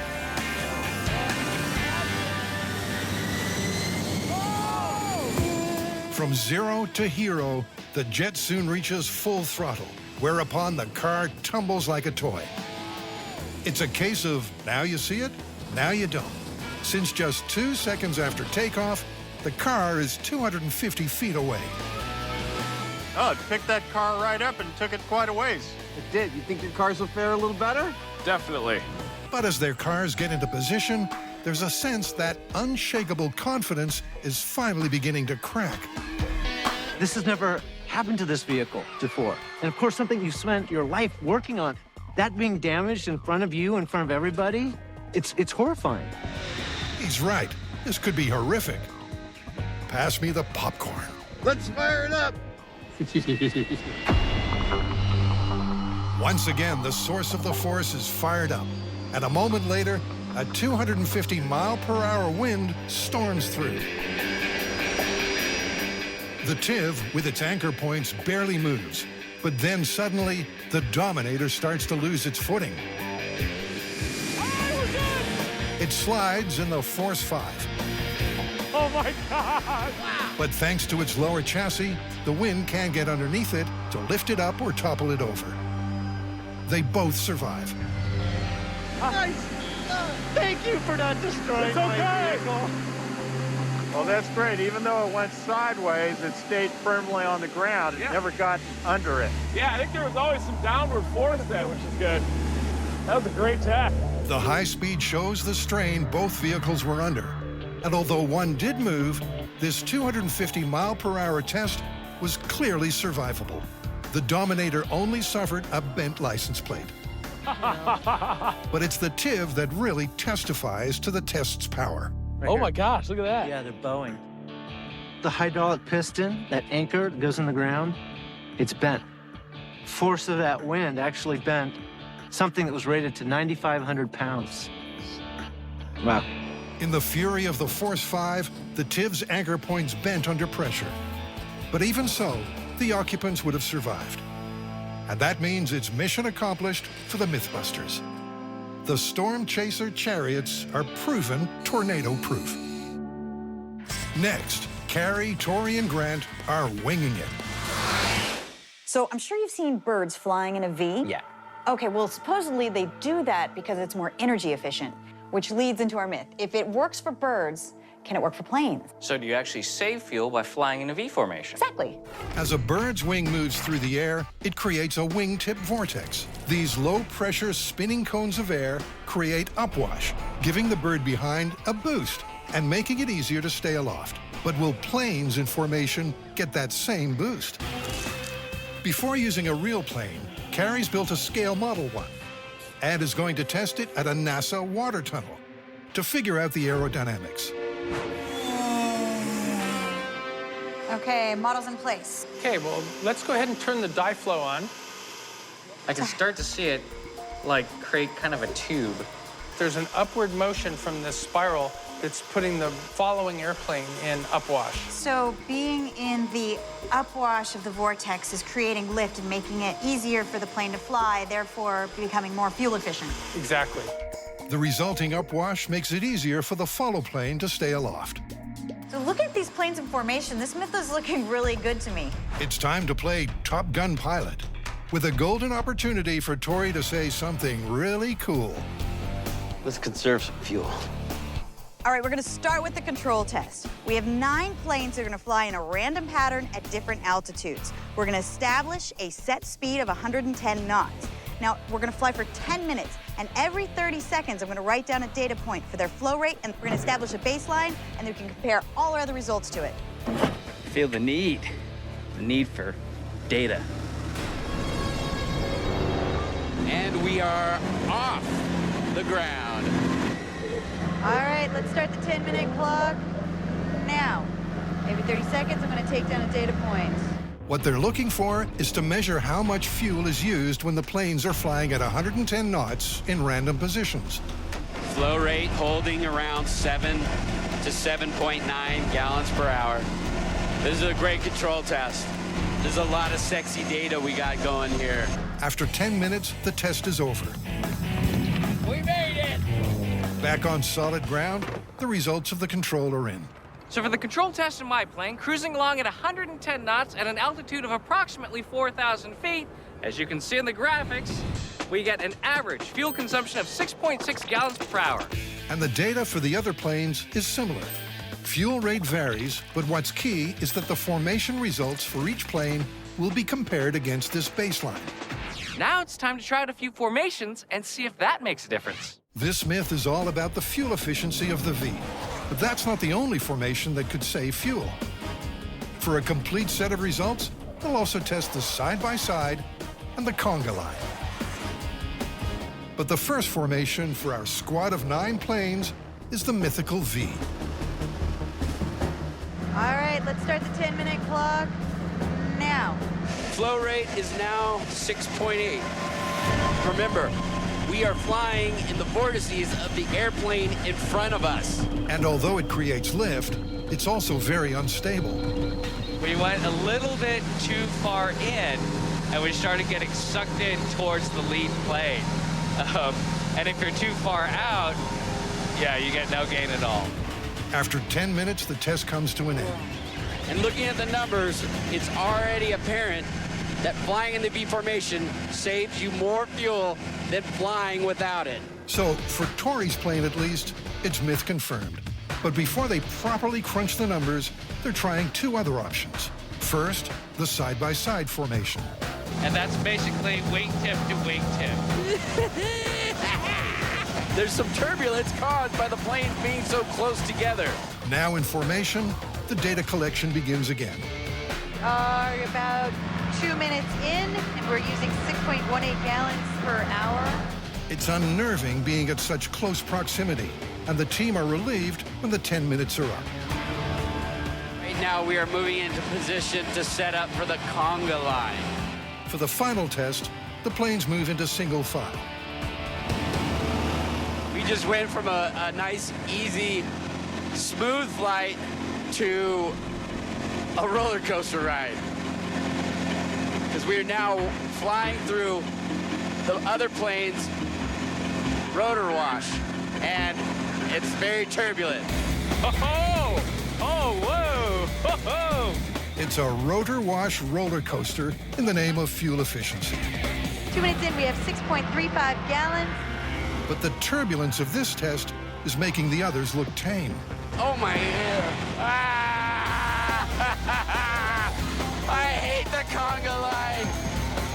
After the bumpiest 10 minutes of their lives, the MythBusters can finally touch down. Good news, we've got some data. Better news, we're still alive. Back on terra firma, it's time to check which of the formations saved fuel. And after a bumper number crunch, the results are in.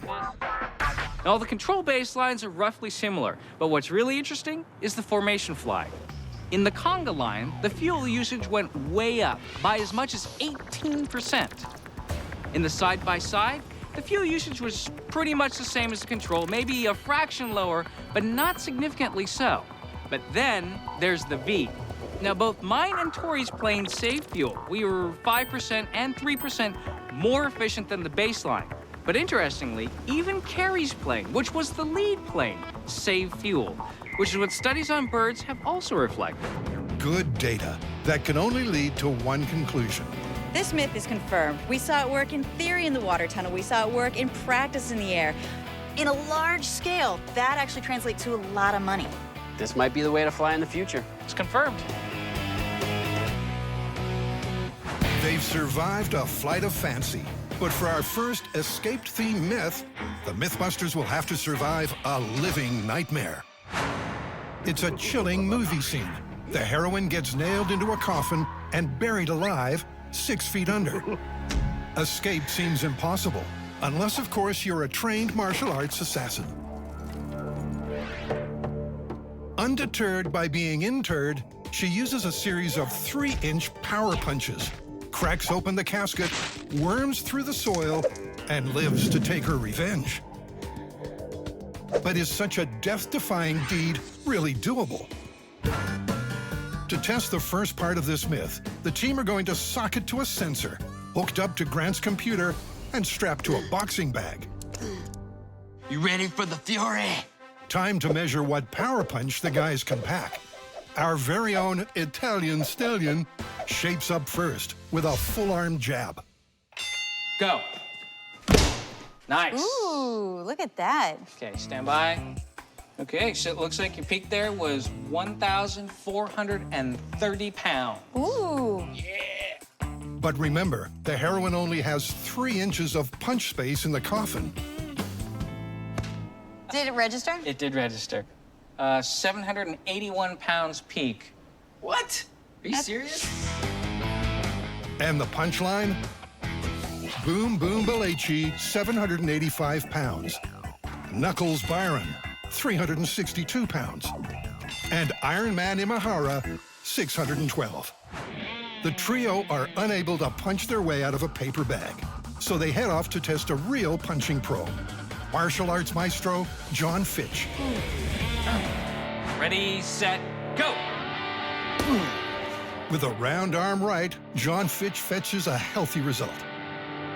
Okay, so your peak punch force was 7,144 pounds. Holy crap. Not too bad. Fitch throws a fist 5 times harder than Boom Boom's best blow. But the real test has to be at 3 inches while lying down. It's this punch that's key to the myth. And again. So what's the verdict? So check this out. Your force on your back at coffin height, 1,482 pounds. So a trained fighter can short punch with 1,500 pounds of force. And now it's time for the team to bury themselves into this myth with a pine box made to graveyard specifications, except for a viewing window. And on the other side of the ring, Grant makes himself handy, constructing a robotic punching machine. I call it the RoboFist. Here's how it works. First, air comes into the regulator, gets regulated to whatever pressure I want, gets stored in an air tank. The air tank goes to a high flow valve that lets air go really fast. That gets split into 2 tubes that go down to the bottom of the piston. Now, when those fire, these two valves allow air to come out very quickly and goes whoo, very fast. 3, 2, 1. I think it's working. That means RoboFist is ready for a test. Here we go. 3, 2, 1. Yo, beauty! So, at 185 PSI, the robot is punching at 1,430 pounds, which is exactly in the range that John Fitch can punch. And it's punching at the right speed. It's time to put RoboFist in the casket. This is how they do it in Hollywood, Gary. Ah, that gotta hurt. The nails in this coffin. Meanwhile, Carrie's worked out the correct punch-to-air ratio, if you get buried alive. After about 45 minutes, you're gonna lose air inside your casket and you're gonna pass out. Now, John Fitch says that he can punch about 20 times per minute. So we figure the parameters for our myth should be set at about half an hour or 600 punches. If you can't get out after 600 punches, well, you might not be getting out. But to test the myth properly, this casket needs to be 6 feet under, and with 12,000 pounds of dirt up top. Here we go. 3, 2, 1. RoboFist starts swinging. Look at it, it's already starting to crack the lid. Every time he pushes up, dirt falls in through the cracks. Almost immediately, the coffin splits. But even after repeated hits, the wood is not breaking into pieces. And after 600 forceful punches, there's no escapable hole. This is not looking good for this myth. It's looking busted. But Tori hasn't thrown in the towel on this myth.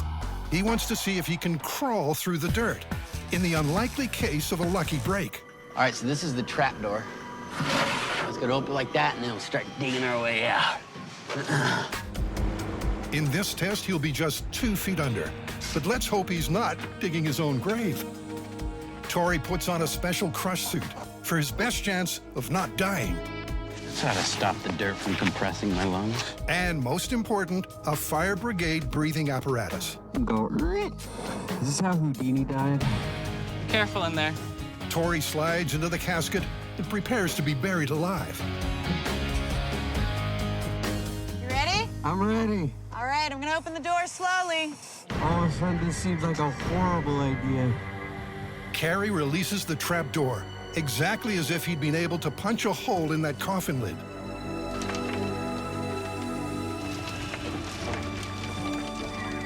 Wow, this is freaky. Okay, keep going. Yeah, keep going.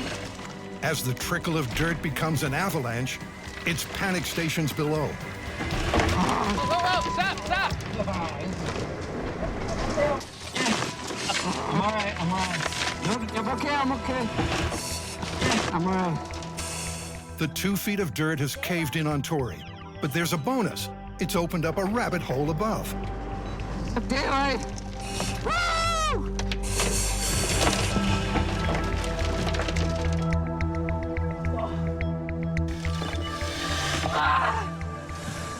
I'm alive!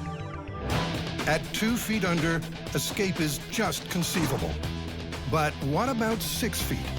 This time, the dirt's on Grant. And so he doesn't die, his plan is to sit up, not lie down in the coffin. Okay, Carrie, go ahead. And it's a good thing he does. Thousands of pounds of soil rain down on Grant's head. And within moments, he's buried up to his neck, unable to move until the rig breaks under the pressure.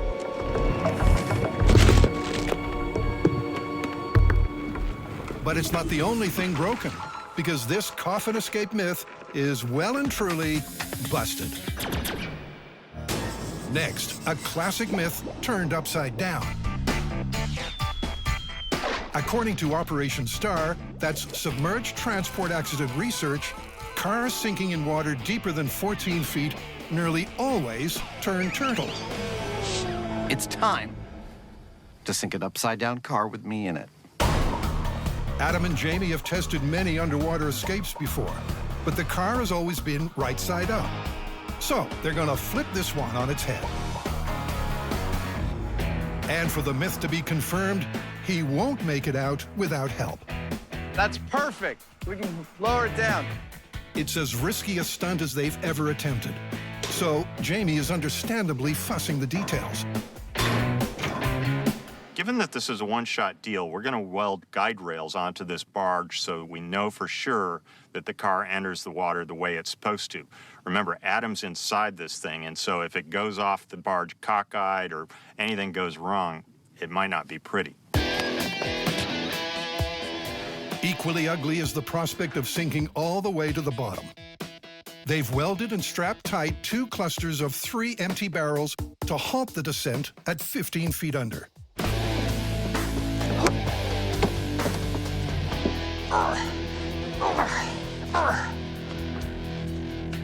That knot right there is gonna pull this car to its final resting place. But hopefully not me. The rope is tied to the back of the car, and a 3-second tug should do the trick. And this end is Jamie's department. Once the car leaves the end of the barge, the front of the car is going to drop quickly because that's where the engine is and it's heavy. Once that end of the car hits the water, it's going to slow down because of the water's resistance, but the back of the car is going to continue going forward because the tow truck's still pulling it. And that's how we're going to flip the car. Adam knows it'll be a rough landing. And the thing I'm most afraid about is actually striking my head on some part of the car and getting cut. That's actually something I've been thinking a lot about over the last couple of days, and I'm going to be working very hard towards keeping my body rigid so that I don't end up sloshing all over the place as the car does the full 180. Jamie's fears follow roughly the same lines, but they're a little more dire. Worst case scenario here is that both Adam and our safety diver get knocked out cold from all of this violence and this impact. I don't think that's going to happen, but that'd be a bad thing if it does. If the myth is correct and escape is impossible, emergency air supplies are fitted fore and aft. I think we're pretty much ready to go. I don't think that's going anywhere. I don't think so. Except into the water with you.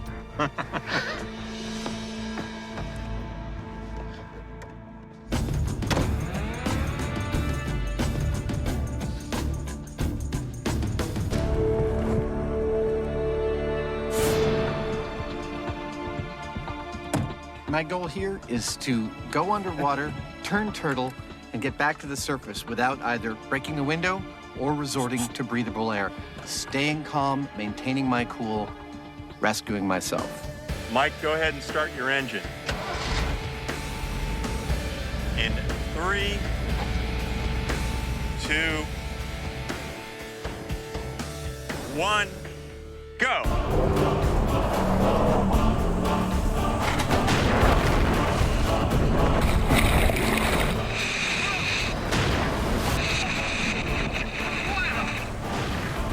The plan works to perfection as the car pitches nose first and then settles roof side down.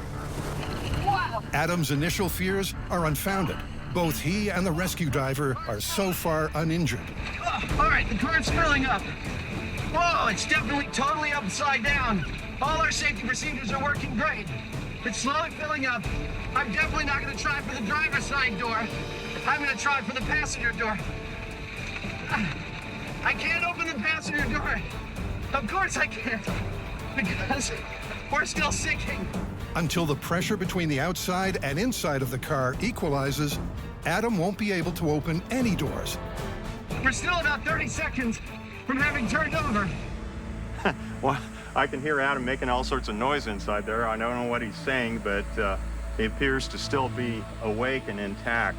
It's crucial that Adam stays calm, especially as a massive curveball is coming his way. The upside-down car suddenly twists right side up. Oh, the car's turned over again. All right, and it might turn over again once we get down because of... Okay, stay calm. Wow, the windshield is totally spraying water out at me. Woo! I have to wait until this car settles down. It is taking a long time to sink. Is that the windshield? To Adam, it's taking forever. But in fact, it's only 60 seconds since the car hit the water. But just seconds later... Okay. It's going down. Here we go. Oh, boy. Oh, boy is right, as the car suddenly drops like a stone. It flips yet again, so it's back upside down. Remember that Adam's not wearing a dive mask, so his vision is even more blurred than this. What's more, there's no air pockets left.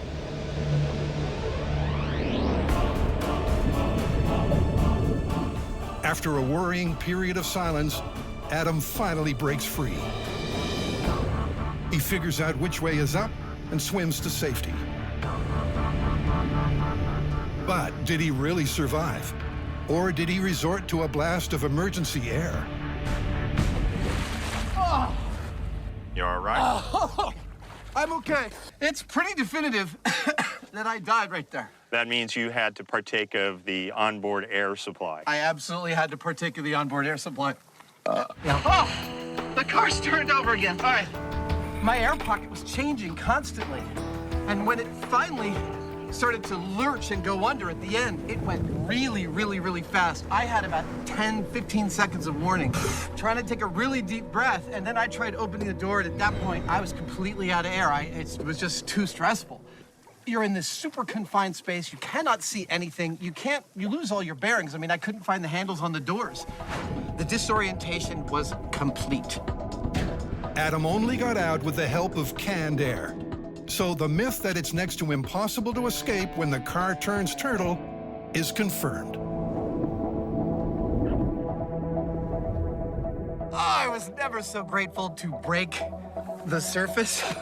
And while I'm really glad I did that, I have no desire to ever do that again. It was absolutely the scariest thing I've ever done on this show. Full stop, bar none, 10 on the Brown Pants Index. Up next, an audacious homemade escapade. And this one comes straight from a crafty crook. In a hotel stakeout on the 20th floor, this bad guy was going to wing it with a makeshift chute. But could he have assembled it in just 3 hours and safely defeated gravity on the way down? The countdown has begun, and with a room full of hotel fabrics, the MythBusters are putting their criminal minds to work. Whoa, what hotel are you staying in? The Ritz? I don't know. This looks more like the kind of hotel where you could rent the hot tub by the hour. Grant's working on a square parachute. Carrie is sewing sheets into a more traditional dome design. And Tori is patching together a rectangular chute. So we're already 1 hour into this challenge, and I'm looking at the size of my parachute. I don't think this is gonna be good enough. I don't think I'm gonna get this done. That's starting to look like a parachute. As the deadline approaches, so do the problems. Great, I've made a tent. I don't think I can get this done in 3 hours. But just as the cops would be bashing down the door... And done! Done. Done. 3 hours, 3 MythBusters, and 3 hotel rooms full of fabric later, they've got 3 parachutes ready for the drop zone. And a fall guy. Good luck getting out. Buster's about to be dropped 20 stories, attached to Tori's curtain chute. Don't look so sad, buddy. You ready? I'm ready. For Buster to survive, the chute needs to soften his landing to a G-force of under 100 Gs. That's something you don't see every day. Blackout curtain parachute drop in 3, 2, 1.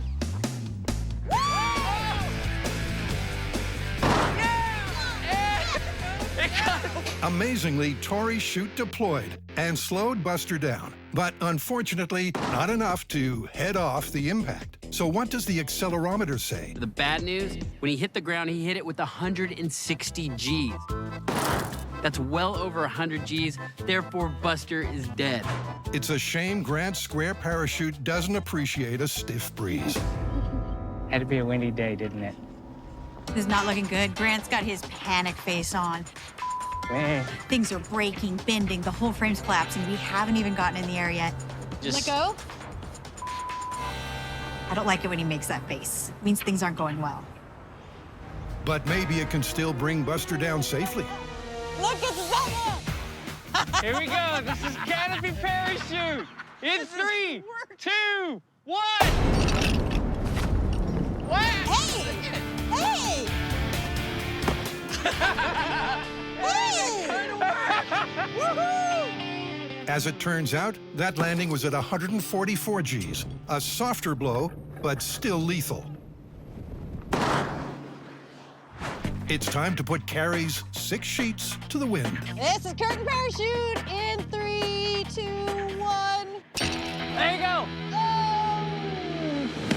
Oh. He had a little deployment issue. Yeah. Carrie's late deploying chute did decelerate Buster. But he still died. So with this myth looking busted, the MythBusters want to know if there's any way you could escape with a better-made chute. I'm gonna make small parachutes, put them on top of a big industrial fan, blow it upwards, and see which parachute is actually going to yield the best results.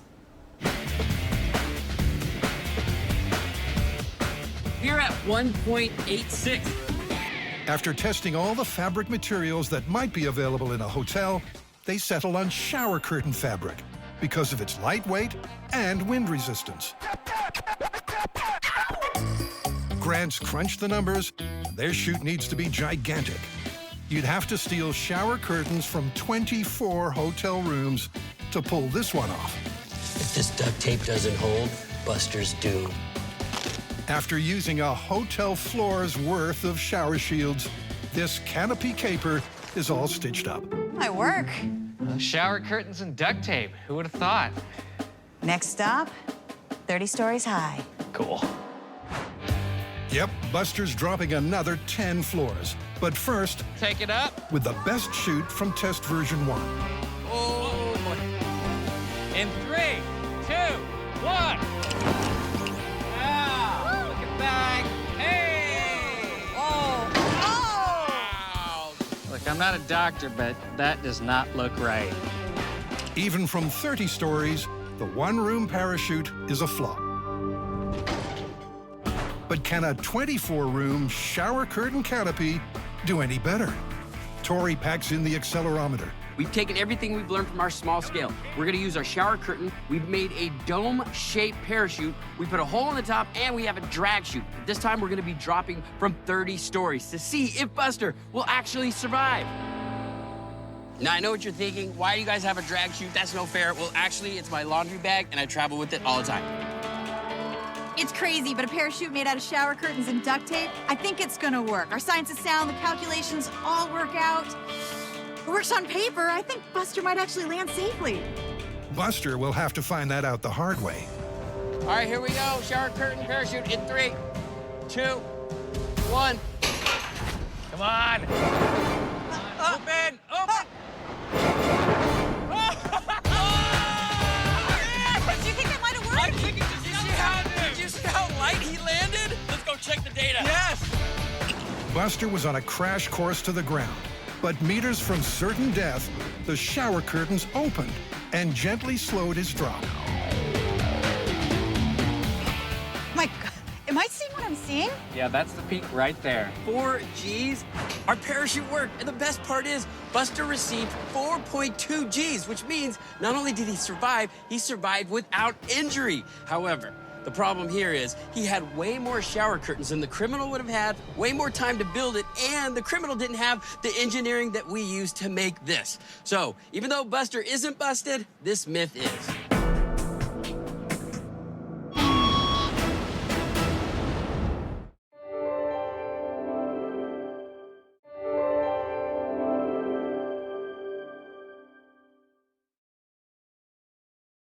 Please, don't try what you're about to see at home.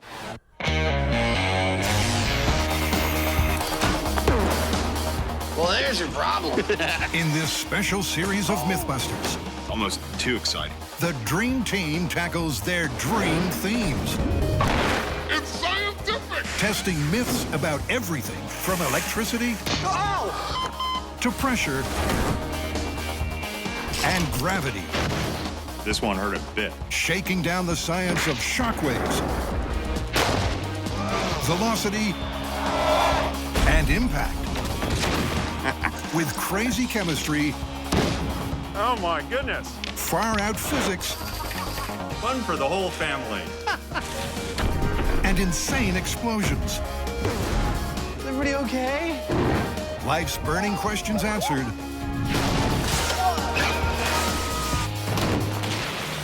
On MythBusters, there's your problem.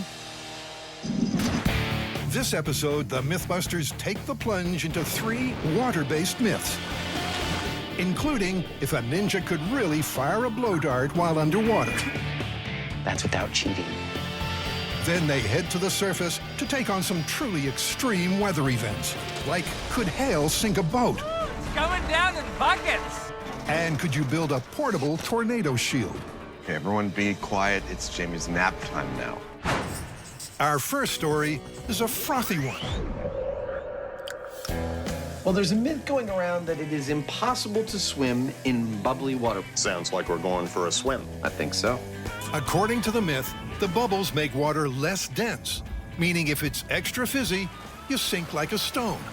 To test the theory out, they need to make an underwater bubble generator. So all we've done here is welded together a couple of heavy steel frames, and we've sandwiched inside the frames a pillowcase. We're pumping air into that pillowcase, and as it pressurizes, it comes through the weave of the fabric. That's great. It makes little bubbles. But we need just a little more water. So we've come back out here to this 10,000-gallon tank that we installed a few years ago, and we're gonna put a larger bubbler in it, and Adam's gonna go for a swim. Or not. The water tower is said to become a fizzing cauldron of scientific discovery, if only they can figure out how to get the bubble maker into it. Oh yeah, they'll just use that crane. So our bubbler is just about ready to be put in place. That's a tight fit. Okay, stop. What happens next is that we hook up the air supply. Nice. And then we slowly lower it to the bottom of this tank, which is full of reasonably clear but quite cold water. Then I will put on some scuba gear, and then we're pretty much ready to do this test, which I hope happens quickly because this water right now is about 50, 51 degrees. 50 degrees Fahrenheit. That's a spine-chilling 10 degrees Celsius. Bon voyage. All right, here we go. How's the water?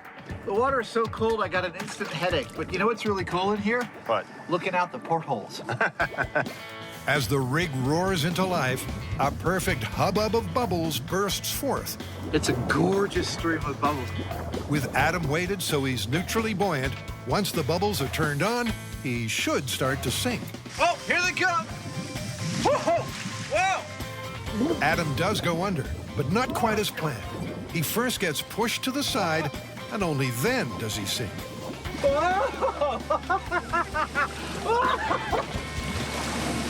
I'll tell you, it's not making me sink like a stone, but it is creating this really strong current that's throwing me to the side, and I feel like dragging me down a little bit. The bubbles are creating an upwelling, pushing Adam off the side into the wall.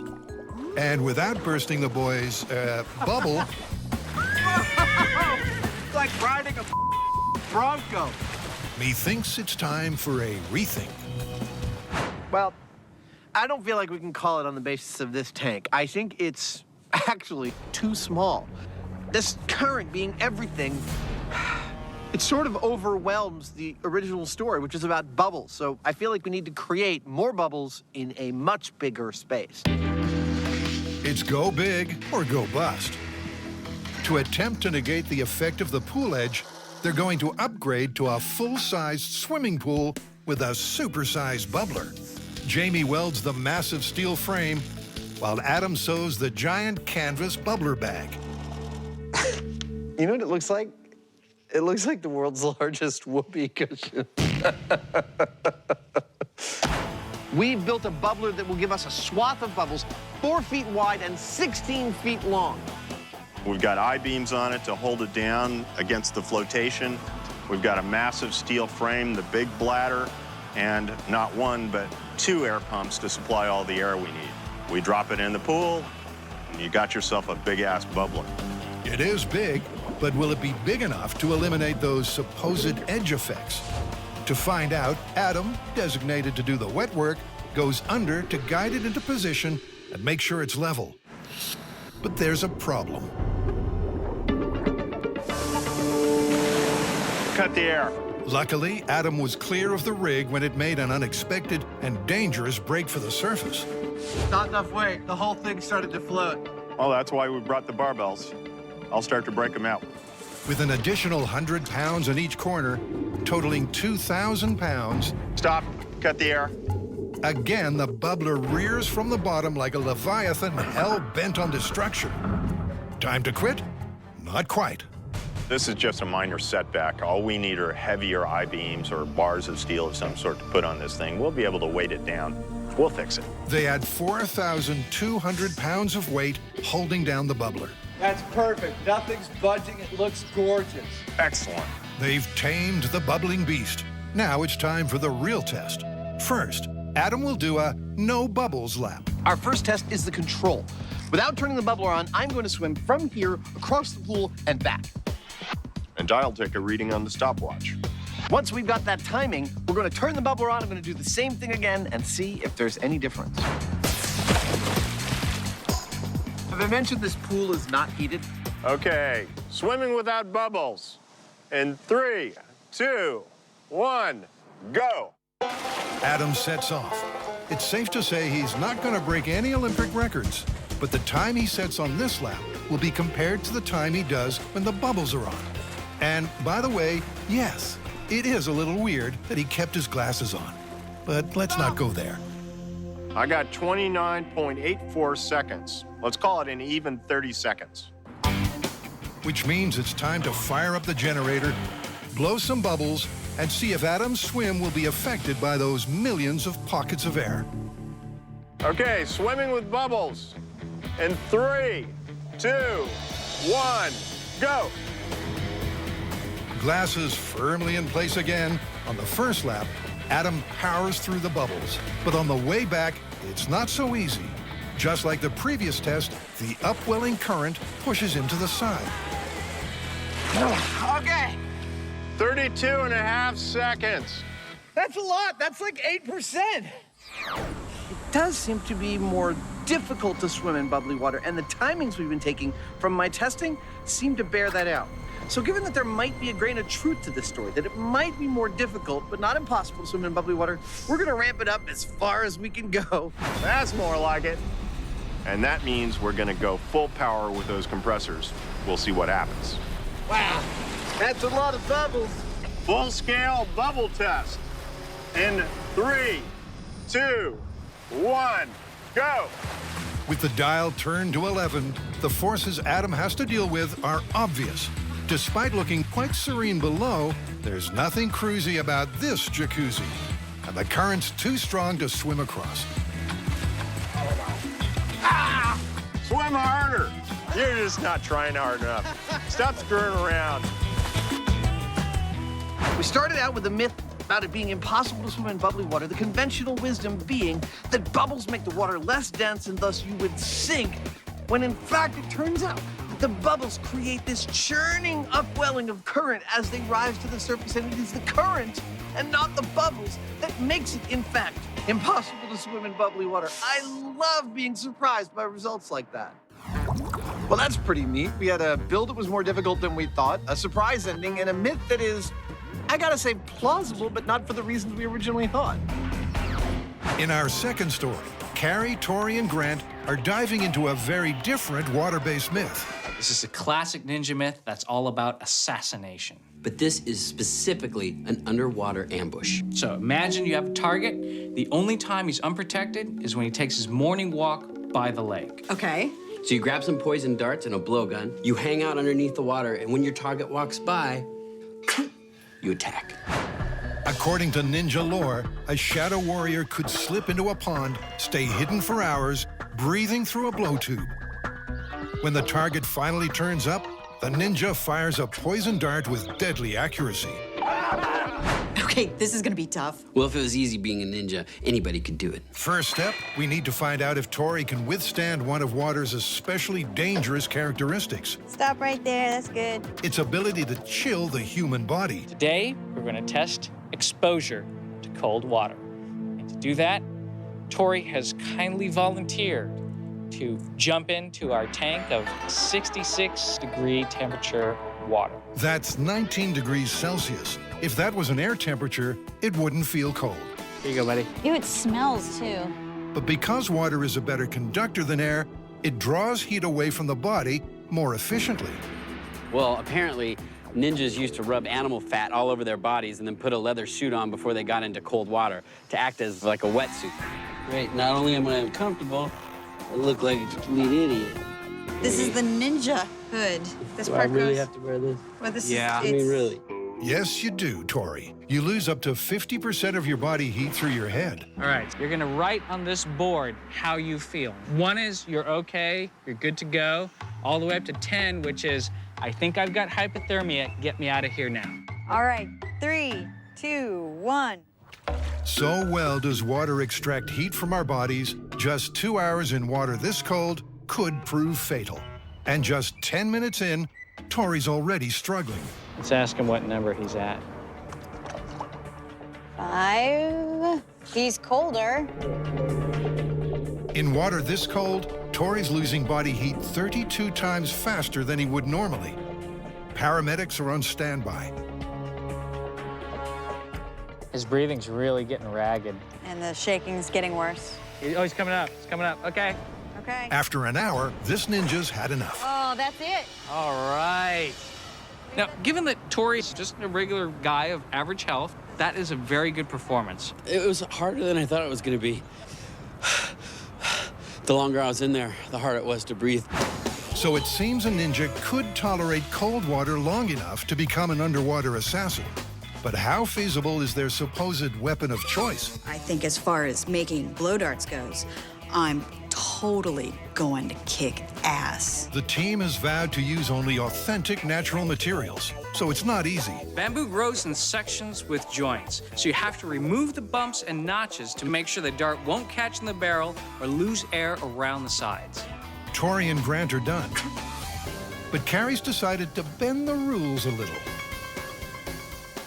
You may have noticed I put a metal tube inside of my bamboo blowgun, and that might be considered cheating. I mean, metal is natural. It does come from this earth, so not entirely cheating. Okay, and whoever gets the closest gets to be the master ninja. All right, here's dart number 1. Tori gets 3 darts close, but no hits. You're really accurate if you're aiming for the background. Now, Grant's natural material blowgun has had a last-minute alteration.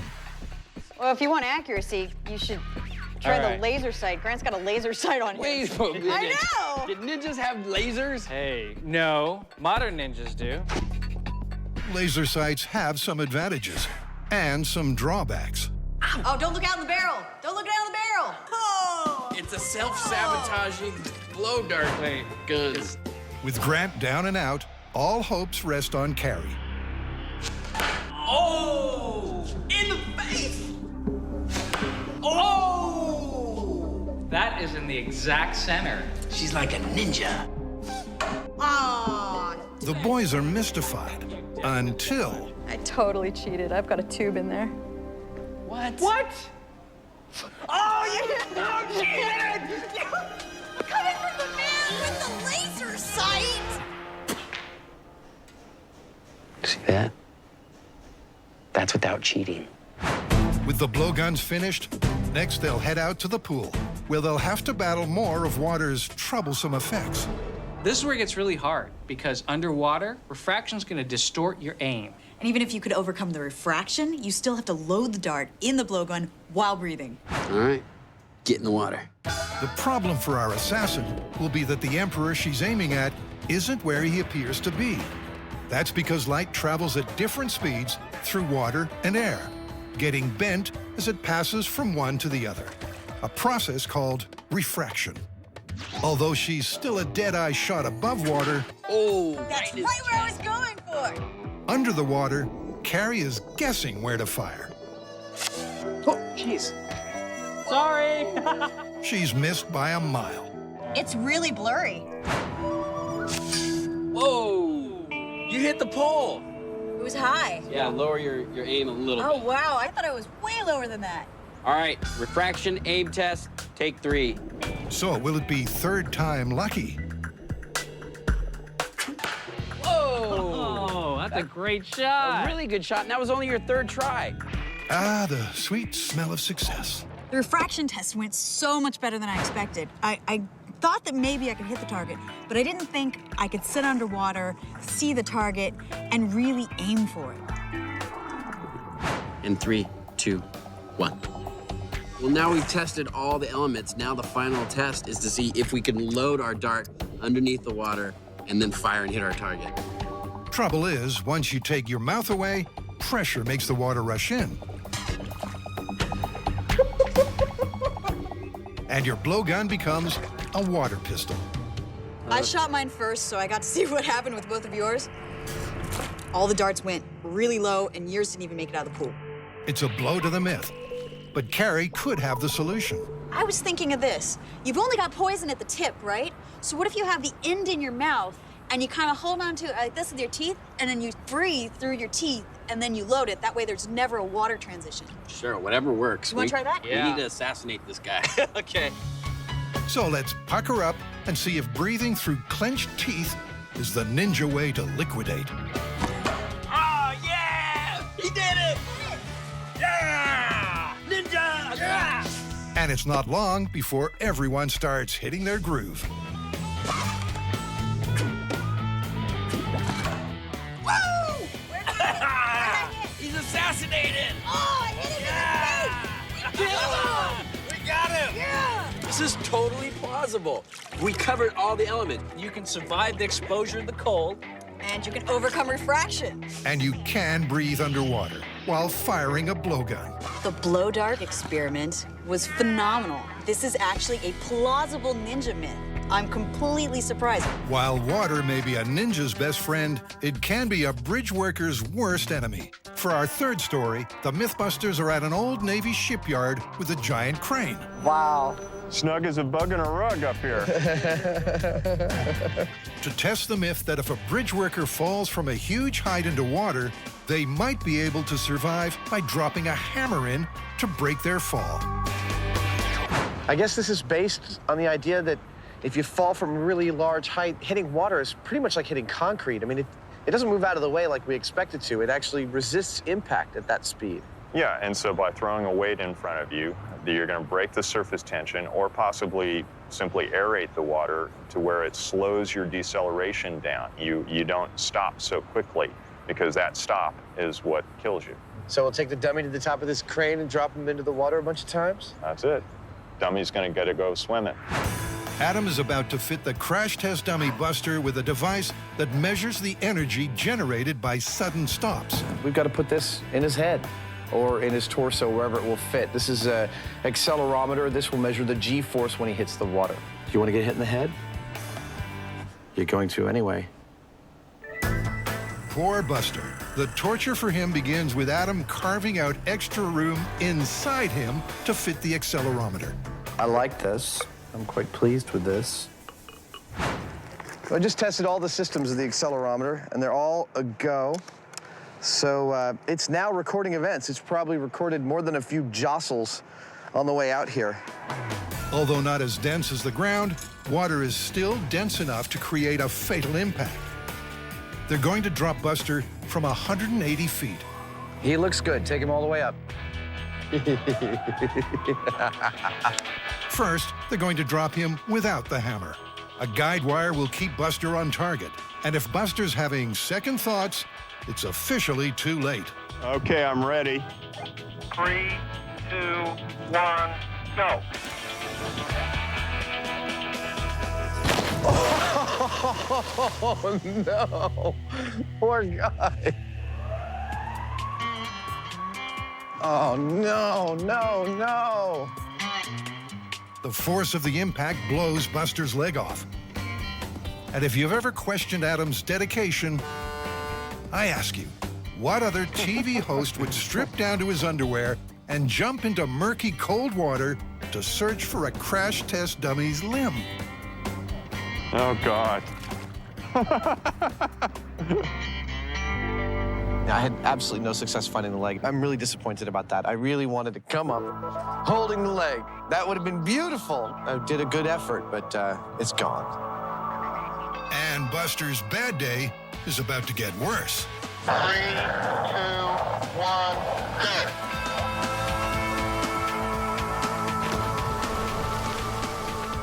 When, on the next drop, his remaining leg abandons ship.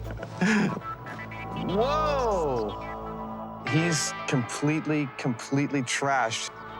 The cast aluminum of his thigh bone right here absolutely just shattered in contact with the water. It's pretty obvious that from that height, you're completely screwed.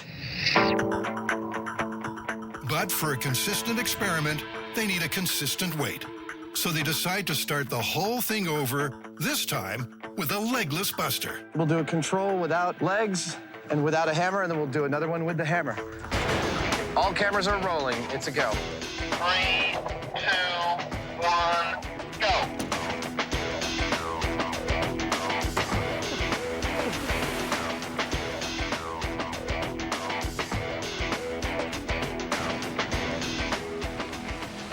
That's so radically hardcore. Now it's hammer time. Will the froth it creates reduce the water density enough to prove the myth? We're ready on your count. 3, 2, 1, go.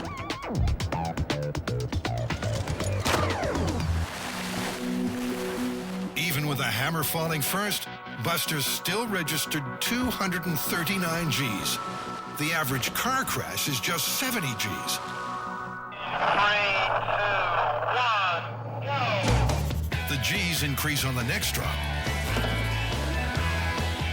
You know, if I was to crash this dummy, I think that would have hurt more than any of the other falls. Go. And an almost identical result for the final hammer drop. Go. To get a full data set, they take the hammer off and drop Buster twice more. Oh!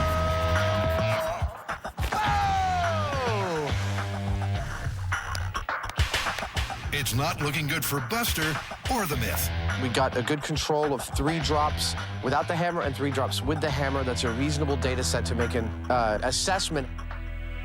Yeah, there's effectively no difference in the length of that curve, just between 200 and 300 Gs. Even if the hammer helped a little bit, when he hits the water, he's going 60 miles per hour plus, which is like twice the speed that they test auto crashes at. And the bottom line, our data doesn't show any effect of the hammer at all. No, it doesn't. I would say that this myth is busted. I'd agree. While water can definitely make an impact, that would have been beautiful. For a true disaster, you need meteorological mayhem. Cue the first of our weather-related myths. What do we got? All right. So the myth is that during a tornado, glass can get sucked out of a window and travel so fast that if you're in the wrong place at the wrong time, Let me translate. Could glass whipped up by a tornado really cut off a person's head? Don't worry, they won't be using a real human neck. Instead, they get a pork neck and sew on a fake head. Meet Neckman. So our plan is pretty simple. We're gonna take turns flinging panes of glass at Neckman. And this is the glass. It measures 12 inches by 12 inches by 1/8 inch thick. But most importantly, it conforms to the residential building code of houses that are actually in Tornado Alley. The only thing cruder than this test is Carrie's aim. That was not anywhere close to the net. Holy crap! Are we gonna need to order some more glass? The problem here is not just accuracy, it's speed. Maxing out at a disappointing 30 miles an hour means Carrie's not even reaching a 4-0 tornado. Next up to the plate, it's Grant's turn. I guess you can have a worse shot. You guys okay? Everybody okay? Grant's faster, but no better at aiming. If he can just get focused. Whoa, nice shot. Yeah, nice Nice shot. Still not enough to cut the head off. It may indeed have been a giant pain in the neck, but a decapitation at 50 miles an hour, it wasn't. Tori is this test's last shot. Here we go. Good shot. Correct shot. That's it. Great. Tori nails the perfect shot, but the high speed reveals a very imperfect result. Look at that, you got 68 miles an hour. And it hit right on the neck. But look at it, the glass just completely shatters. I mean, it was going fast, and we hit it, but it didn't cut the head off. The Force 1 tornado pane hits dead center, but it's the glass that gives way and not the neck, meaning with this glass and this method, decapitation is impossible. I mean, throwing a piece of glass accurately, even at low speeds, is very difficult, and the pieces of glass keep shattering. All right, well, what if we try this? What if we take our head and neck, put it on the runway, and then we attach a sheet of glass to a vehicle horizontally, drive at the neck, and then release the glass before it hits the neck? Yes. I love it, let's do it. Out at the runway, Grant's figured out they won't have to drive as fast as a tornado to run a decent test. What we can do is simulate the kinetic energy of a smaller piece of glass flying at those speeds using this giant piece of glass. This has a lot more mass. Now this piece, traveling at only 80 miles per hour, has the same kinetic energy as our smaller piece, traveling at over 300 miles per hour. I call that extreme tornado speed. Grant's right, and it's over to Carrie to explain why. Tori's 450-gram pane of glass flung at 70 miles an hour had a kinetic energy of around 220 joules. If that glass had been traveling at an F5 tornado speed of 300 miles an hour, it would have had the energy of over 4,000 joules. Now, because the truck can only drive 80 miles an hour, to get a 4,000 joule hit, you need a heavier piece of glass. So how heavy? 6.5 kilograms. But will that cause a decapitation? That's one big piece of Tornado Alley code glass. And to put it to work, Tori's built a rig that looks lethal. So this is the Super Tornado Decapitation Rig. So I built this steel structure that we've attached to the truck. On the end of it is a piece of glass being held oh so gently by these foam blocks. When we hit the neck, the styrofoam will break and the glass will act as if it's flying through the air. With Neckman's neck on the line, Holy mackerel! Look at that tornado! it's all systems go. Yeah! You ready? Ready? Okay, this is Neckman versus the large piece of glass in 3, 2, 1. Not wanting the glass to slip loose, Tori gently accelerates up to 80 miles an hour. Here comes. That's what I was gonna say. Now is the time I feel compelled to yell, duck! No! Whoa! Wow, that was almost no hesitation whatsoever. That was gruesome. I mean, there was no resistance. The head just came off. All right, let's check it out. But after looking at the high speed, they're worried that even with the hair trigger on the clasp, the momentum of the car is having an effect. So it's back to the shop to devise a new method of accelerating glass to tornado speed. So how exactly are we going to accelerate a piece of glass very quickly? Well, the first step is to take a bunch of these caster wheels and flip them upside down like this, so that we have a low-friction surface to slide our glass on. It's like a little conveyor belt for potentially deadly glass. At the end of this line, these two tires go on an axle, which is connected to an electric motor. Yeah, that ought to do it. That's gonna spin at really high speed. Now, a second set of wheels is going to go on top, and that's gonna form a sandwich. You're gonna love this. So that when the sheet of glass comes in, the wheels are gonna catch it and whoosh, send it out at tornado speed. Now, we're hoping that this machine is going to actually help us with our speed and accuracy. But like most of Grant's truly intimidating-looking rigs, we don't know what it's gonna do until we do a few tests. And that glass is going to be twice as thick and twice as heavy as the glass the guys first threw. All right, calibration test, full power. And go! Yes. Maybe too much power. Instead of throwing the glass, the machine smashed it to smithereens. Shoot. That was awesome. But a quick nip and tuck, and it's good for take 2. 3, 2, 1.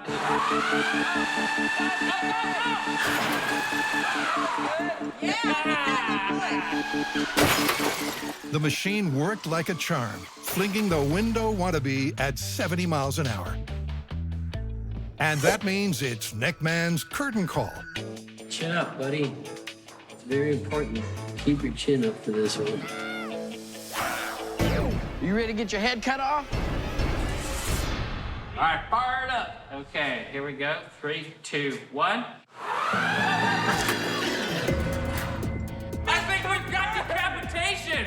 That is unquestionable. We did it. We confirmed this myth. We got decapitation.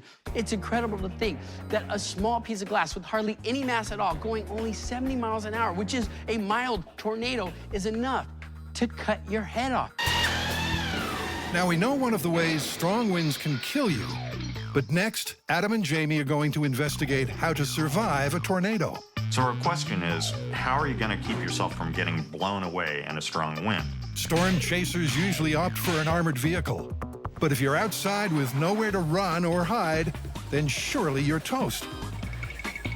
Well, not if the MythBusters can somehow build a personal tornado protection device. Their device will need to be portable, protect from flying debris, and handle winds of at least F3 intensity, or 135 miles per hour.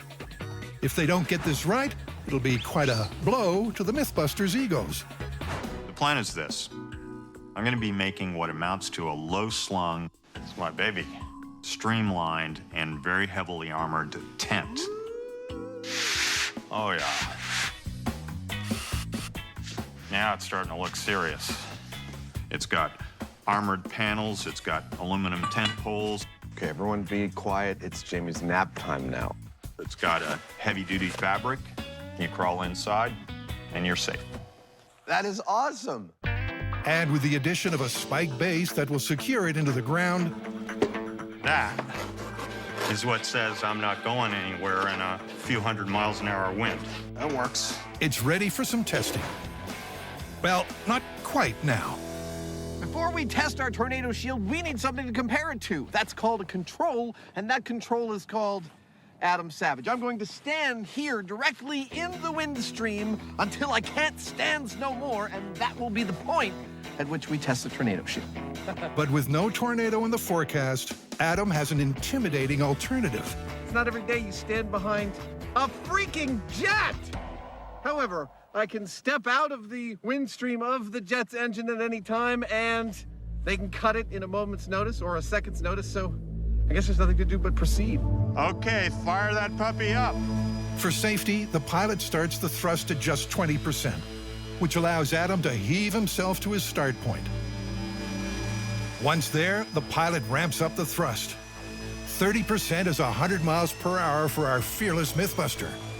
40%, 110. 50%, 120, and he's still holding. But when the wind hits 130, he gets a knockdown blow.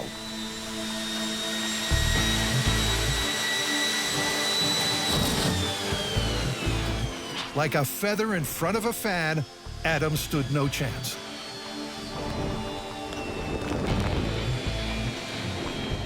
How you doing? I'm good. Ah, that was awesome. Without any protection, Adam lost control at about 130 miles an hour. Now it's time to test the tornado shield.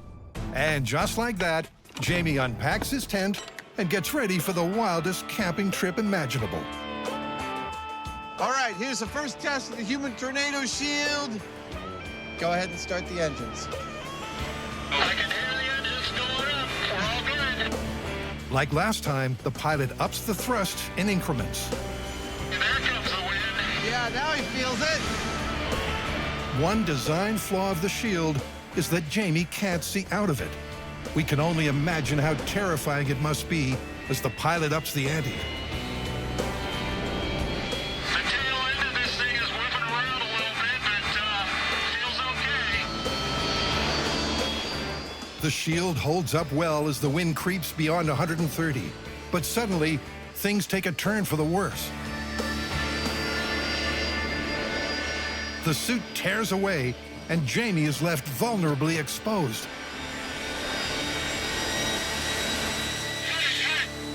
The pilot cuts the engine almost immediately. But like some sort of cyborg, Jamie survives intact. I was fine. The tornado shield wasn't. They just like all the... As the wind hit 135, the suit went AWOL. But the pilot cut the engines before any real harm was done. Problem comes when things start to flap a lot. And at that point, it started to kind of move around to where it actually moved away from me. But once Jamie collects the shield from the other side of the airport, it's still all there. Looks like a pin fell out. It seems all is not lost. Jamie's gonna make some modifications. He's gonna get right back on that horse and get in front of that jet. That's the spirit. This was the problem. These things right here, I made pivots so that the whole thing could fold up neatly. They're what actually holds the whole thing to the ground.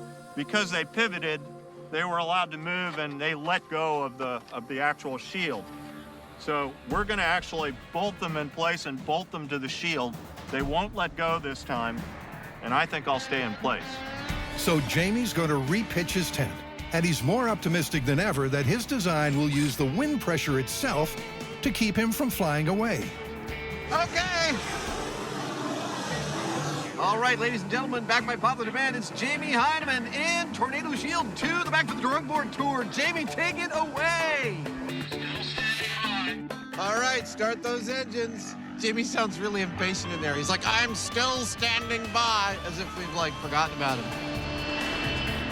I can smell the exhaust. Here we go. It's getting scary. At 110 miles per hour, Jamie's finding it a breeze. All good. Snug as a bug. So the wind speeds increased to 130. Okay, now it's picking up a little bit.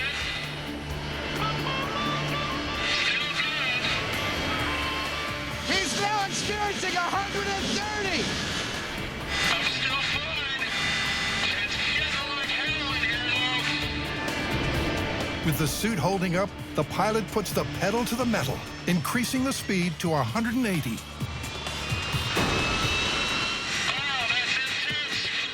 Jamie and the suit are clinging on for dear life, but that seems to be working.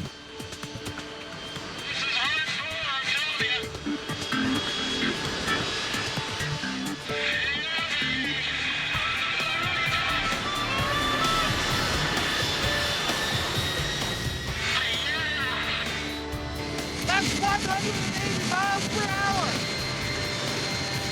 I'm cutting it. All right, cut it. Incredibly, Jamie and his suit successfully survived an F4 tornado. It's absolutely mission accomplished.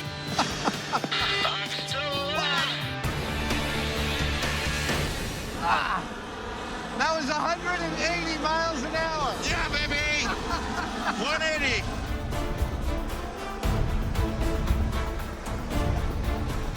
It's like... It's just flat out terrifying. There's absolutely nothing you could do with that kind of power, except hold on and hope that the rig holds, and by golly, it held. It held. It held. I was waiting for the claw to let, what's gonna let go, but nothing did. It just, I was getting beaten by the surface of this thing. Wow. It's like being spanked. The high speed shows just how intense that was. With ice chunks hitting and a 180-mile-an-hour wind, the prototype stood strong. Nothing prepared me for how devastating that wind was, and our tornado shield, with only one modification, held its ground in 180-mile-per-hour winds with nothing holding it down except some spikes, keeping it from sliding. That is amazing.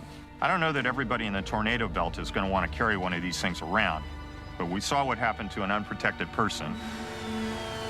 And the simple fact is that if you had one of these and you got in it in a tornado, you'd be safe.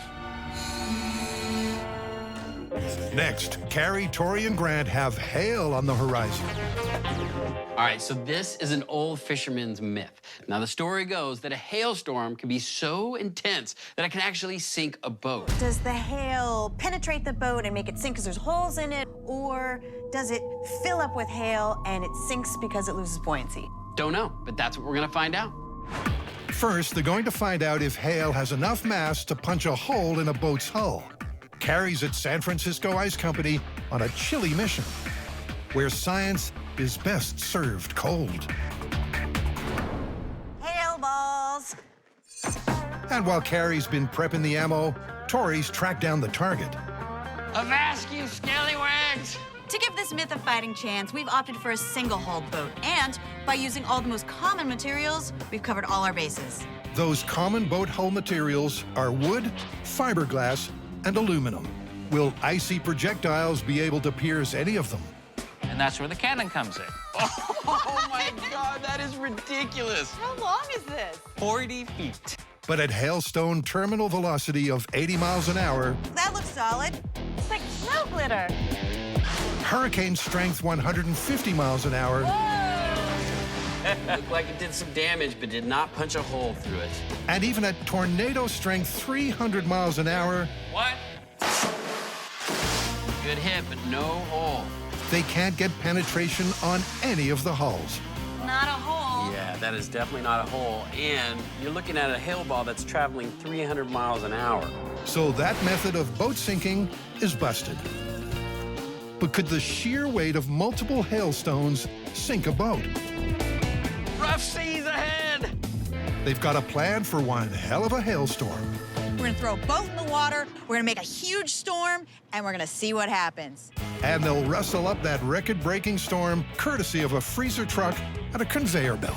All right, that looks good. It's time to break the ice. Here comes the hail! Woo, it's coming down in buckets. All right, that's 100 pounds. So we know the record amount of hailfall in an afternoon is 4 feet. That's 200 pounds. Keep it coming. So what we're gonna do is fill up our boat completely to the lip with hail. 400 pounds. If it sinks, this myth is plausible, but if it doesn't sink, this myth is busted. I can see the boat starting to dip a little. With the ice already 3 feet deep, the boat is surprisingly buoyant. And Grant knows why. Here's the catch.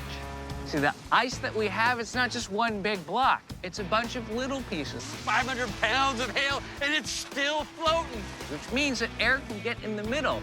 So you're not entirely displacing the air as you would with water. All right, that's 600 pounds.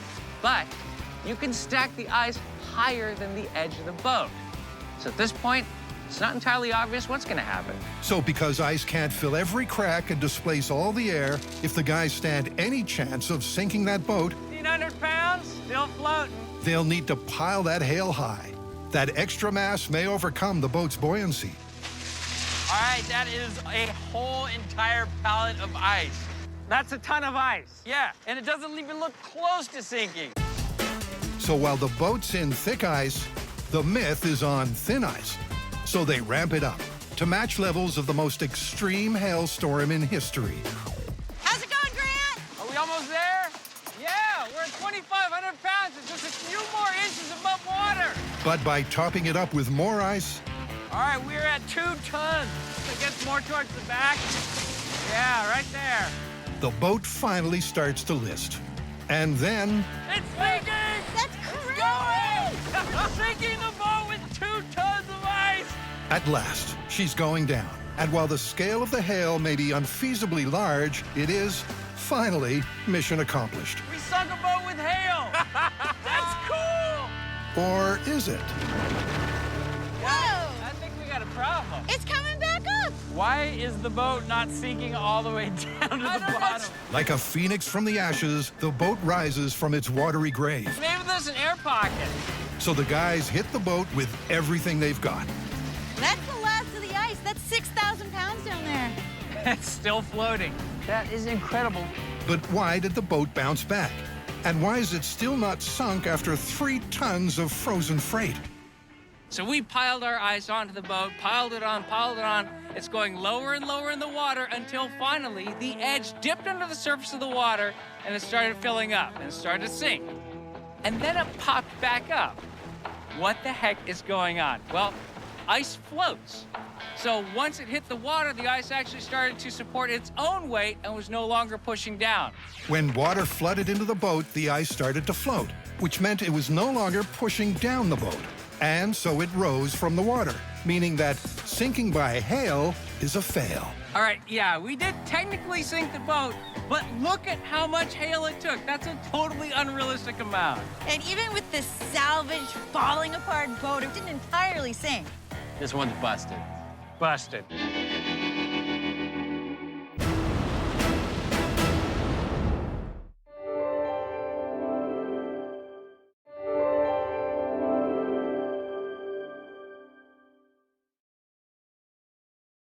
Please do not try what you are about to see at home.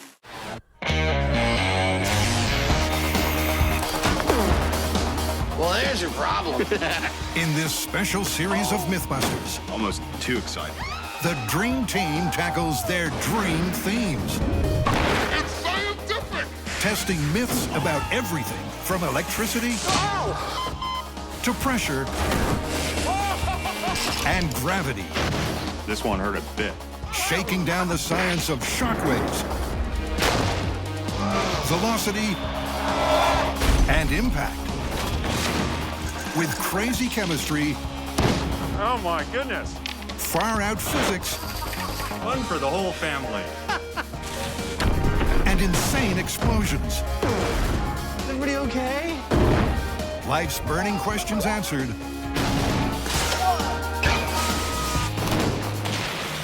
On MythBusters, there's your problem. In this episode, the MythBusters fire up the front burner to investigate the science of heat. Then they turn the dial way down for a frosty foray into all things frozen. They're colorful, they're delicious, and they're fun. Are we doing an experiment here, or are we screwing around? But when they heat up, these bliss balls have been known to blow up, causing serious burns.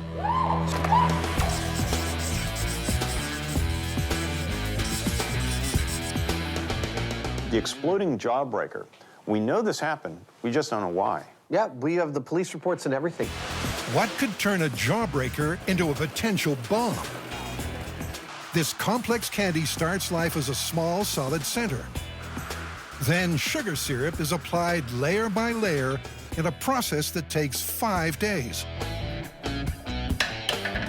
And that could be key to their explosive potential. That's pretty.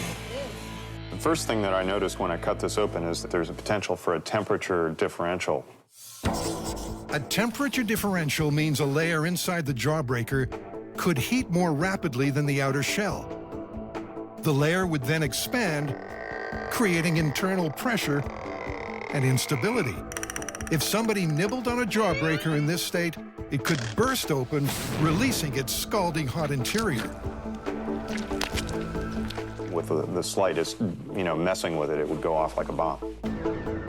So the team wants to come up with a heating and cooling regime to determine which scenario, if any, would make the jawbreaker explode under pressure. Smells really good. Look at that. God, look at that. There's a hole right in the side of it. Don't try this at home. Going hot. Nope, nothing explosive there. No one wants a scalded mouth. So Adam's come up with a snappy plan. We have to build a fake mouth to chew on a gobstopper. Okay. We want it to be able to chew, which means the lower jaw will be the hinged part. The upper jaw will be fixed, like in the head. Let's hope Adam's granny doesn't miss her dentures, because Tori's going to apply some serious bite force. What I've done is I've hooked up this force gauge to this device, and this will give us an accurate reading of how much the jaw exerts. The digital gauge will allow Tori to match the bite force of the human jaw, around 170 pounds. Ow, hurts. Time to put the artificial jaws to the test. Tori applies pressure. Maybe too much. What's that? Busted a tooth. Busted a tooth? Melted, and it can I heard it go over here somewhere. You shouldn't eat hard candy. This is a job for teeth of steel. I'm about to cut some canine. Tori shapes some steel rods into bite-sized chunks and shapes them on a grinder.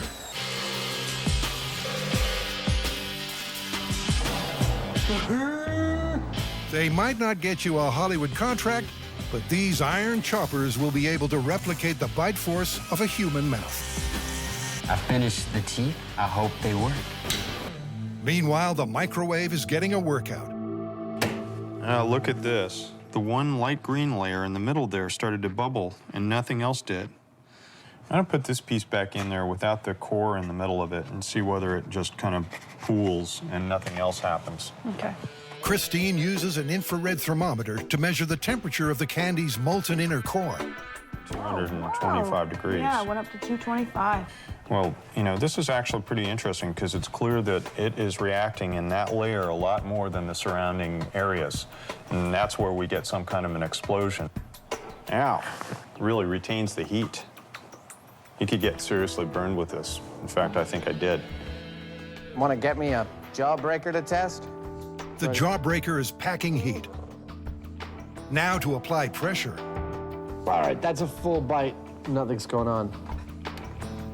They try again, but the jawbreaker just won't crack. Perhaps the candy has been heated too fast. Defrost cycle. See if we can figure it out on this machine. Okay, so... You could do, I think it might be power level 1. Oh. All they have to do is figure out how to program the microwave. It's too smart. 0.1 pound. That's probably a good bet. We don't have the manual for this anywhere. Probably somewhere, but I think that's sort of what it does. 30 years of special effects experience finally pays off. There we go. Start. That was crazy. It's like watching paint dry. But even after so much persistence and patience, there's no busting this rock-hard candy. They test combination after combination of heating, cooling, and pressure until finally... Going hot on the candy. Okay. Everybody clear? Ready? Yeah. 3, 2, 1. Ice water over here. I got it on my arm. A good reason to never let your guard down. Christine's been hit in the face. I got burned by the candy. I wasn't wearing a face mask like I should have been. And I couldn't protect myself with my hands. Upwards of 225 degrees, and with high heat retention, the sticky liquid candy is extremely painful. I'm okay. I've got first-hand experience, though. Doesn't feel good. I got the side of my neck and my temple, so it hurts. The MythBusters have conclusively proven that heating a jawbreaker and applying pressure can be a big myth take. I mean, if you were a 5-year-old kid and this went off in your face, there's no doubt it would leave serious burns on you. It was very, I mean, I could feel it like 10 seconds, 15 seconds later. It wasn't cooling down. It's like napalm. It's myth confirmed. Next up, Carrie and Grant are hot-footing it to Sonora, California, to begin answering a burning question. We're here to observe an actual firewalking class being put on by the Firewalking Institute of Research and Education. They want to test the myth, is walking on hot coals a case of mind over matter? Or is there some other reason feet don't get fried? Setup to light up takes just over an hour, and tensions are rising along with the temperature. Getting a top of about 1,300 Fahrenheit. Carrie's convinced that what matters is not what's on your mind, but how hellishly hot the coals are. After measuring this fire at 1,400 degrees and hearing that after they rake it out, it only is gonna go down to about 1,000, there's absolutely nothing so far that's convinced me that I'm gonna walk on this. But that's not stopping anyone else.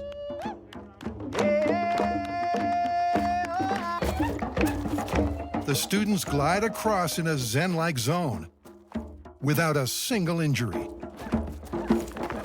But before the team follows in their footsteps, they want some hard data. I've seen it done, but I'd like to have a little bit more scientific backing before I'm willing to risk my feet. And that means cooking up an experiment back at the workshop. To find out how much heat gets to the feet, Carrie begins by fabricating a foot from heat-resistant silicone, while Tori starts prepping the firewalk. First, what we're gonna do is we're gonna lay down 30 feet of sod. That way we don't crack our cement. Then what we're gonna do is lay down 20 feet of wood. We're gonna light that wood on fire, let it burn down, and start walking. All right, we got fire extinguisher standing by. Got a hose standing by? Let's do it. Now that we have our fire lit, we'll wait 1 hour for it to get to the optimal temperature for firewalking. That's when the coals are just glowing red and we can smush them down so we have a nice flat surface to walk on. As the wood burns down, Grant works on a sensor for the fake feet. So this is called a copper slug calorimeter. And the idea is that you have this disc of copper that's an exact size and weight.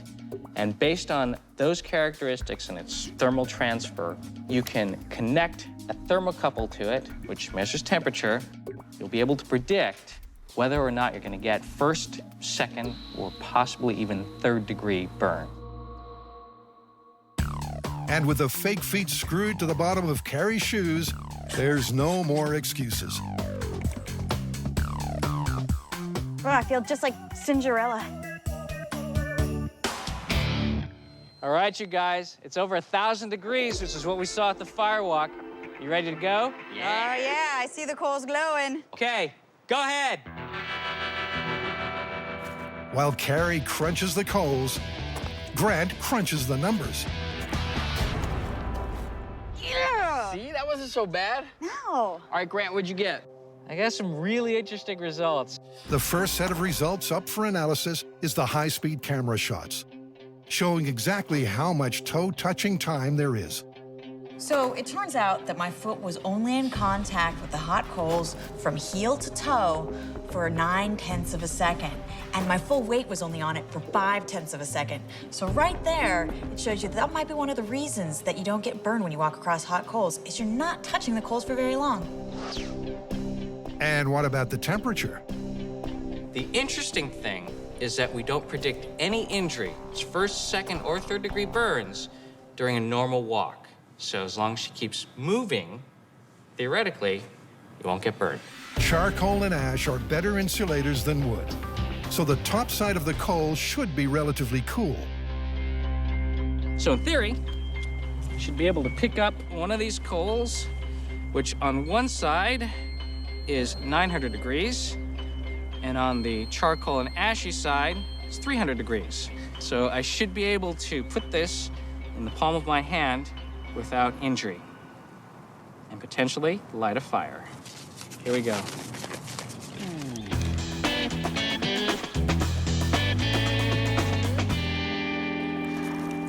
Ha. There you go. So firewalkers experience bearable temperatures due to the speed they walk, the low conductivity of charcoal, and the insulation from the ash. It's not looking good for mind over matter. But now, it's time to test the temperature with real Tootsies. All right, those coals are all red hot. You guys ready? There's no turning back now. Oh, are you nervous at all? No. A little. All right. After a few minutes of psych up, Carrie's first into the foot fryer. Cue dramatic music.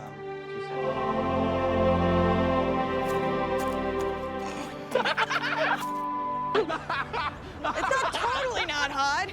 Next up on the charcoal catwalk, Grant. Yeah, Grant! As cool as a cucumber, he glides over it. There we go. A little hot, a little hotter than than I expected, but I think I made it. And that just leaves Tori, who charges in without hesitation. Go, Tori. Here we go. It's not that bad at all. I thought it was gonna be a lot worse than that. It looks way worse than it is. It's really not that bad. It's the mental part that messes with you the most. In fact, I didn't even feel it. I had to walk back one more time just to see whether or not they were hot.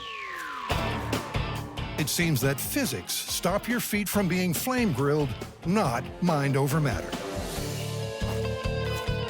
But what about a mind unprepared?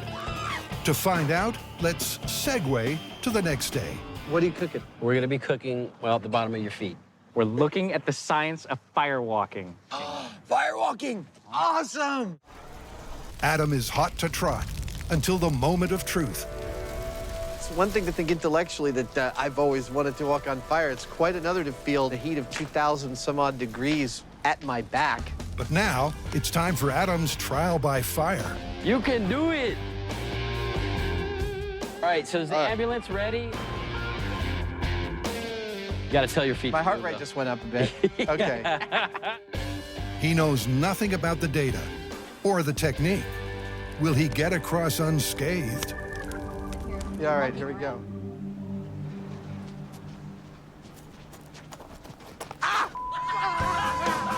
Apparently not. Woo! Wow! That hurt a lot.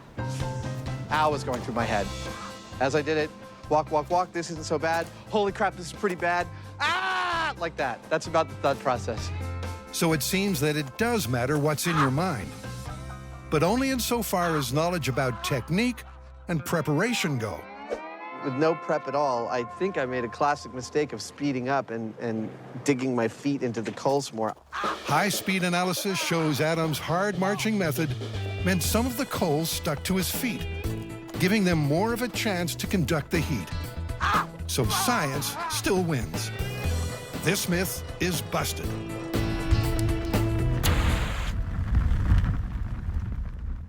Next, it's fire meets fire extinguisher.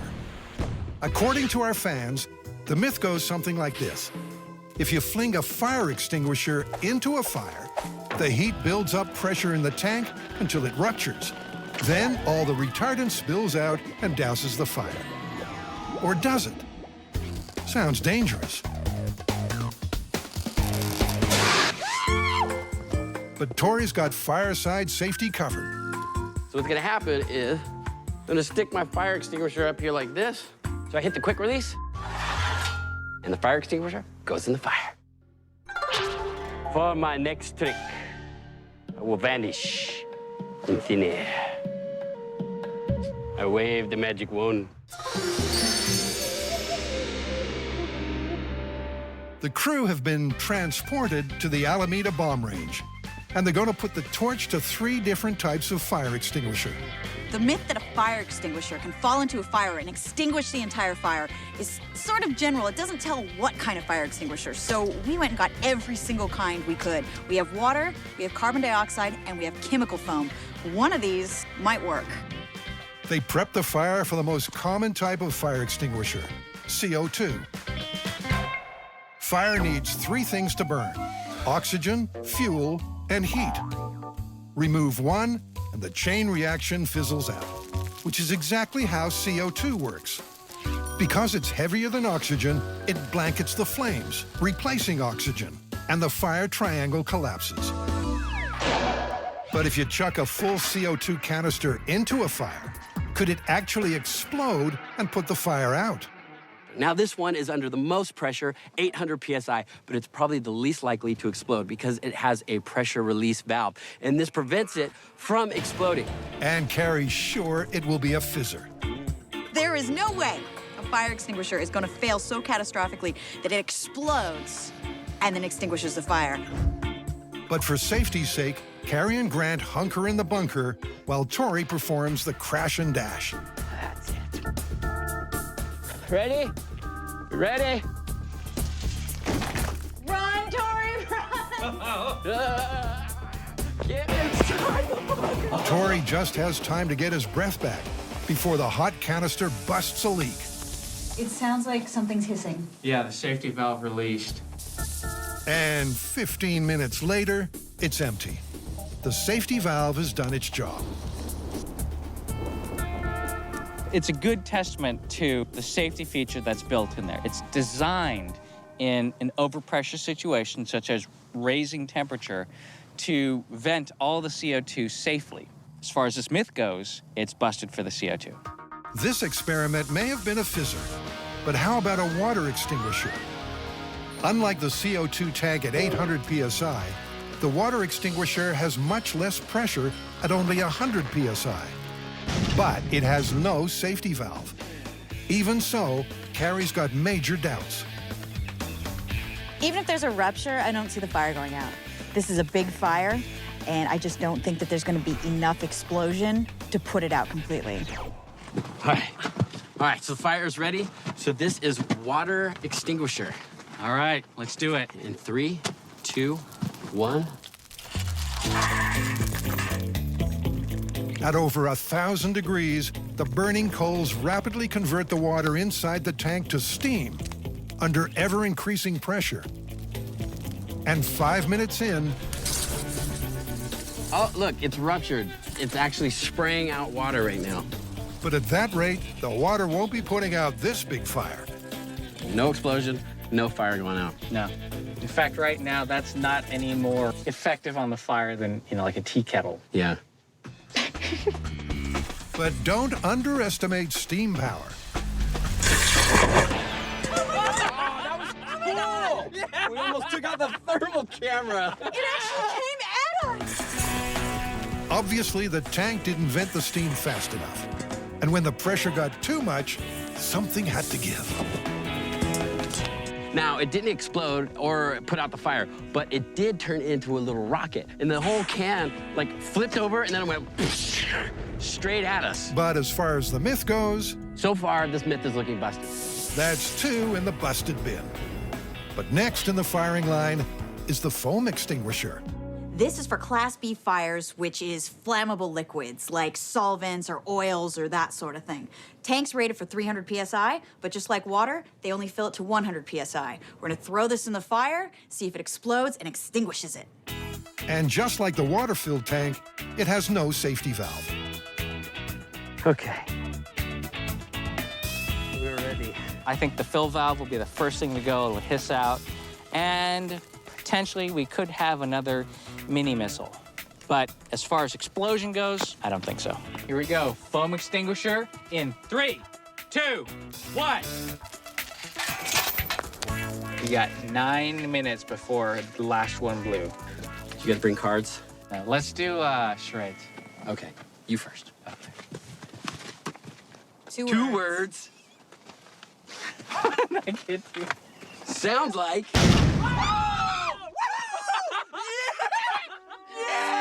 It put out the fire! It exploded and put out the fire! Oh my God! It's spraying! Oh, it's rain. Ew, oh, God! Oh,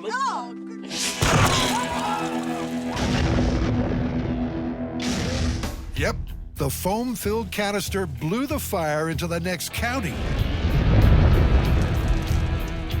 That was awesome!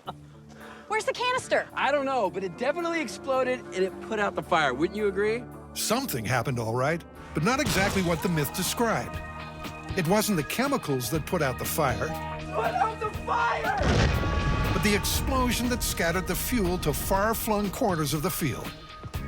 But as for the chemical foam extinguisher, this myth is still plausible. Oh, yeah, I'd say there's still a few embers, but it is plausible at least. Oh, definitely plausible. Look at that. That could put out a fire. All right, maybe this isn't the safest way to put out a fire, but it put out a fire. Oh, I love it when I'm wrong. I was totally wrong. I thought nothing was gonna happen. With the flames extinguished, it's time to bring the temperature down for 3 frozen myths. In our first story, can a padlock be broken by freezing it? Yeah, I've seen that on TV, like MacGyver or Burn Notice. They spray liquid nitrogen into a lock, and then they can shatter it with a gun butt or a hammer. Well, this sounds pretty simple to test. We'll just set up some locks. We'll try to break in with the regular burglar kit, and then we'll try to break in using liquid nitrogen, and we'll see which one's faster. What is a regular burglar kit? You know, like crowbars, hammers, stuff like that. You guys don't have a burglar kit? No. No. Oh. Liquid nitrogen, or LN2, is a fluid with a temperature of around minus 196 degrees Celsius, or minus 321 degrees Fahrenheit. It's almost impossibly cool, but can it freeze a lock? Tori is going to start with a control test. Just a padlock at room temperature versus a hammer and crowbar. Okay, control padlock. 3, 2, 1. Woohoo! 4 seconds. That's the reference point. Now to find out what difference soaking the lock in liquid nitrogen will make. So liquid nitrogen, very dangerous. You gotta suit up first. So we're on to test 2, which is the liquid nitrogen part of this test. We're going to pour liquid nitrogen directly on the lock and let it soak for a few minutes so it gets good and frozen, and then Tori's gonna give it the same bash that he gave the control lock. Okay, hose is off. Personally, I'm hoping for some sort of cartoon-like shatter here. In 3, 2, 1. Okay. Look at that. 1 second. I see we made a difference with the liquid nitrogen. That is cool. Tori hit it with 1 shot, and it shattered in less than a second. So it's looking good for the myth. But considering the padlock was so easy to break, even without the LN2, the team wants a tougher challenge. All right, if anybody needs me, I'll be in my office. For that, they want a deadbolt. And as before, Tori is first going to smash through for a control comparison. This always reminds me of elementary school. School of Hard Knocks? So I broke through the deadbolt using the pick and the sledgehammer. Tick-tock, buddy. Cops are on their way. But it took me 5.5 minutes. It was very hard, and it was very loud.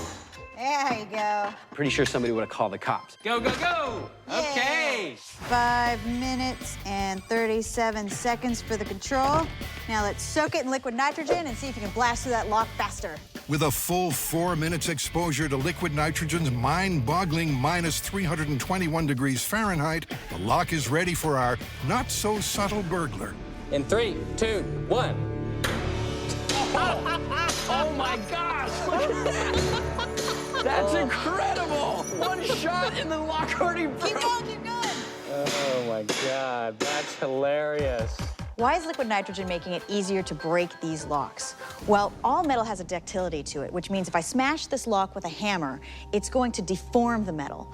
Whereas if I introduce the liquid nitrogen to the lock, we are going to lower the temperature, causing all the particles that are in constant motion to slow down, removing energy, making it brittle, so that if I now smash it with a hammer, it's actually going to shatter. Nice. That is incredible. What's 1 the time? minute, 4 seconds. That is way less than half your time. 1 shot and the lock shattered. Oh, yeah. That is so cool. Cool, for sure. And the evidence is stacking up in favor of this freezing fable. But the team isn't satisfied just yet. Okay, that small padlock was totally ridiculous. It was actually not that hard to break, even without the liquid nitrogen. Yeah, I think we need something that gives us a bigger difference between liquid nitrogen and no liquid nitrogen. Maybe something like this? I love it. So with the giant padlock secured to the bunker, Tori gets stuck in. Man, this lock's a lot harder. But even after 4 minutes of solid pounding with a sledgehammer, it's not the lock that breaks, Come on, John Henry, you can beat it. but the bunker.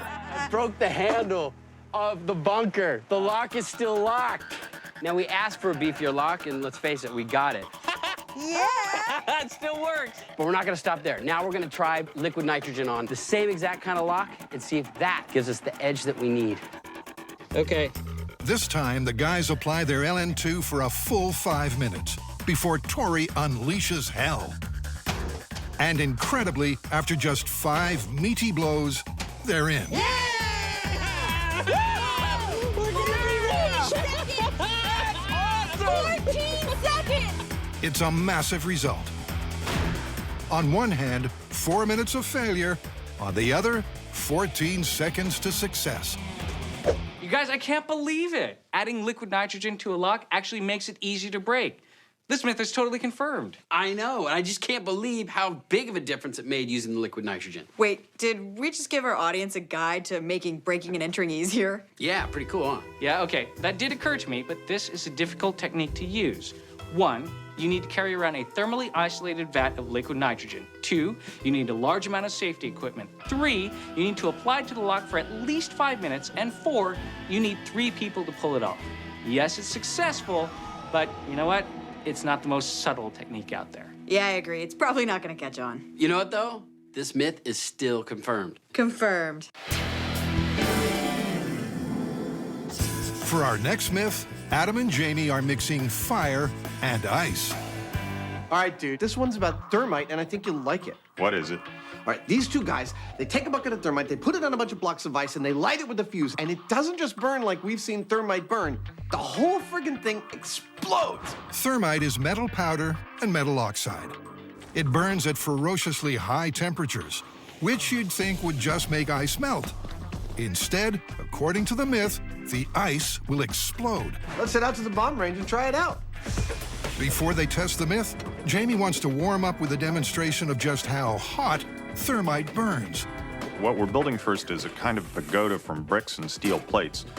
The idea is to see how many plates the thermite burns through once it's ignited. Thermite's a mix of fine metallic powders, but the ideal ratio is debatable. Of course, we want the best burn for our buck, so this should be a great way to bench test Jamie's special blend. With the thermite inside a bucket, Jamie throws in 2 matchbooks attached to a fuse. Okay, this is thermite penetration test. In 3, 2, 1. With the fuse lit, it's only a matter of time before thermite's full power is unleashed. The thermal imaging camera should enhance the experience. I've always wanted to see this thing in action just like this. As far as I know, it's never been done before. I mean, you see what happens after the fact, but we're going to see the whole thing all at once.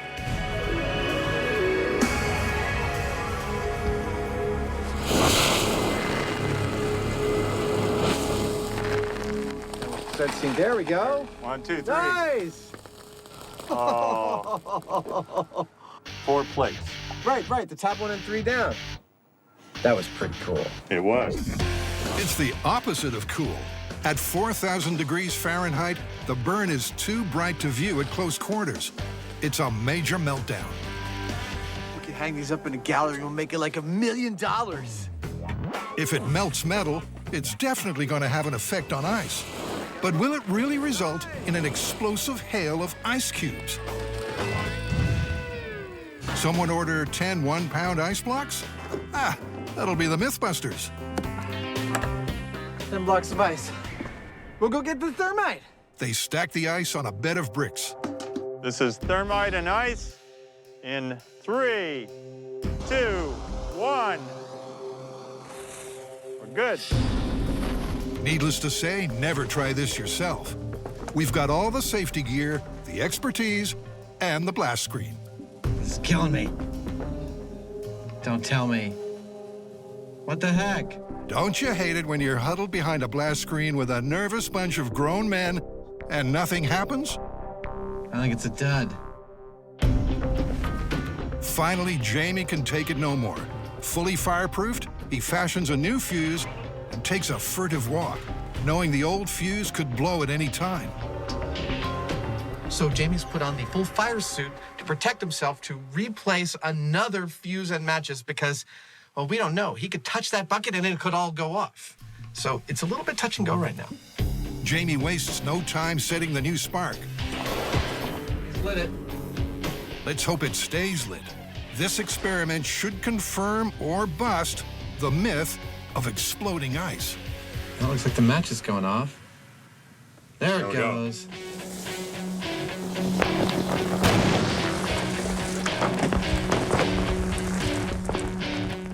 I'd say that was an explosion. I'm pretty sure that qualifies. And Adams found the source of that thunk that shook the blast screen.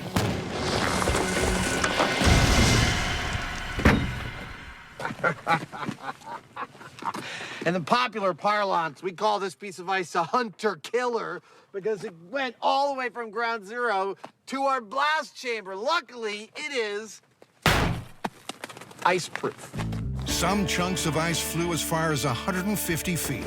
The brick pallet is a smoldering ruin, and there's no trace at all of the galvanized steel bucket. Look at that. That tells the whole story right there. It shot the bricks right down through the bottom of the floor there. That was a bona fide explosion. But what actually made the ice go boom? The truth is, no one really knows. Experts I've talked to are speculating that heat from the burning thermite is decomposing the water into hydrogen and oxygen, which in the presence of a source of ignition, namely hot thermite, is exploding. Now, I sort of have a problem with that because that requires that a whole bunch of hydrogen and oxygen be instantaneously created, and I don't know that that's possible. There is another explanation, I'm just speculating, and that is that something in this reaction is aerosolizing all the thermite. It's, you know, the steam or something is throwing all this powder up into a cloud of thermite, and that's exploding. We don't know. It's a mystery, but one way or another, that was a heck of a bang. A bang big enough to call this one confirmed. For our final story, we'll need to order more liquid nitrogen. All right, exploding frozen tree. Let's talk about that one. Okay, well, the story goes that there was a leak in a liquid nitrogen processing plant. One of the pipes burst, and liquid nitrogen started to flood down into the office. Now, it was the holidays, so there was a Christmas tree and a bunch of decorations, but most importantly, the liquid nitrogen leaked onto the Christmas tree. And bang, it explodes into splinters. Right, now, in theory, this could work. I mean, maybe the water inside of the tree froze and expanded and caused the tree to fail catastrophically. Just like us mammals, most of the mass of a tree is water. When water turns to ice, it expands. And if the freezing is almost instantaneous, well, it doesn't take a tree surgeon to see how that might just ruin Christmas for everyone. So where should we start? Well, let's start by finding out how much water a tree contains. We can do a classic biology dry weight experiment. All right, well, once we've determined that, let's get two identical trees. We'll take them out to the bomb range. We'll blow one up as a control, and the other one we'll pour tons of liquid nitrogen over and see what happens. Sounds like fun. Let's do it. Our wood chipper's here. Step one is to see just how much H2O lurks inside a standard Christmas tree. And this will not be pretty. We're gonna shake the dirt off this, throw this thing into a wood chipper, and then we're gonna take all those wood chips, throw them in pans, measure their weight. After that, we're gonna stick them in a low-heat kiln, slowly dry them out, evaporate all the moisture out of them, and then measure them again. So instead of trimming the tree, they'll tear it to shreds. But every last leaf and twig must be preserved for science. So what we want to do is capture every little bit of the tree that comes out of the wood chipper. You sure are chipper today. And just in case some shards of shrubbery miss the trash can, there's a safety net. I think we'll be able to catch everything with this. It's just crazy enough to work. Now, welcome to a true Christmas nightmare. As the tree is shredded and every part collected in a bucket, in a horrifying act that would make even the Grinch grimace. Awesome. I have to say, this is definitely one of the better smelling experiments we've ever had in the shop. Mmm, so much better than rotting meat. Oh, wait till you smell it when it comes out of the oven. I know. It's gonna be delicious. Fresh pine scent. What started out as mulch looks like being the dish of the day. So we've taken our 6-foot Christmas tree, put it through a wood chipper, and distributed it onto 8 baking trays. Over time, as the water bakes out of the tree, that weight's gonna go down until at some point it will plateau. Then we know we've gotten all the moisture out, and that will tell us what the overall moisture content of the tree was. 7.2 pounds. They'll check the diminishing mass each and every hour until it stabilizes. Tray number 1, 7.4 pounds. All right, 7.4, that's it. The oven is filled. Now it's time to bake our tree. In the meantime, they have a date at the bomb range with another ill-fated tree. I hate to get sappy here, but does anybody feel really bad about blowing up a tree? Oh. It smells great. Now, of course, we can all imagine what an exploding tree looks like, but in the name of science and all things cool, we're gonna do it anyway. Without beating around the bush, they need a true tree explosion as a point of comparison. What do we got here? Little deck cord? That ought to do it. Yeah. Yeah, we could use C4, we could use all sorts of explosives, but I think det cord gives us the best chance of not blowing it up to complete smithereen. Yeah, that's probably a good call. And look, it's gonna look like a Christmas tree. The team retreats as the bomb tech sets the firing cap, then calls in the chaos. Fire in a hole! Fire in a hole! Fire in a hole! All right, so this is liquid nitrogen exploding tree control test. Still calling this a control test. Wait, you're acting like I am enjoying this. This is serious science right now, okay? All right. In 3, 2, 1, go, JD! Oh! It looks like we just gave it a haircut. And then some. This is the kind of defoliation they hope to get from a big fat blast of LN2. Dang, look at that tree all over the place. That's great. That's pretty much what I expected to see. Many trees were planted to replace those we blew up, and now they know what an exploding tree looks like. Test, liquid nitrogen. All right. Before they apply the LN2, it's back to the shop to check on how plausible the myth is. Is there even enough water in the tree to possibly cause it to blow up when frozen? So our figures have finally plateaued, and what's left of the tree is now 33% of its original weight. What?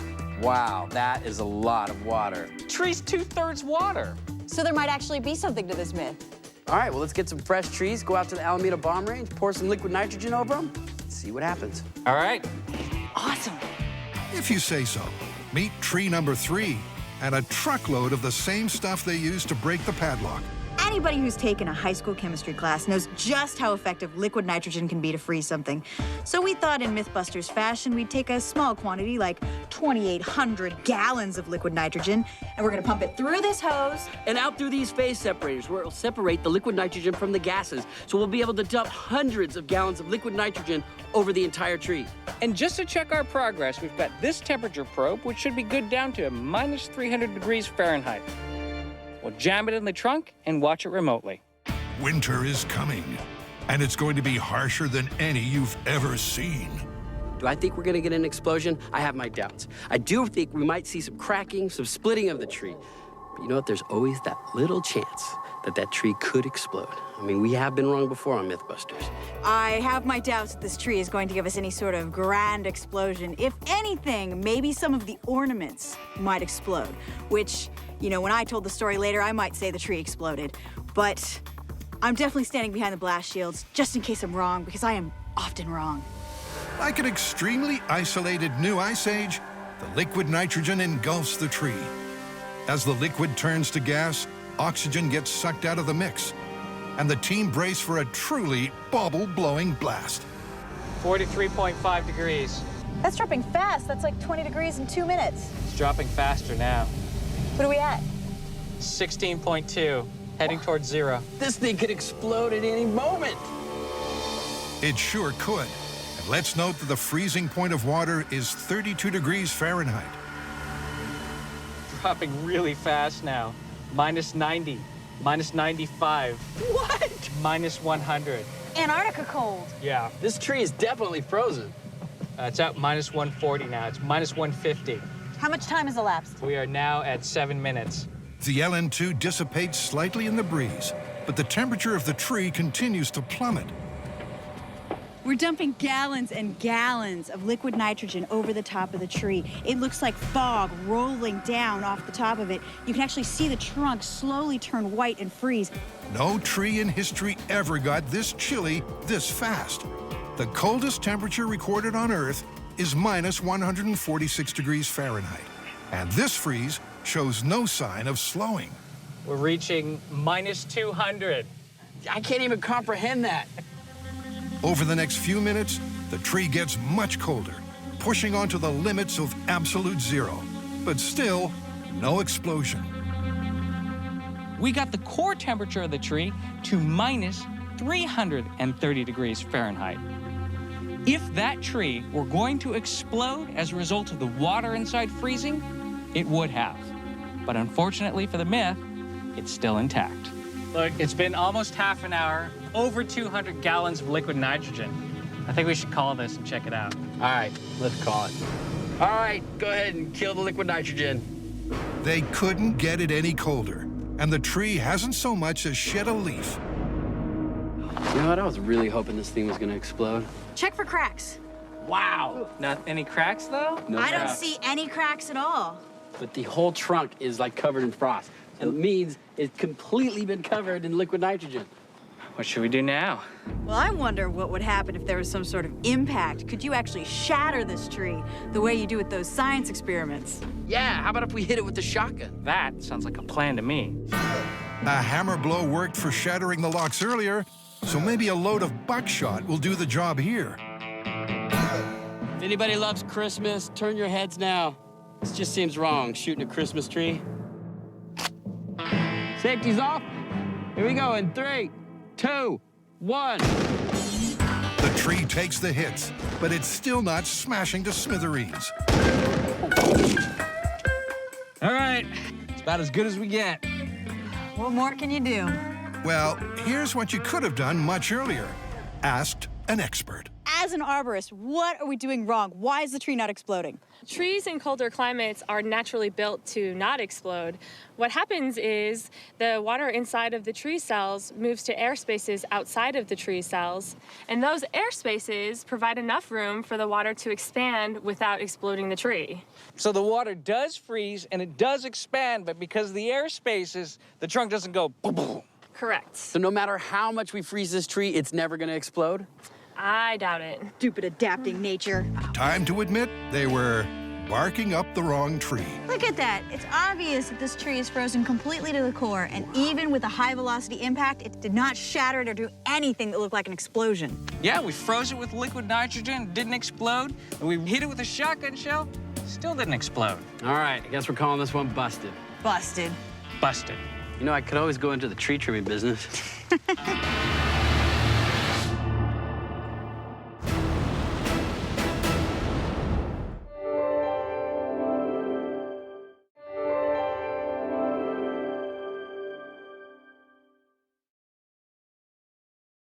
Never try anything you see on the show at home.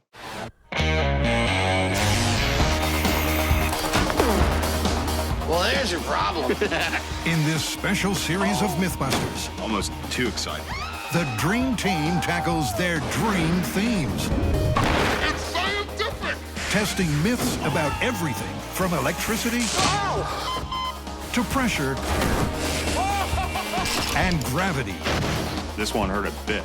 Shaking down the science of shockwaves,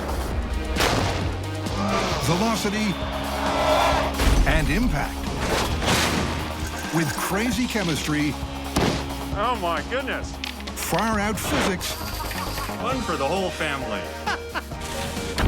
and insane explosions. Is everybody okay? Life's burning questions answered.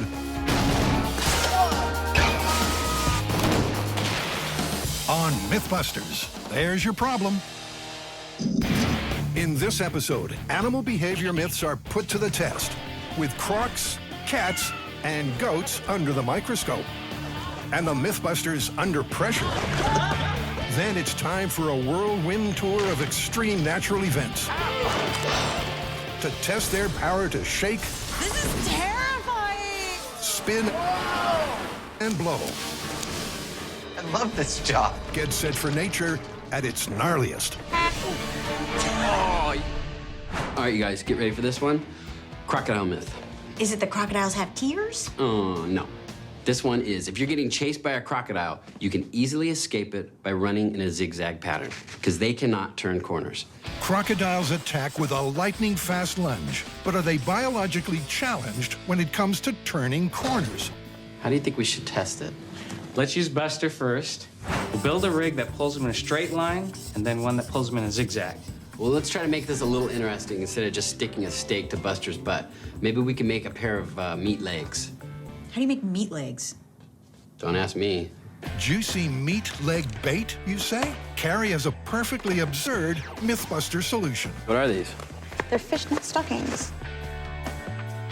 Give me all your cash! And they'll be stuffed with quail? They're not even gutted. Put these down, go back to working whatever you're working on, because I have a really busy day of putting dead birds in sexy lingerie. Now, there's a sentence you don't hear every day. Meanwhile, Tori's on track to rig the croc track and trolley. This is going to be our track that's going to go over the crocodiles. And the trolley will carry the dummy along that run, and the crocodile will have something to chase. Grant, the electronics guru, focuses on the remote control pulley. Motor here, the sprocket. As the sprocket turns, it moves the chain back and forth. Now, to dial in and calibrate the rig to an average human speed. No, the crocodile! One by one, the guys run a series of zigzags across the grid. And using an overhead slow-mo camera, the average is distinctly average. 7.6 feet per second. That's 5 miles per hour and half the speed crocs have been clocked at. So unless the zigzag myth proves to be true, our cross-dressing dummy is likely to be devoured.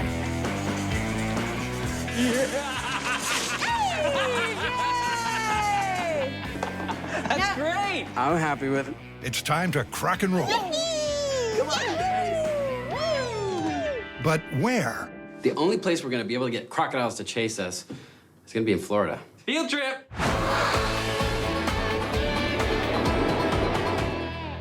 We are now here in Florida at St. Augustine Alligator Farm, and they're crazy enough to let us try our Buster rig on some of these alligators and crocodiles. What does it mean when they hiss? When they hiss, they feel a little threatened because you're getting a little bit too close to them, so they're kind of unhappy with your presence right now. They're unhappy. With that less than comforting knowledge left hanging, the rig is assembled. Fishnet-clad meat legs and all. These are very dangerous animals, so it's important that you're listening to the keepers. They'll tell you where to be. If something goes wrong, they're going to tell you to get somewhere quickly. I've been watching a lot of professional wrestling on television, so I've learned some wrestling moves, and I'm going to try them out on this crocodile. The Cuban crocodile is one of the quickest and most aggressive crocodiles on the planet. We'll get the animal secured, hold the mouth shut, and then you'll actually tape the jaw shut so it's no longer able to bite us. What? You're going to tape the mouth shut. That's what he thought you said. Wow. Okay. He's going to submit in 2 seconds. Tap out. Tap out, sucker. So is that better than playing with robots? Oh, my gosh. This is my new favorite job. How do I sign up? I think you just did. Okay, here we go. Can the Cuban croc catch those zigzagging quail legs? Using the remote control, Grant twitches Buster's delicious legs. Our reptile doesn't seem tempted, although its potential speed is obvious when it suddenly rounds on its keepers. Whoa. They keep trying to tease the croc into a chase, but the beast just won't budge. No interest whatsoever. I'm starting to feel extremely defeated. There's a run in my stockings, and there's no crocodile running. Cue Plan B. We're actually going to take a quail and put it on my robot here. And this is a battle-ready combat robot. So if an animal gets a hold of it in its jaws, it is built for combat, so it probably will stand up. With its cargo of quail in place, Grant's robot sets out on its mission.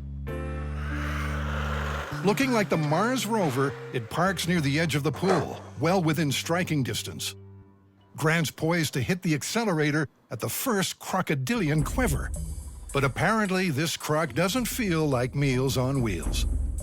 We're having a hard time getting this crocodile to come to the surface of the water, so I'm going to try to entice it with some quail, and I'm just going to drop it right in front of his nose, or her nose. Tori ventures close and throws the bird. Nothing. Not a ripple. I don't think he's coming out the water. No response to the rig, no response to the robot. You can't say the MythBusters aren't trying. There's only one thing left. Plan C. That's C for crazy. Tori's going to put his behind on the line and get a croc to chase him instead. So what I'm going to do is I'm going to actually suit up with some protective gear, get in there, try to agitate the crocodiles, and see if they'll chase me. Tori's going out on a limb. Let's just hope all his are still there when it's over. So let's say one of them does get a hold of my leg. What will you do to I will break that hold. I will do everything I can to ease your pain as quickly as possible. He has a stick. And this is actually more for you. Yes, exactly. Tori's legs will be well protected.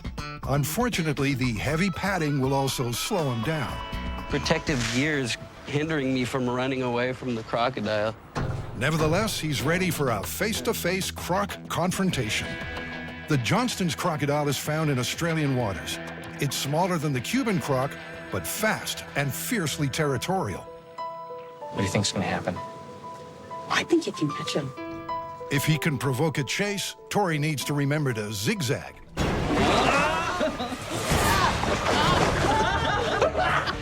The crocodile lunges, but doesn't continue the chase beyond that initial strike. Hissing and like lunging, my heart was going 1,000 miles a minute. You're more worried about getting away from that initial explosive attack. If you can get away from that, you're pretty much gonna be okay. Even so, the team wants to try one more experiment, swapping crocs for alligators. Carrie plays gator baiter, trying to lure her living dinosaur in a zigzag. Oh, yes, you're just freaking me out now, Smiley. Yay, yeah, this way. All right. I don't know if she's more afraid of the alligator or the bird. The alligator slowly changes direction to follow Carrie. But is that a zigzag as defined by the myth? I did a zig, I did a zag. He could follow me, but only sort of in a curvy motion, not really sharp turns, and it didn't make me get away from him any better. Let's face it, this myth is looking more and more like a croc. Man, we threw everything at this one, including ourselves. I don't know what more we could have done. We were in the right place at the right time of year on a hot day with cranky crocodiles and their food of choice, and they still wouldn't chase. Well, doesn't that in itself prove something? Forget the zigzag. Crocodiles are just not gonna chase you on land. Yeah, they're ambush predators. If they miss you that first time, they're just gonna wait until some easier prey comes along. And so this whole zigzag theory is just ridiculous. It's ridiculous, and what's more, it's busted. Busted. Totally busted. Next up, Adam and Jamie let the cat out of the bag with a feline fable. Over the years on this show, we have done many, many things formerly considered to be completely impossible. So we're about to do herding cats. Seriously? Seriously. Okay. Felis catus are famously aloof, independent individuals. So much so, the phrase herding cats is synonymous with impossible. But does the phrase match reality, or can you in fact rustle up a flock of felines? Our task here is pretty straightforward. We have a pen that's 35 by 45 feet, and we're going to fill it with 8 cats. Our job is to move those cats from the big pen into the little pen, or as we're fond of calling it, the cat corral. And thanks to the Animal Friends Rescue Project, they've got 8 curious kitties to round up. Okay, now it's safe to unleash the beasts. With the cats contained, Adam is first up to attempt to round them up by using his powers of persuasion. Good luck, buddy. Okay. You want to go this way? Straight away, these cats will not flock together. I guess because it's not natural behavior for them. Come on. So that means I'm trying to cajole them into the pen one by one. Hey, Red, let's go over to the pen. What do you say? Let's take a walk over there, see what's going on. This looks like it could be cool. Maybe this is an exit. No. Wait, no. Even this one-on-one technique, which obviously you can't call herding, isn't working at all. I cannot get these cats to go anywhere that I want them to go. He's like amateur. The cat's instinctive response to Adam is to ignore him. So he tries something a little more hands-on. All right, I'm just gonna put him in the pen, see if I can get them all in. I know this is cheating, but it's all I got. But as the number of cats in the pen grows, so does the caterwauling. Oh, that was a bad idea of mine. I'm very sorry. It looks like Adam is about to close the gate on 8 cats. It's happening. Oh. Defeat snatched from the jaws of victory. I give up. I got 7. I'm going with that as my score. It's your turn. Cats are just not social animals. So Jamie's going to appeal to their fear response instead. Right. So I can see this cat's afraid of me. That's it. Go on. Go on. Go on. So I'm gonna gently intimidate it to get it to go where I want. Yay! Jamie, nice. One cat. I got to do it exactly what I wanted. But although the cats are going into the corral of their own free will, go on. I'm gonna get you. I'm gonna get you. That's it. It's a tactic that only works one cat at a time, so I'm not so sure this counts as herding. You're killing it. 3. It's actually sort of working. Jamie's one-on-one approach has gotten 5 cats into the corral, but he's hit a snag. Gordon, go. He's moving you back more than you're moving him forward. There are still 3 cats to go. Go, go, go. And none of them are afraid of him. I don't think you're gonna get him to move, Jamie. Okay, well, I got 5 in the pen. I got 3 that just wouldn't play ball. That is very respectable. Nicely done. Well, Jamie's technique worked far better than mine. By stamping his feet and clapping his hands, he was able to control 5 of these felines into the pen, but that still gives him a 36% failure rate. So now, in order to proceed, we're going to reduce the number of cats we have to herd to the smallest number we can still call several cats, and that is 3 cats. We are also going to enlist the aid of some kitty interest aids, colloquially known as cat toys, to help us. Being social may not be in a cat's makeup, but being a predator is. So the toys will appeal to their hunting instinct. So with a buffet of cat tempters, Adam selected a famous feline lure, but he's adding an irresistible twist. On today's cooking show, we're going to be infusing a feather-tailed mouse with catnip and attempting to lure some cats to a corral with it. I start with a simple zip closure bag and add a little bit of catnip. This stuff is like catnip to the cats. Hopefully that's going to be one desirable mouse. Hopefully, but will this trio of mischievous moggies take the bait and end up behind the gate? Time to go catfishing.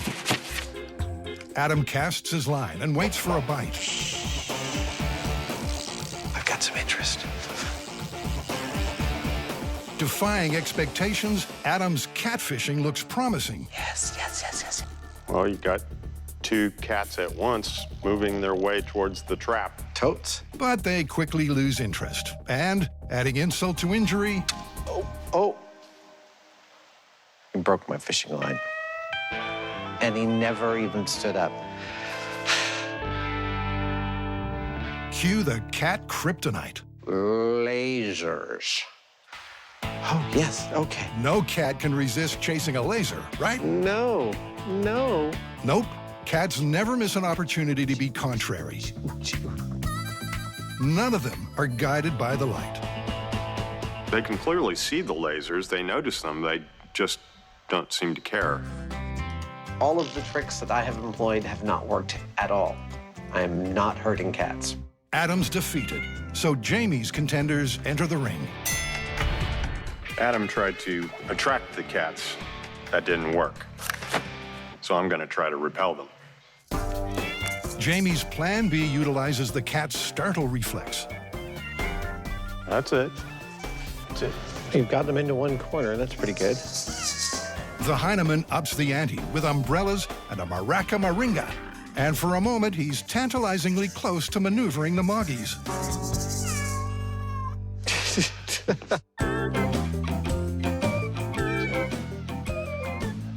We're onto something. Okay, you're home free. Sort of. That's it. But nope. These cats are doing what cats do, not cooperating with a nonchalant air of disdain.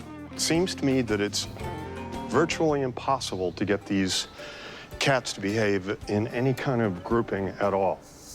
It really is true to the saying. With defeat looming, it's time to bring in the professional. Hey, Lance, how's it going?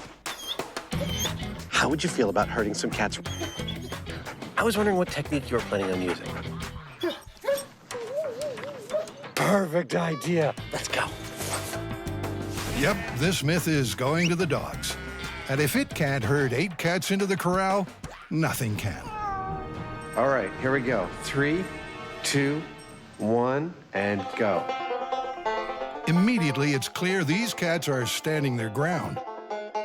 Arched backs. Oh, all the backs are arched near. Yep, they switch from defense to offense. Their body language, a less than subtle reminder they know who's the boss in this age-old feud.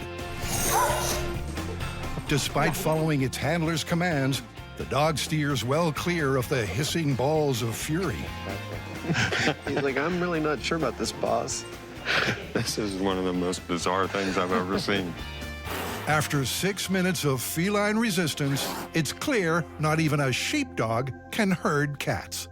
Get out, lie down, calm down. Yep, it was a catastrophe for the dog. So what do you think was going on there? I think he was out of his game, and he's not used to animals that don't come together, and he wouldn't face off something like that normally. He's not used to dealing with predators in that sort of situation, and they all know the relationship, I guess. Right. I think they thought he was lunch. Oh, good job, buddy. Good job, buddy. Hey, Lance, how did that go for you? I totally know what you mean, buddy. You did a great job regardless. Good boy. That was rough. There's only one way to call this myth. Confirmed. In the next story, we'll investigate goats that supposedly have a peculiar habit. Now, apparently they're fainting goats, but have you ever heard of any animal besides a human fainting? No, and in fact, some of our fans think that this is just a hoax. Well, you know, there's only one way to find out. All right, let's go see for ourselves. All right, we're at Renegade Ranch to see these fainting goats. I mean, I haven't seen one fall over yet. Do goats actually faint? Well, they do and they don't. They appear to faint, but they don't actually lose consciousness when they fall on the ground. It's a muscle condition called myotonia that affects their leg muscles. So when they get scared, sometimes even excited, their muscles will tighten up in their legs, and sometimes they'll actually fall over. Really? She made it sound very science-y and plausible. But there's always a chance she's part of the elaborate hoax. After all, we still haven't seen any of them faint. Apparently, shepherds breed these goats just for that gene, so that way they can put one of these goats into their flock of sheep, so when a real predator shows up, all the sheep take off and the goat is stuck there, paralyzed, so that the predator can eat it and not the sheep. Now, if that's not taking one for the team, I don't know what is. The sad thing is, it's not even his team. I mean, it's the sheep, you know? All right, Tori, your first step. What do you want to do? I think for my first one, I'm just gonna see if I can get one of these goats to faint with no tricks. I mean, I haven't seen one of these fainted yet. Oh, you... I felt that. Not the best start. One human faint versus 0 for the goats. Carrie has heard scaring goats is the best way to elicit the fainting. Okay, I figured something would be very freaky with a lot of flash would be an umbrella. So I'm gonna try to crouch down, wait till they're calm, and pow.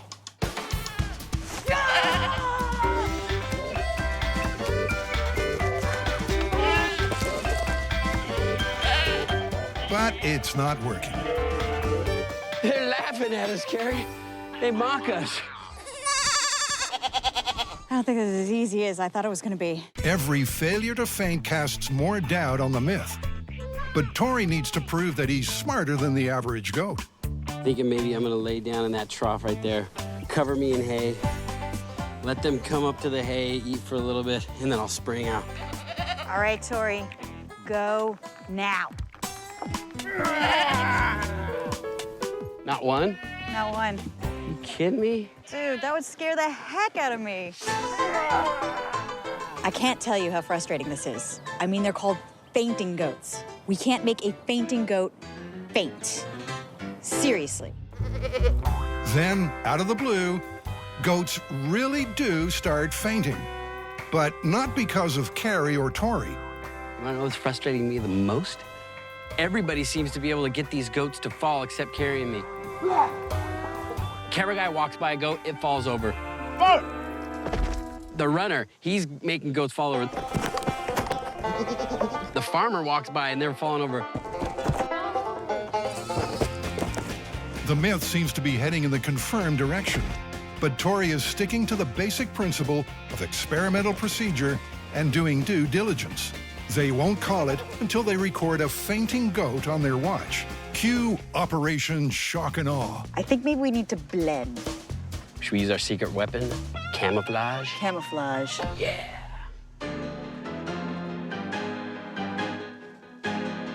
You ready? Oh, yeah. We're gonna drop them with this one. Looking like rejects from a Wizard of Oz revival, Tori and Carrie stalk their prey. I don't know about the goats, but I think the cow's getting kind of excited. I'm one of you guys. What's going on, fellas? Ready, Carrie? Let's go!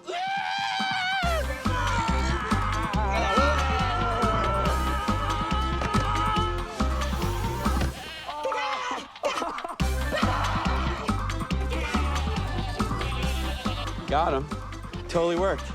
Yeah, we got a few. I got one over there. Fainting is a misnomer because the goats don't lose consciousness. Due to a genetic condition, their muscles tighten when they get scared. Incredibly, the Tennessee fainting goat can in fact be scared stiff. I am so convinced that this works. It actually doesn't take that much. You just have to know what you're doing, which we obviously don't most of the time. This myth is absolutely confirmed. These goats faint. Producers of MythBusters wish to say that no goats were hurt during filming, though several felt they were made to look stupid. Authorized and spoken by Robert Lee. With the creatures exiting stage left, it's time for 3 myths about the forces of nature. First, the boys are in a spin about whirlpools. It's a story that's been going on as long as humans have been going to sea. The mythical evil vortex that appears in the ocean, sucking in boats and sailors. Could that actually happen? And right on cue, One right there. not just one, but a virtual convoy of vortices, all brought about by the bridge pylon. Most oceanic whirlpools form when opposing currents meet head-on. As the currents start to swirl around each other, a vortex forms in the center, causing the water to spiral downwards. In some cases, the vortex can plunge hundreds of feet. Well, I've got no hands on this thing, and it's moving us back and forth. That is a lot of power. You know, these whirlpools may not do anything but make it a little squirrely to steer this boat, but if I was in the water with one of them, I think I'd be in a little bit of trouble. The question is, how much trouble? Back at the shop, the MythBusters go head-to-head. Adam will try to make a pump-powered whirlpool, while Jamie will work on a paddle to churn the water. Adam has a small pool pump and a tank with a hole at the bottom. When the pump is switched on, water is sucked down the hole, through the pump, and recirculated. The result? A perfect conical vortex. Oh, look at that. That would be a vortex. Here's a little boat, unsuspecting on the high seas, and oh no, it's a whirlpool. That would be bad. So the pump works well. Now it's Jamie's turn. He's got 2 metal paddles attached to a cordless drill motor. 330 RPM. The depth of the vortex is 9 inches. All right, let's move up to the medium-sized level. I want to kick it up a notch. Kicking it up a notch means a larger tank, a larger pump, and a bigger whirlpool. But Adam's made an intriguing discovery. It takes proportionally less water to maintain his larger whirlpool. It requires less of the total volume to maintain that whirlpool, which is fantastic. On the other hand, Jamie's paddles are using more power and threatening to take off. Having trouble holding on to it. I'm really using a lot of strength. There's no beautifully shaped vortex, just a violent churning. And between the two, I'd much rather get into the one that I made with the pump than get into a tank with that thing. Famous last words, Adam. Because there's no turning back now. The full-scale custom-built tank has arrived. This is our tank. It's 9,200 gallons. It's 10 feet wide and 16 feet tall, and it was specially made just for us. The tank is set up to utilize Adam's pump whirlpool system. One anaconda-like hose will carry water away from the tank. A second will put it back in the top. And once the water is in, it's time to fire up the pump and give it a whirl. Ho, ho, ho! Yeah! I guess we judged it right. Oh, that is so, oh, man! In fact, it's working too well. Nature's fastest vortex moves at 14 knots, about 42 revolutions a minute, which looks something like this. But they've built a miniature container ship as their test boat, which means they need to dramatically scale down the size and speed of the whirlpool to match. That's 1 revolution every 10 minutes. And that means the water is practically not moving at all. So, after all that, their scale experiment simply won't work. So I think we look at this as a damage experiment. We see where the ship starts sustaining actual danger and damage of sinking, and then we calculate what the speed is. Let's see how that compares to real-world whirlpools. All right, this is our 1/500th scale container ship. It's actually 1,000 feet long in real life, like the ones behind me. Imagine this is the ocean. If this ship was real, it'd be traveling at 230 miles per hour. And even then, it's not in any danger of being sucked down. So in terms of scale of a naturally occurring whirlpool, that's busted. That's going 20 times faster than the fastest whirlpool ever recorded. So it's like over 200 knots or something, right? Yeah, it's way off the charts. So now we have to find out what it would take. The pump roars to life, and soon a vortex of supernatural strength opens up.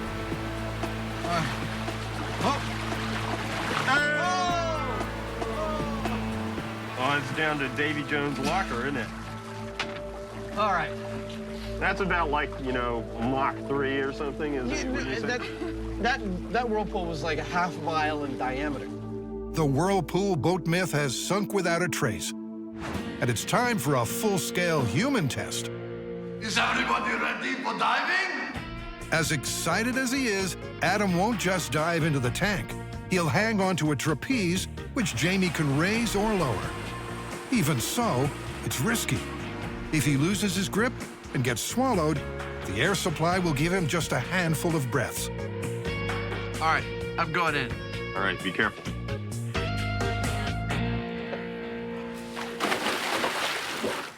The pump begins to turn the water at 14 knots, as fast as the world's fastest whirlpool.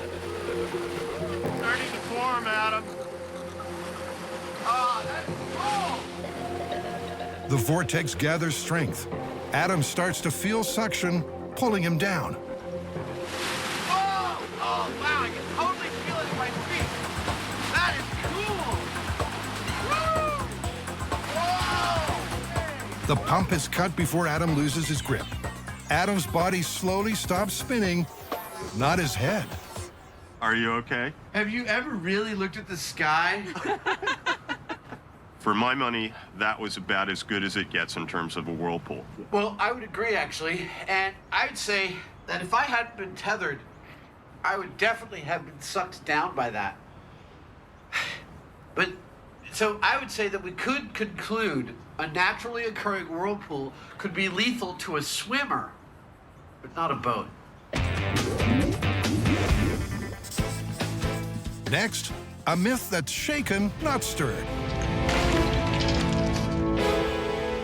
In order to survive the big one, is it best to stand in a door jamb? All right, you guys ready for an earthquake? Oh my God! Layup! To test the myth, the team needs to make a shakeable house just like this one at the California Academy of Science. Back at the workshop, Grant gets to work on a miniature Shake Shack. So our earthquake shake table concept model is complete. Now what this is a load-bearing platform supported by casters. It's got actuators in the X and Y direction to shake it. What we're interested in is what happens to the house after it's been collapsed when subjected to earthquake magnitude forces. Kind of like this.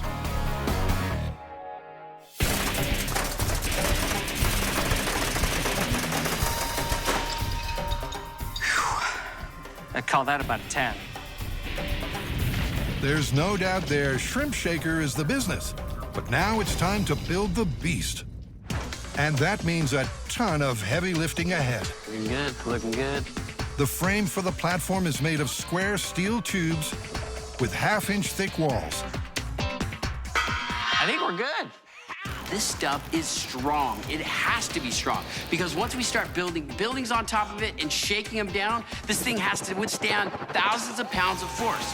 It's clear their steel is the real deal. Now for the shake system. For that, we're building 8 monuments.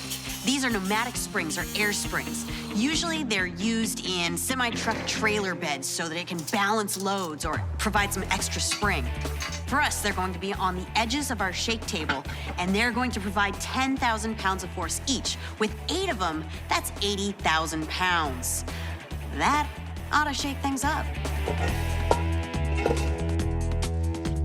And the guys have one more trick up their sleeve. These are the air casters. This is the most exciting part. These are gonna allow our shake table to not only move side to side, forwards and backwards, but also up and down. Once the air hoses are connected, the stage is set for a shakedown. Now behind me is a fleet of air compressors. Now it's important that we have a lot of air for this table to work, and I'll show you why. Now, compressed air will be moving through these hoses into this manifold where it will be distributed to 6 separate air casters. Now, once those air casters inflate, the whole table will lift up and it will actually ride on a cushion of air. Our second source of air is going to come through these hoses, through these pipes, and to these air bladders. They're going to control the shaking so the table stops a-quaking. Now, all the valves that control the air bladders are going to this bank of relays, is going to this microcontroller and this computer. We can control each of those valves separately so that we can get exactly the magnitude of earthquake that we need. You want to see it? Here we go. In 3, 2, 1.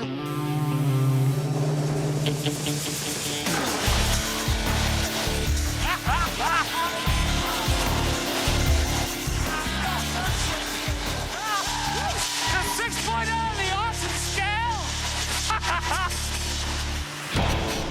Ain't that the truth? With a perfect test run, the earthquake shake table just needs something to shake.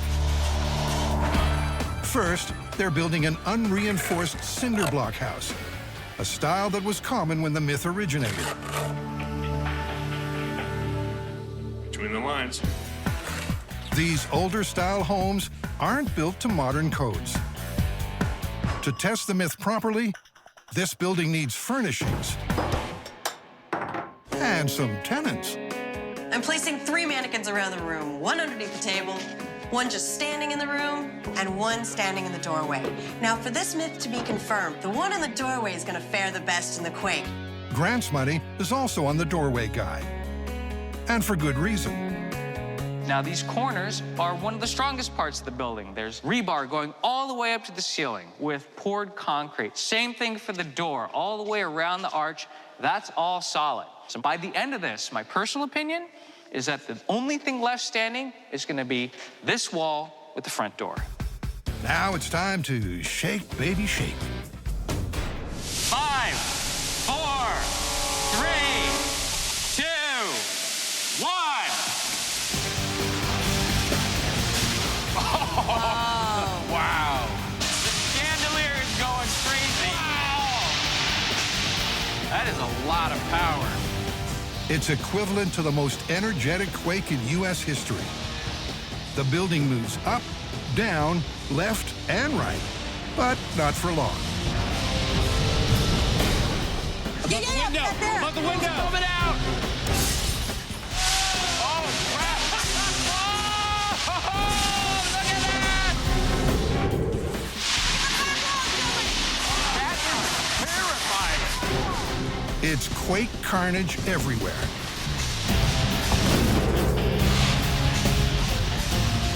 Except, incredibly, around the doorway.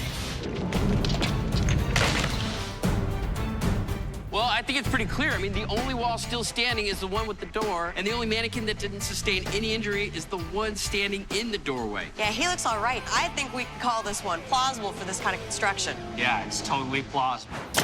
But with a timber frame house built to modern building codes, we might see a very different result. Because official advice today is to drop, cover, and hold. And that means the guy under the table is no dummy. 3, 2, 1. It's an 8.0 magnitude quake. Look at the chandelier! The chandelier is swinging around the room! And it's not long before the bookshelf takes out mannequin number 1. Oh my God, everything is falling over! While the insides may be imploding, the guy under the table is injury-free. Time to crank it up. The earthquake hits a 9.5, making it the strongest quake ever recorded.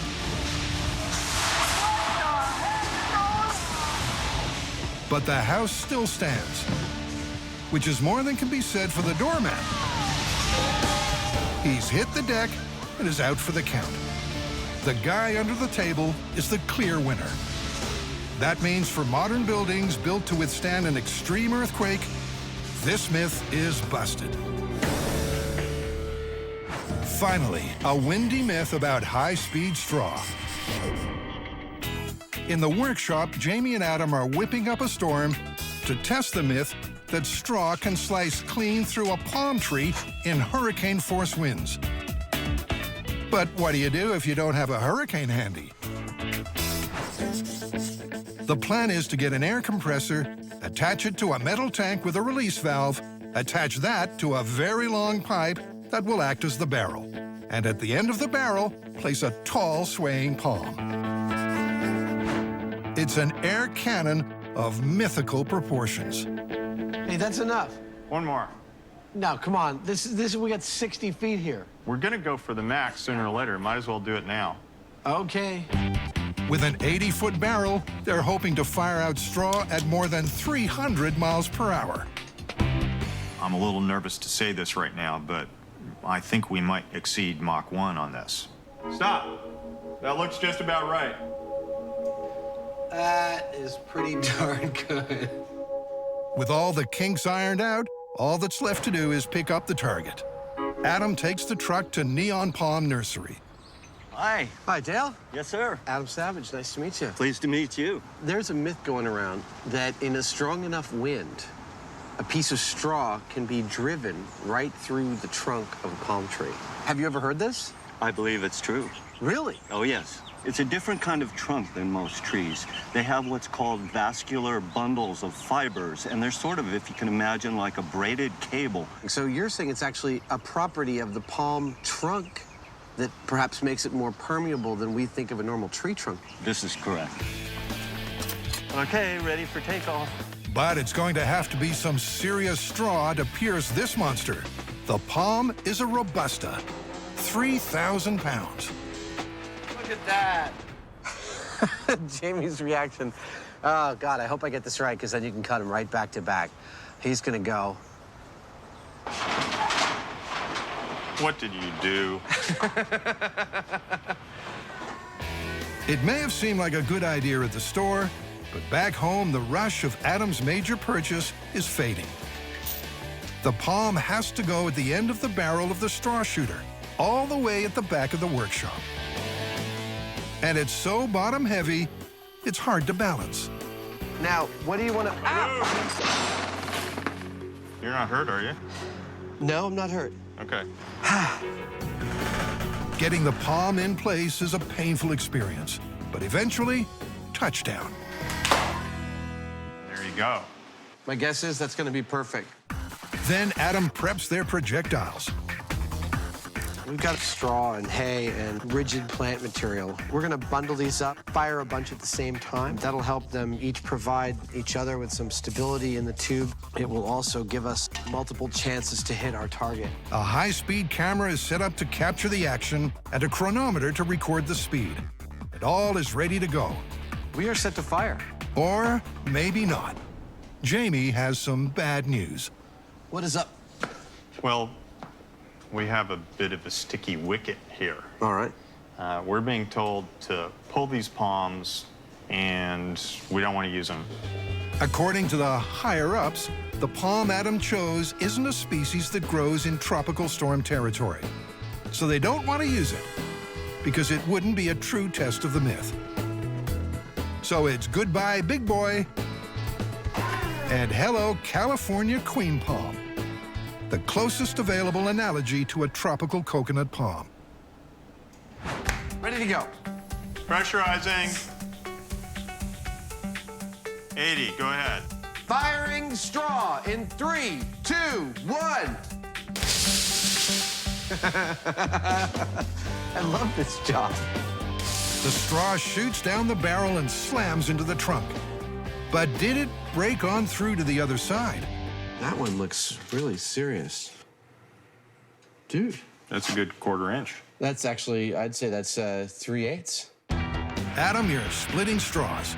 The bottom line is the straw didn't make it out. But it did manage to pierce the hard outer shell of the trunk and embed itself a solid way in. That would be a result. That's a result. But was it going fast enough? Yeah, pretty much this looks like we're traveling at right in that butter zone of 318, 320 miles per hour. This shot's just beautiful. That means even the highest wind speed ever recorded isn't enough to make the straw slice clean through the trunk. But this myth isn't blown away yet. The straw is swapped out for a different plant material, thatched reed. Your average person picking up a piece of this on the street and go, oh, look, I found some straw. However, it is a little more rigid and may actually provide a lot more penetrating power than the straw does. 80, go ahead.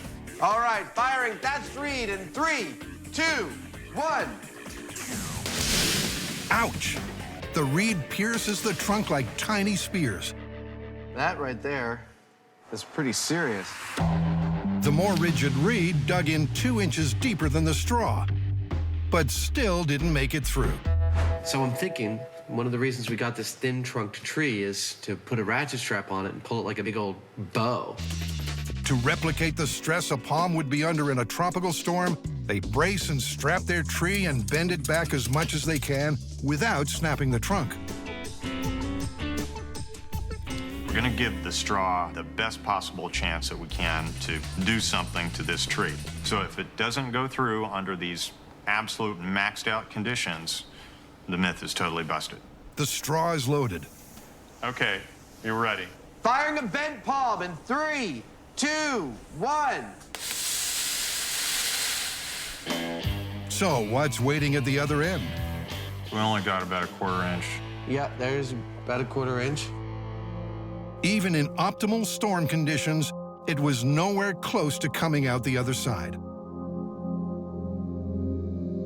The point is that bending the trunk and shooting it at the stressed point where the fibers would presumably be open, according to that theory that we found, does not have any appreciable effect on the penetration that we're getting. So I'd say we can put this one to bed. Even thatched reed made no difference. So the straw through a palm tree myth is busted.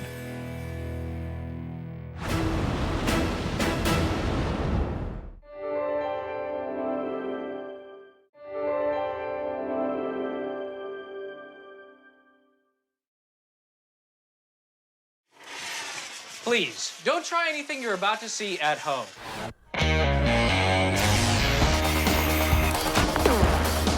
Well, there's your problem. In this special series of MythBusters, Almost too exciting. the Dream Team tackles their dream themes. It's scientific! Testing myths about everything from electricity to pressure and gravity. This one hurt a bit. Shaking down the science of shockwaves, velocity, and impact. With crazy chemistry, Oh my goodness. far-out physics, Fun for the whole family. and insane explosions. Is everybody okay? Life's burning questions answered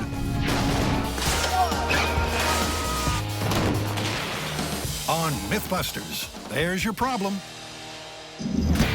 On this episode, brace yourself as we delve into the devastating science of impacts. Who wants some? Then we'll go up, up, and away This is fantastic. with escape rafts, balloons, and balls to investigate the physics behind inflation. Be ready to duck and cover. In our first myth, the MythBusters are trying to solve a traffic problem, using the kinetic energy of a dump truck to push cars out of the way. Well, it's a common movie trope. First, I needed to picture a couple of lines of cars sitting in traffic. When another character in the movie is driving a giant truck at high speed along city streets when he approaches these cars standing still.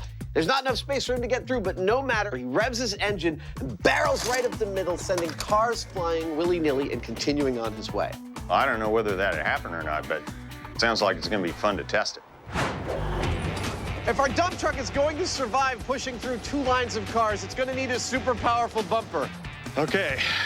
So we're putting on a much more powerful bumper. This steel, these tubes, 6 by 8 inches, they ought to allow us to push through any number of cars. I don't know if they'll allow us to continue driving, but they'll at least allow the dump truck to survive. For the myth to be plausible, the truck not only has to shove the cars out of the way, it has to be able to continue its drive. This gives a whole new meaning to driving a car. If we're going to drive our truck into a couple of lines of cars, we're going to need, you guessed it, a couple of lines of cars. That's a nice line of cars. Are you ready to smash into these cars? Did I ever tell you how much I hate traffic? Well, now's your chance to even the score. With 10 cars in 2 lines, will this speeding dump truck have enough force to clear its path? Jamie, you do the math. This truck weighs over 30,000 pounds. Those 10 cars over there also add up to somewhere over 30,000 pounds. But the thing is, the truck's going to be moving at around 40 miles an hour when it hits them, so it's going to impart several times its own weight to those cars. And that means the truck is going to win. But whether it also means that it's going to be able to move completely through the cars and keep going like it does in the movies or not, that's another thing. And that I'm not so sure about. Jamie's undecided, but Adam has a very specific prediction as to where he thinks the truck will run out of power. The 4th car.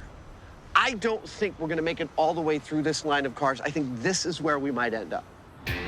Well, now to find out by tackling this head-on collision head-on. Well, it's time. Mind if I drive? Not at all, sir. Let's get in. With the Heineman at the helm, the guys climb in, buckle up, and prepare for a bumpy ride. All right, here we go. Plowing through traffic in 3, 2, 1, go. 30,000 pounds of truck heaves into action as Jamie slowly accelerates down the runway. And once he hits 40 miles an hour, the boys get set for a truly meteoric impact.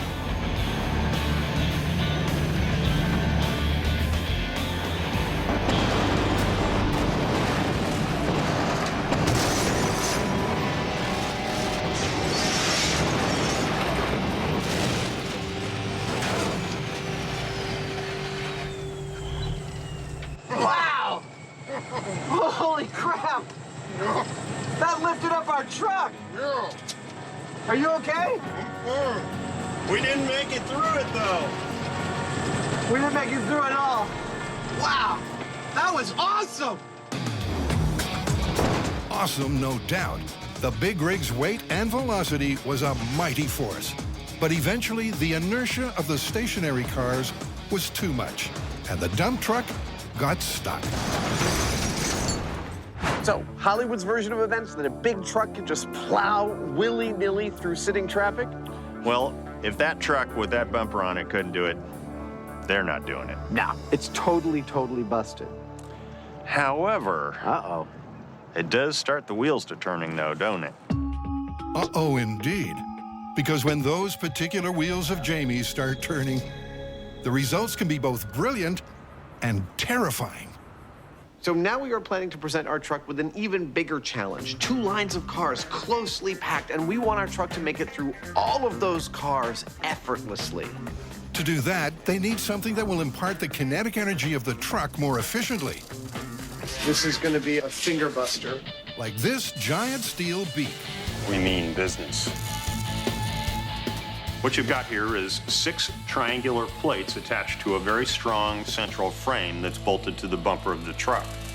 Now, the idea I have here is that this semi-conical frame will come in low on the cars and then lift and separate them, allowing us to pass between them the most efficiently and also be the least likely to slow us down. I can't wait to see this thing go. Back at the runway, the dump truck gets a much-needed nose job. Yeah, that's it. Can you imagine sitting in traffic and looking in your rear view mirror and seeing this thing going, Nice. To enhance the performance, they need a secret friction-reducing ingredient. Enter the tub of lard. Sometimes a little lubrication makes all the difference. And with 16 cars all lined up, Jamie's feeling positive vibes. All of those cars are going to go flying. I'm not just talking pushing them aside. They're going flying. Flying cars in our future? It's not the first time we've all heard that prediction. Coming in. But could this be the first time it actually comes true? All right, here we go. The duckbill of death into stationary traffic. In 3, 2, 1, go. Pushing into a new frontier of traffic-clearing innovation, That's second gear. Adam jams the pedal down to 40 miles an hour. The cars he's about to hit have a colossal combined mass of 60,000 pounds.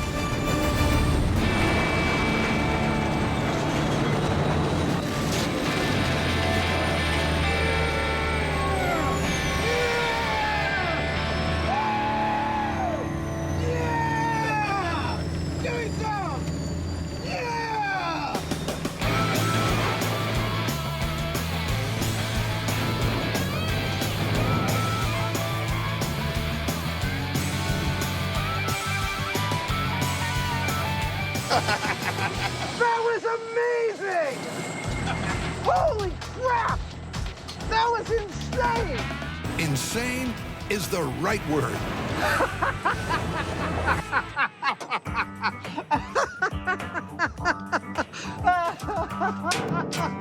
It just didn't stop.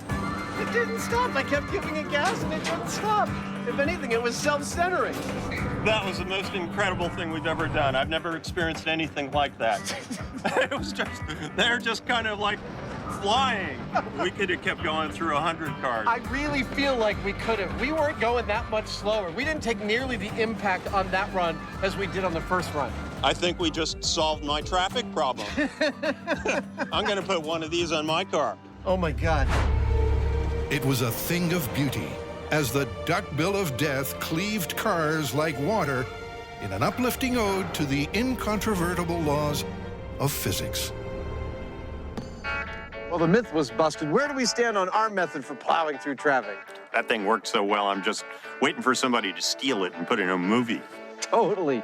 Remember, kids, you saw it on MythBusters first. In our next story, Carrie, Tori, and Grant are looking at a very different way to reduce an impact. Now, in ancient times, even up to the 1800s, some armies in China actually made armor out of paper. I mean, paper's the last thing you would think of to make armor. I like this one. And the cool thing is that paper was supposed to perform as well as steel. It sounds like a fact that belongs in the wastebasket. Yet lamellar paper armor really was used in ancient China. But was it really as effective as the steel armor of its day? Now, when you hear paper armor, it seems totally absurd. But it's actually based on the same scientific principle as Kevlar. Kevlar is a fine mesh of fibers that actually slows a projectile down by spreading its load and stretching the fibers to bring the projectile to a halt. Now, paper is the same concept. It's a flexible, layered construction. Now, we know from historical sources that they used a mulberry paper. Look at this. You can see the fibers. This is strong stuff. What they would do is they would stack layers of it together, and that was enough to stop arrows. After testing a few variations, the team finds out that simple folded squares provide the most protection. This absolutely works the best. Then they embark on the monumental mission to make a full suit of paper armor. Only 850 to go. And the less taxing task of having a real steel one delivered. So to put our paper armor to the test, we're going to pit it against a metal suit of armor from the same period. Now, because this is hard to make, we ordered it from a modern armory company in the Ukraine, and it's battle ready. Rah! Who wants some? I also do parties. And after a week's hard work, hundreds of lamellar plates have been sewn together to form a full suit of armor that, after some minor tailoring, will be ready for battle. It is time to see how well they protect under a full-scale attack. What we are gonna do is set up some mannequins. Grim up, this is gonna get dangerous.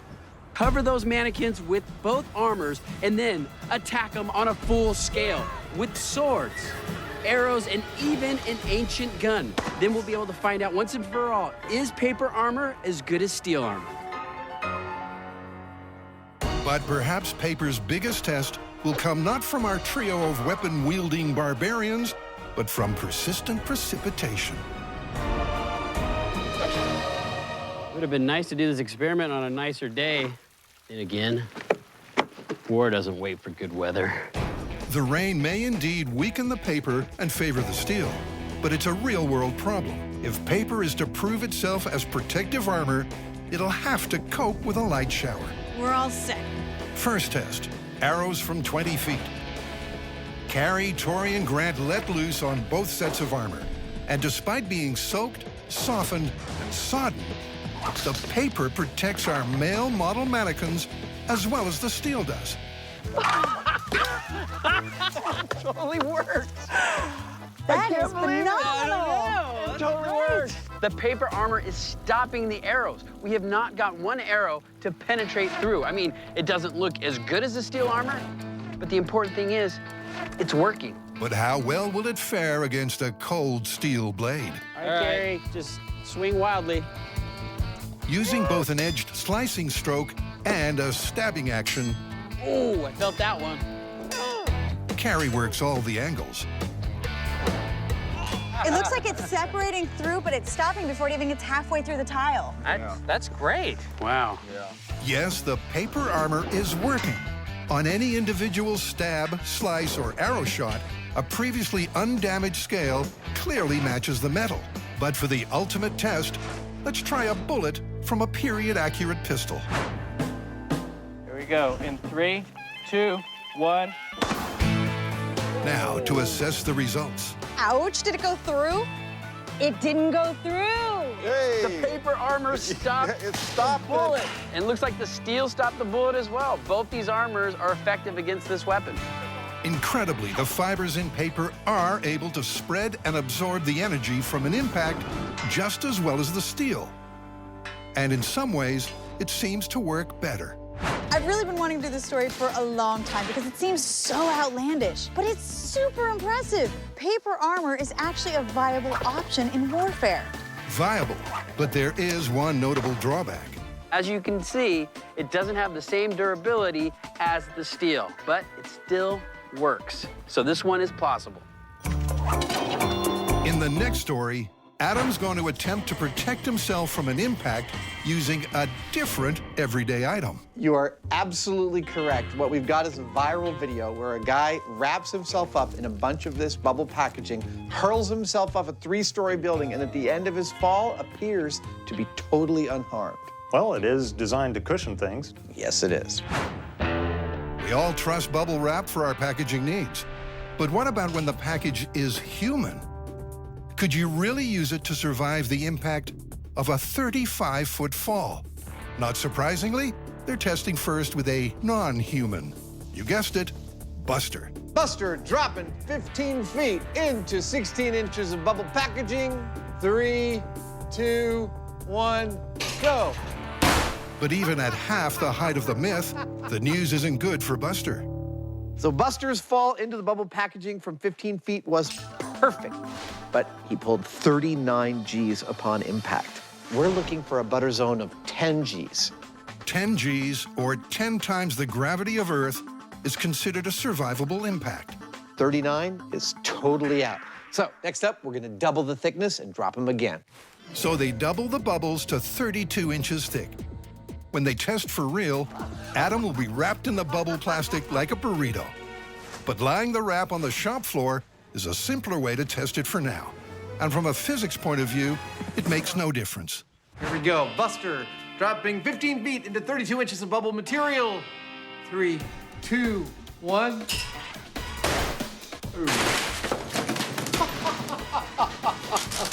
Poor Buster. But doubling the bubbles reduced the load by less than a quarter, and that doesn't bode well. So if layering up isn't working, is there a design that will better absorb the impact?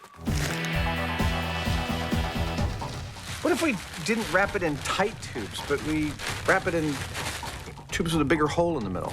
So these would crush just like a coil spring on a mattress. Right, exactly. It may not look like much, but by alternating regular sheets with coiled but hollow bubble springs, the guys have high hopes. Awesome. All right. A few hours of work, the boys have their first prototype bubble spring mattress. They drop Buster first on 2 layers, then on 3. In 3, 2, 1.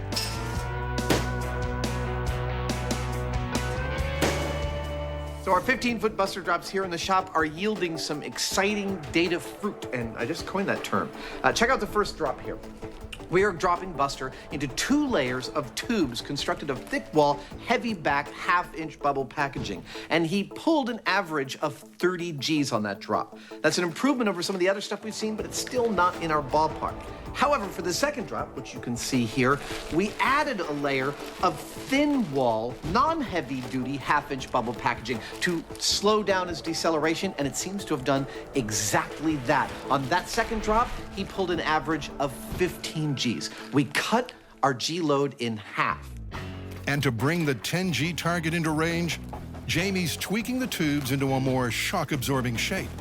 That cone or funnel shape will allow the bubbles to neatly fold inside the structure, like so, and give us a nice linear deceleration.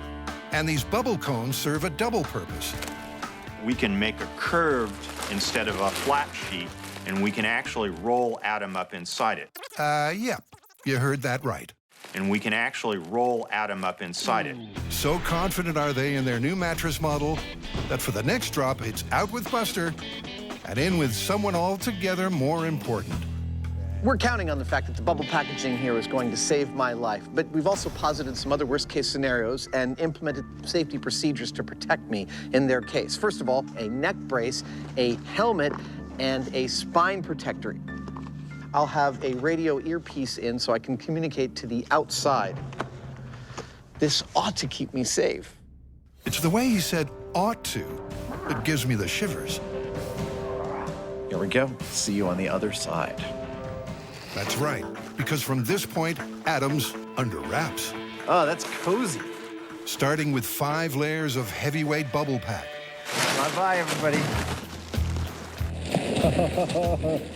The first coat of their spring system is coiled around him.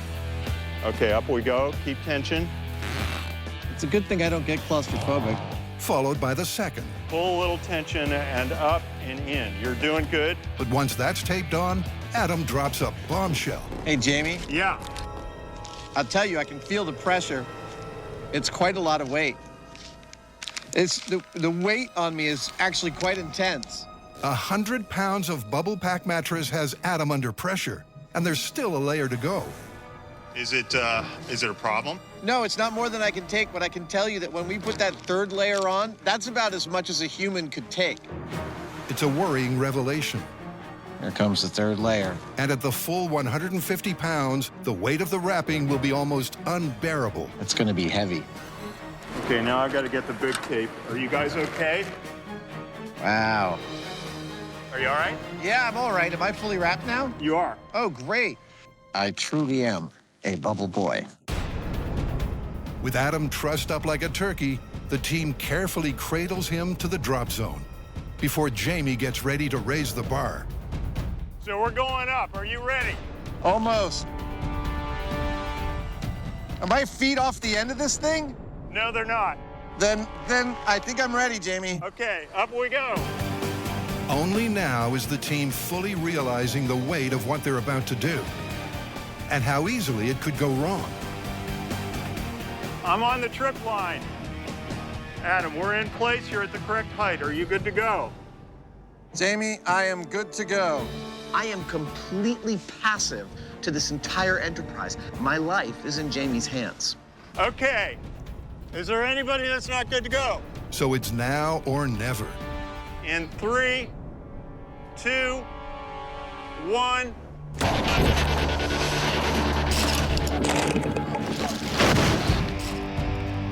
Bubble wrap or not, Adam dropped at an alarming rate.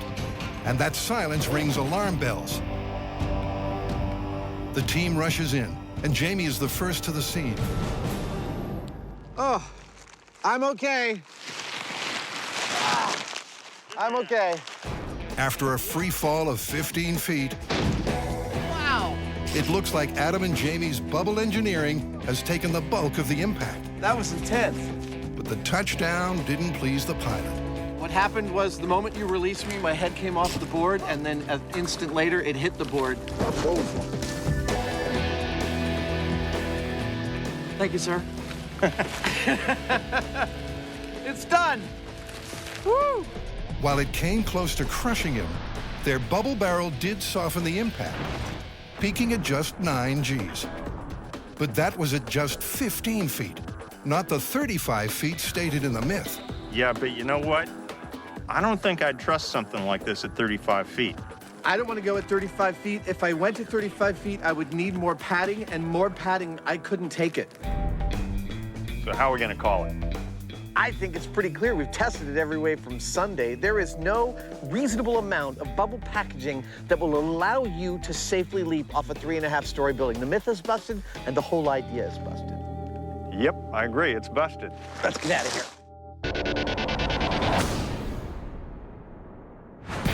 With the facts of impacts absorbed, the MythBusters are taking on 3 more myths, this time about inflated objects.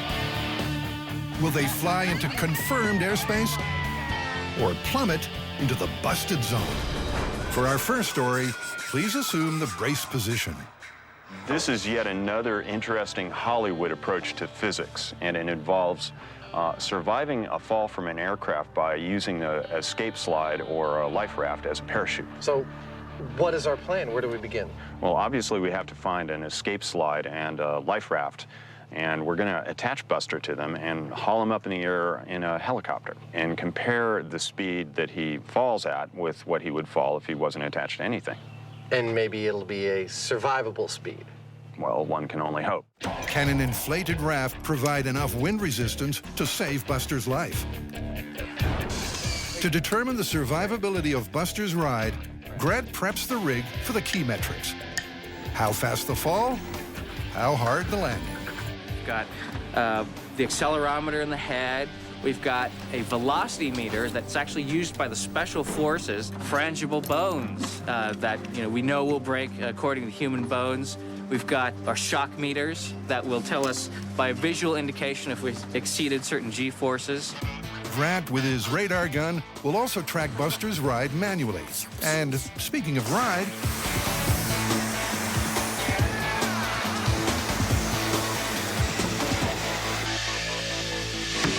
That's amazing. the escape slide is automatically inflated in a few seconds. I say we stick Buster right here and just diaper him in. Sure. Strapped into position, Oh, and that ought to do it. the chopper fires up.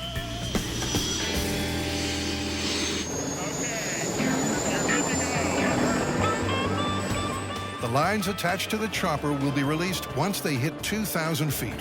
But disaster. At 400 feet, The rig fails, tipping Buster out.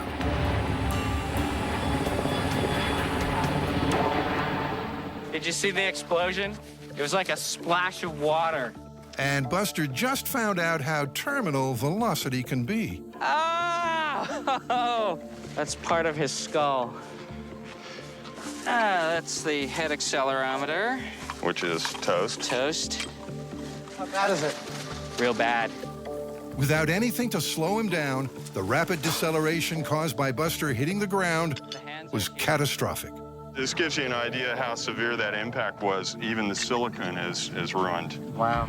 Unfortunately, Buster doesn't get a chance to rest in pieces. Turns out that he broke every bone in his body.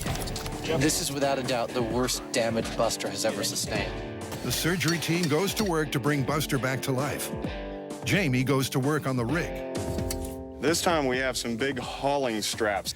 So we've got 2 straps that are not going to break, basically. They could pick up the whole aircraft. Meanwhile, Buster's resurrection is a medical miracle. They've replaced all his bones, replaced the shock watches that will measure impact, and the head transplant includes a new accelerometer. So, it's go time. Again. Bye, Buster. Good to go, over. Buster appears to be detached, but he's still in the raft, over. We're at 2,000. They're at 2,000. Okay, whenever you're over the target, over. Go ahead and drop on your mark, over. It's going down, guys, take cover. He's drifting back towards us. Let's get near the truck. Oh, no. He flipped over. Yep, and Buster has accidentally been ejected again. The raft clocked in at 22 miles per hour. Buster, on the other hand, clocked in at 154. The only good news after 2 failed drops is that they do actually have some useful information. The team now knows how fast he falls on his own. I think it's clear that the raft actually would have slowed him down a great deal. The raft came down just beautifully by itself, like a parachute. So this time we're going to actually try and make it behave like a parachute, and we're going to tie Buster onto the underside of it and see what it does. While Buster once again recovers from his fatal fall, Jamie re-rigs the slide like a parachute. I'm just going to give a little extra and lace him a couple places. I'm tired of Buster taking off on me.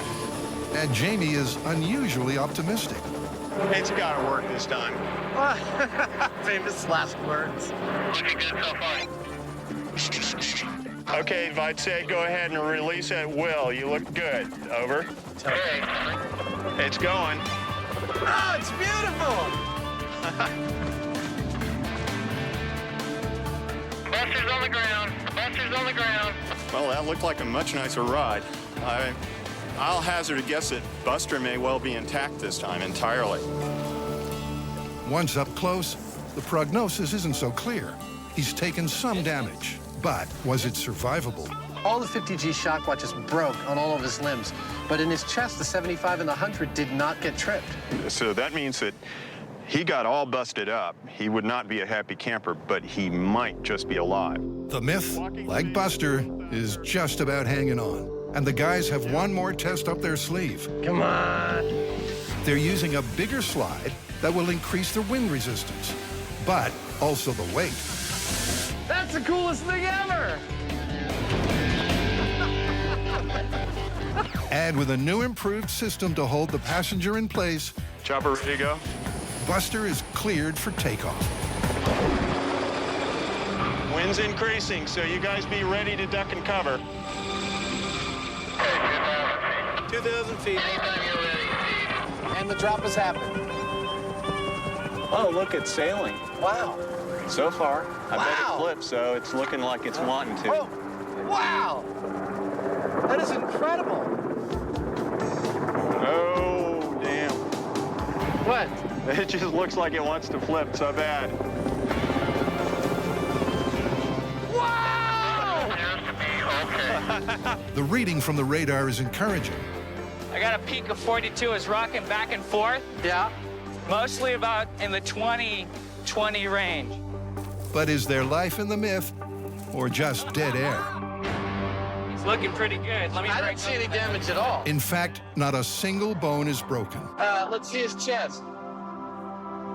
Nope, it's clean. And the 3 shock watches all remained intact.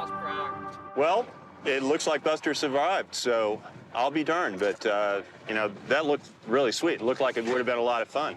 Dude, it looked like it would be also the most terrifying ride in the world. You're like, oh my God, no, it's okay, I'm okay. Oh, no. The inflated raft slowed Buster's fall and acted as a giant airbag on impact. Even so, not everyone's convinced it's a practical way to save lives in an air emergency. The life raft and the slide significantly reduced Buster's velocity. But you're not going to get that door open that's got the slide in it. The second you inflate it, it's going to rip right off the plane. If you inflate the raft inside the plane, there's no way you're getting it out the door. I mean, it's just every aspect of it, it's busted. Okay, it's busted. For our next story, instead of being used to help a descent, I love blowing these balloons up. It's fun. Scotty, Tori, and Carrie Hey, you can get a job at the carnival. I have too many teeth. Yeah, you do. are going to use inflation to aid an ascent. They're going to test whether it's possible for a kid at a fairground to float away if handed a normal bunch of helium-filled balloons. To find out if the myth is plausible or poppable, they'll need a willing kid and a whole bunch of balloons. But how many exactly? Here's 10 balloons. There's 10 there, okay. They calculate 46 balloons will lift 1 pound. Let's try to get a really skinny kid. Yeah. There you go. How about a cute one? Well, it looks like 3 balloons won't fly you away. Maddie's got the cute thing covered. Grab a scale. I got a kid. Let's see how heavy you are. 44 pounds. Yeah. Maddie, you want to fly away in balloons? Up in the air? Are you Yeah. afraid of heights? Nah. Good. That's gonna be you. More math says that to get Maddie moving, they'll need a truly breathtaking number of balloons. Oh my God, we're coming up with 2,070 balloons. We're gonna need to get a lot of balloons. A lot of balloons and a lot of helium. Because helium is less dense than air, it acts as an uplifting force.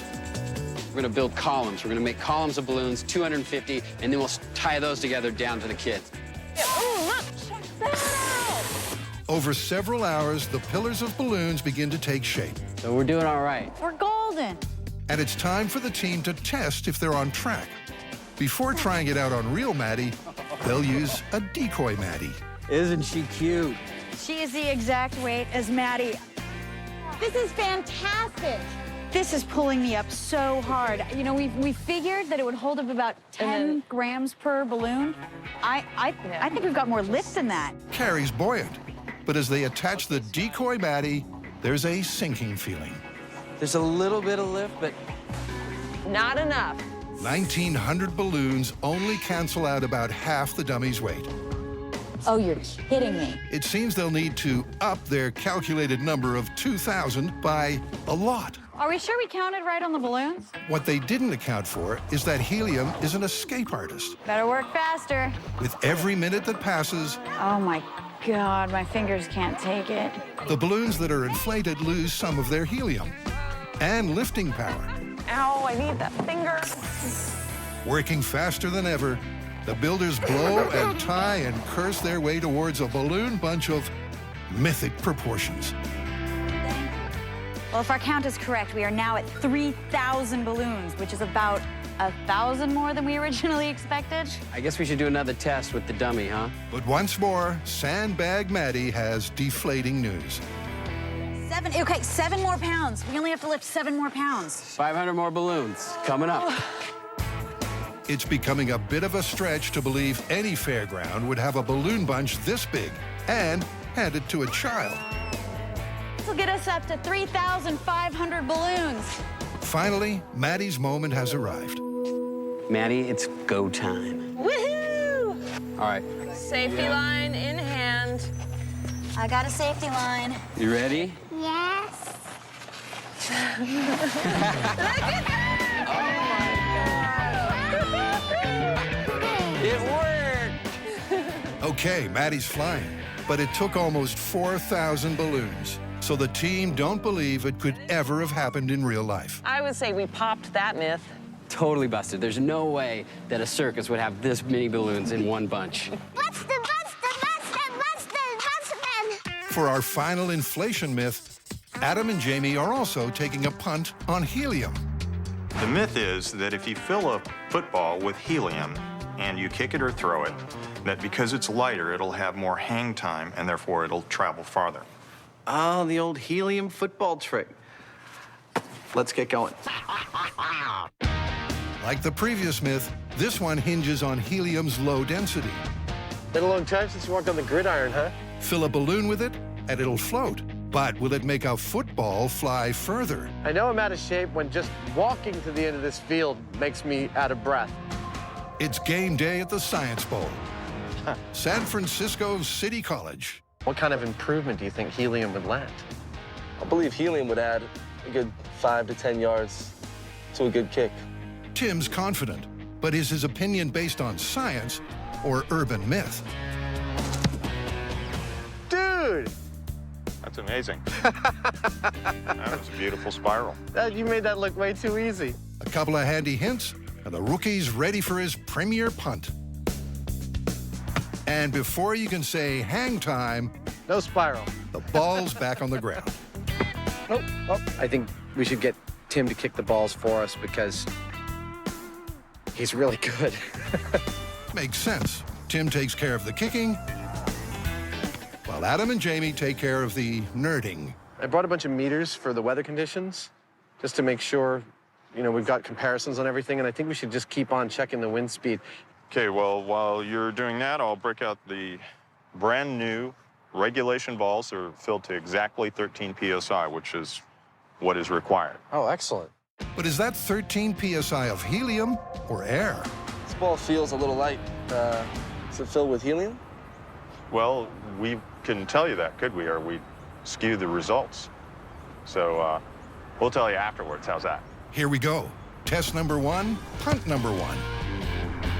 Tim does his best to produce 5 identical kicks. Downfield, Adam records the distance of each one.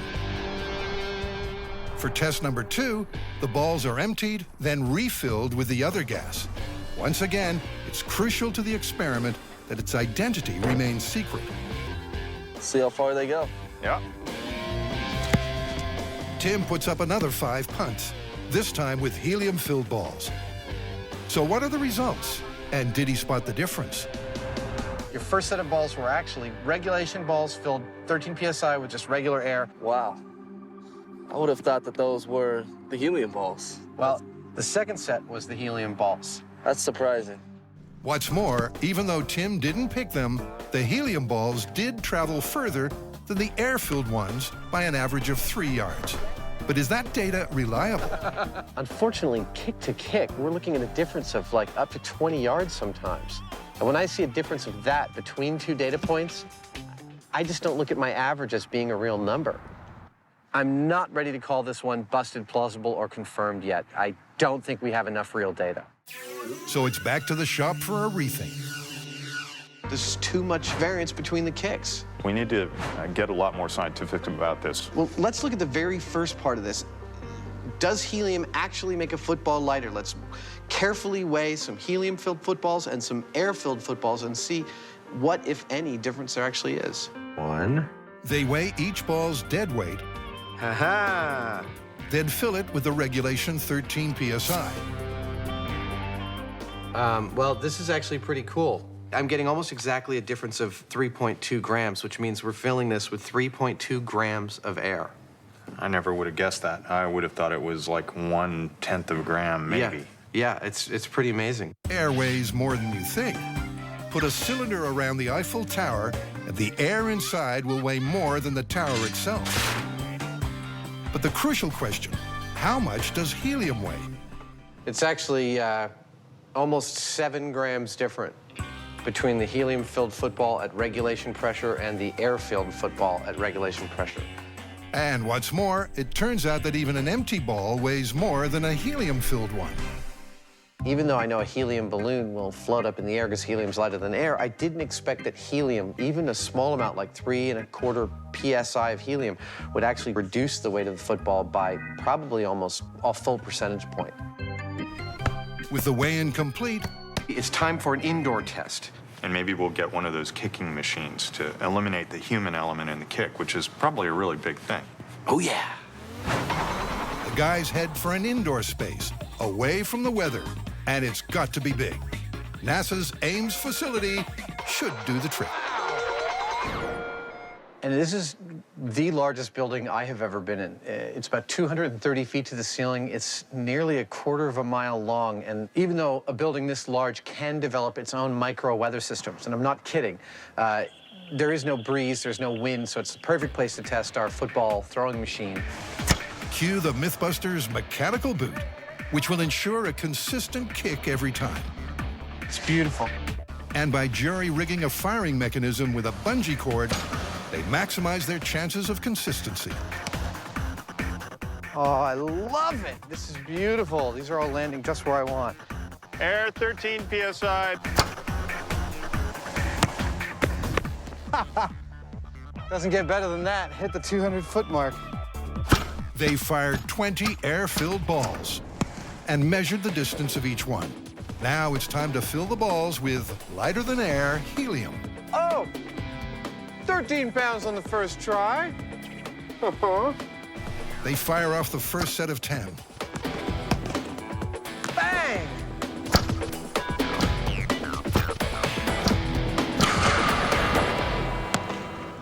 Dead on the money with its predecessor. I love that. With a full 60 kicks completed, Jamie's got a hunch this myth's on shaky ground. In spite of what you might think, a lighter ball is going to be easier to travel farther. Physics determines that if we launch the ball at the same speed and it has more mass, that's actually going to go further. It's all to do with inertia, which, according to Newton's first law of motion, states that the heavier an object, the more inertia it has, and the more resistance to drag. In other words, a helium-filled football should not fly as far as an air-filled one fired at the same speed. But once the numbers have been crunched, surprisingly, there's no substantial difference. Jamie thinks he knows why. The machine we were using in the hangar seemed to me to replicate more of a throw than a kick, so maybe it's about time that we actually build a kicking rig. So this myth goes into extra time. And to nail it once and for all, they're going to use a hammer. There's your kicker. And soon the sledgehammer is ready to crack this sporting nut. All right, let's try that, Jamie. We've got the camera cranked up to 1,000 frames per second. We're looking for how fast that ball takes off, what the exit speed is. If it's faster, it means there's a better transfer of energy, and we're going to try and find that out. So, first test, this is an air-filled ball to 13 PSI. Okay. And 3, 2, 1. Let's bring the hammer down. By studying the high-speed footage, they can calculate the speed of the ball as it leaves the frame. The hammer speed, which I'm measuring just to make sure each of our tests is consistent, was 18.5 feet per second. The ball's exit speed, this is good, was 31.25 feet per second. That's the baseline for comparison. Now, for a helium football's last hurrah. If this football's exit speed is higher than the air-filled one, then the myth is still possible. If not, then it's game over. So, what's the final score? It's exactly the same speed as before. The 16 frames to travel 6 inches, 32 frames per foot equals 31.25 feet per second. Identical. The game's up for the myth of the helium football. The myth that a helium-filled football flies farther than a football filled with air, what's the verdict? It's absolutely busted. It's not about being lighter than air, it's about having the ability to push through the air. So actually being a little heavier is an advantage. Yeah, no, we found doing the math that if you kick a ball 70 yards, one filled with helium and one filled with air, the advantage is to the ball filled with air, but it's only about an inch. That's over 250 feet, 1 inch of advantage. It seems that the designers and manufacturers of these footballs have already figured all this out for some strange reason, and these balls are pretty much maxed out in their ability to travel through the air. Well, I don't think this is the last we've heard of this, but I'm willing to call this one totally busted.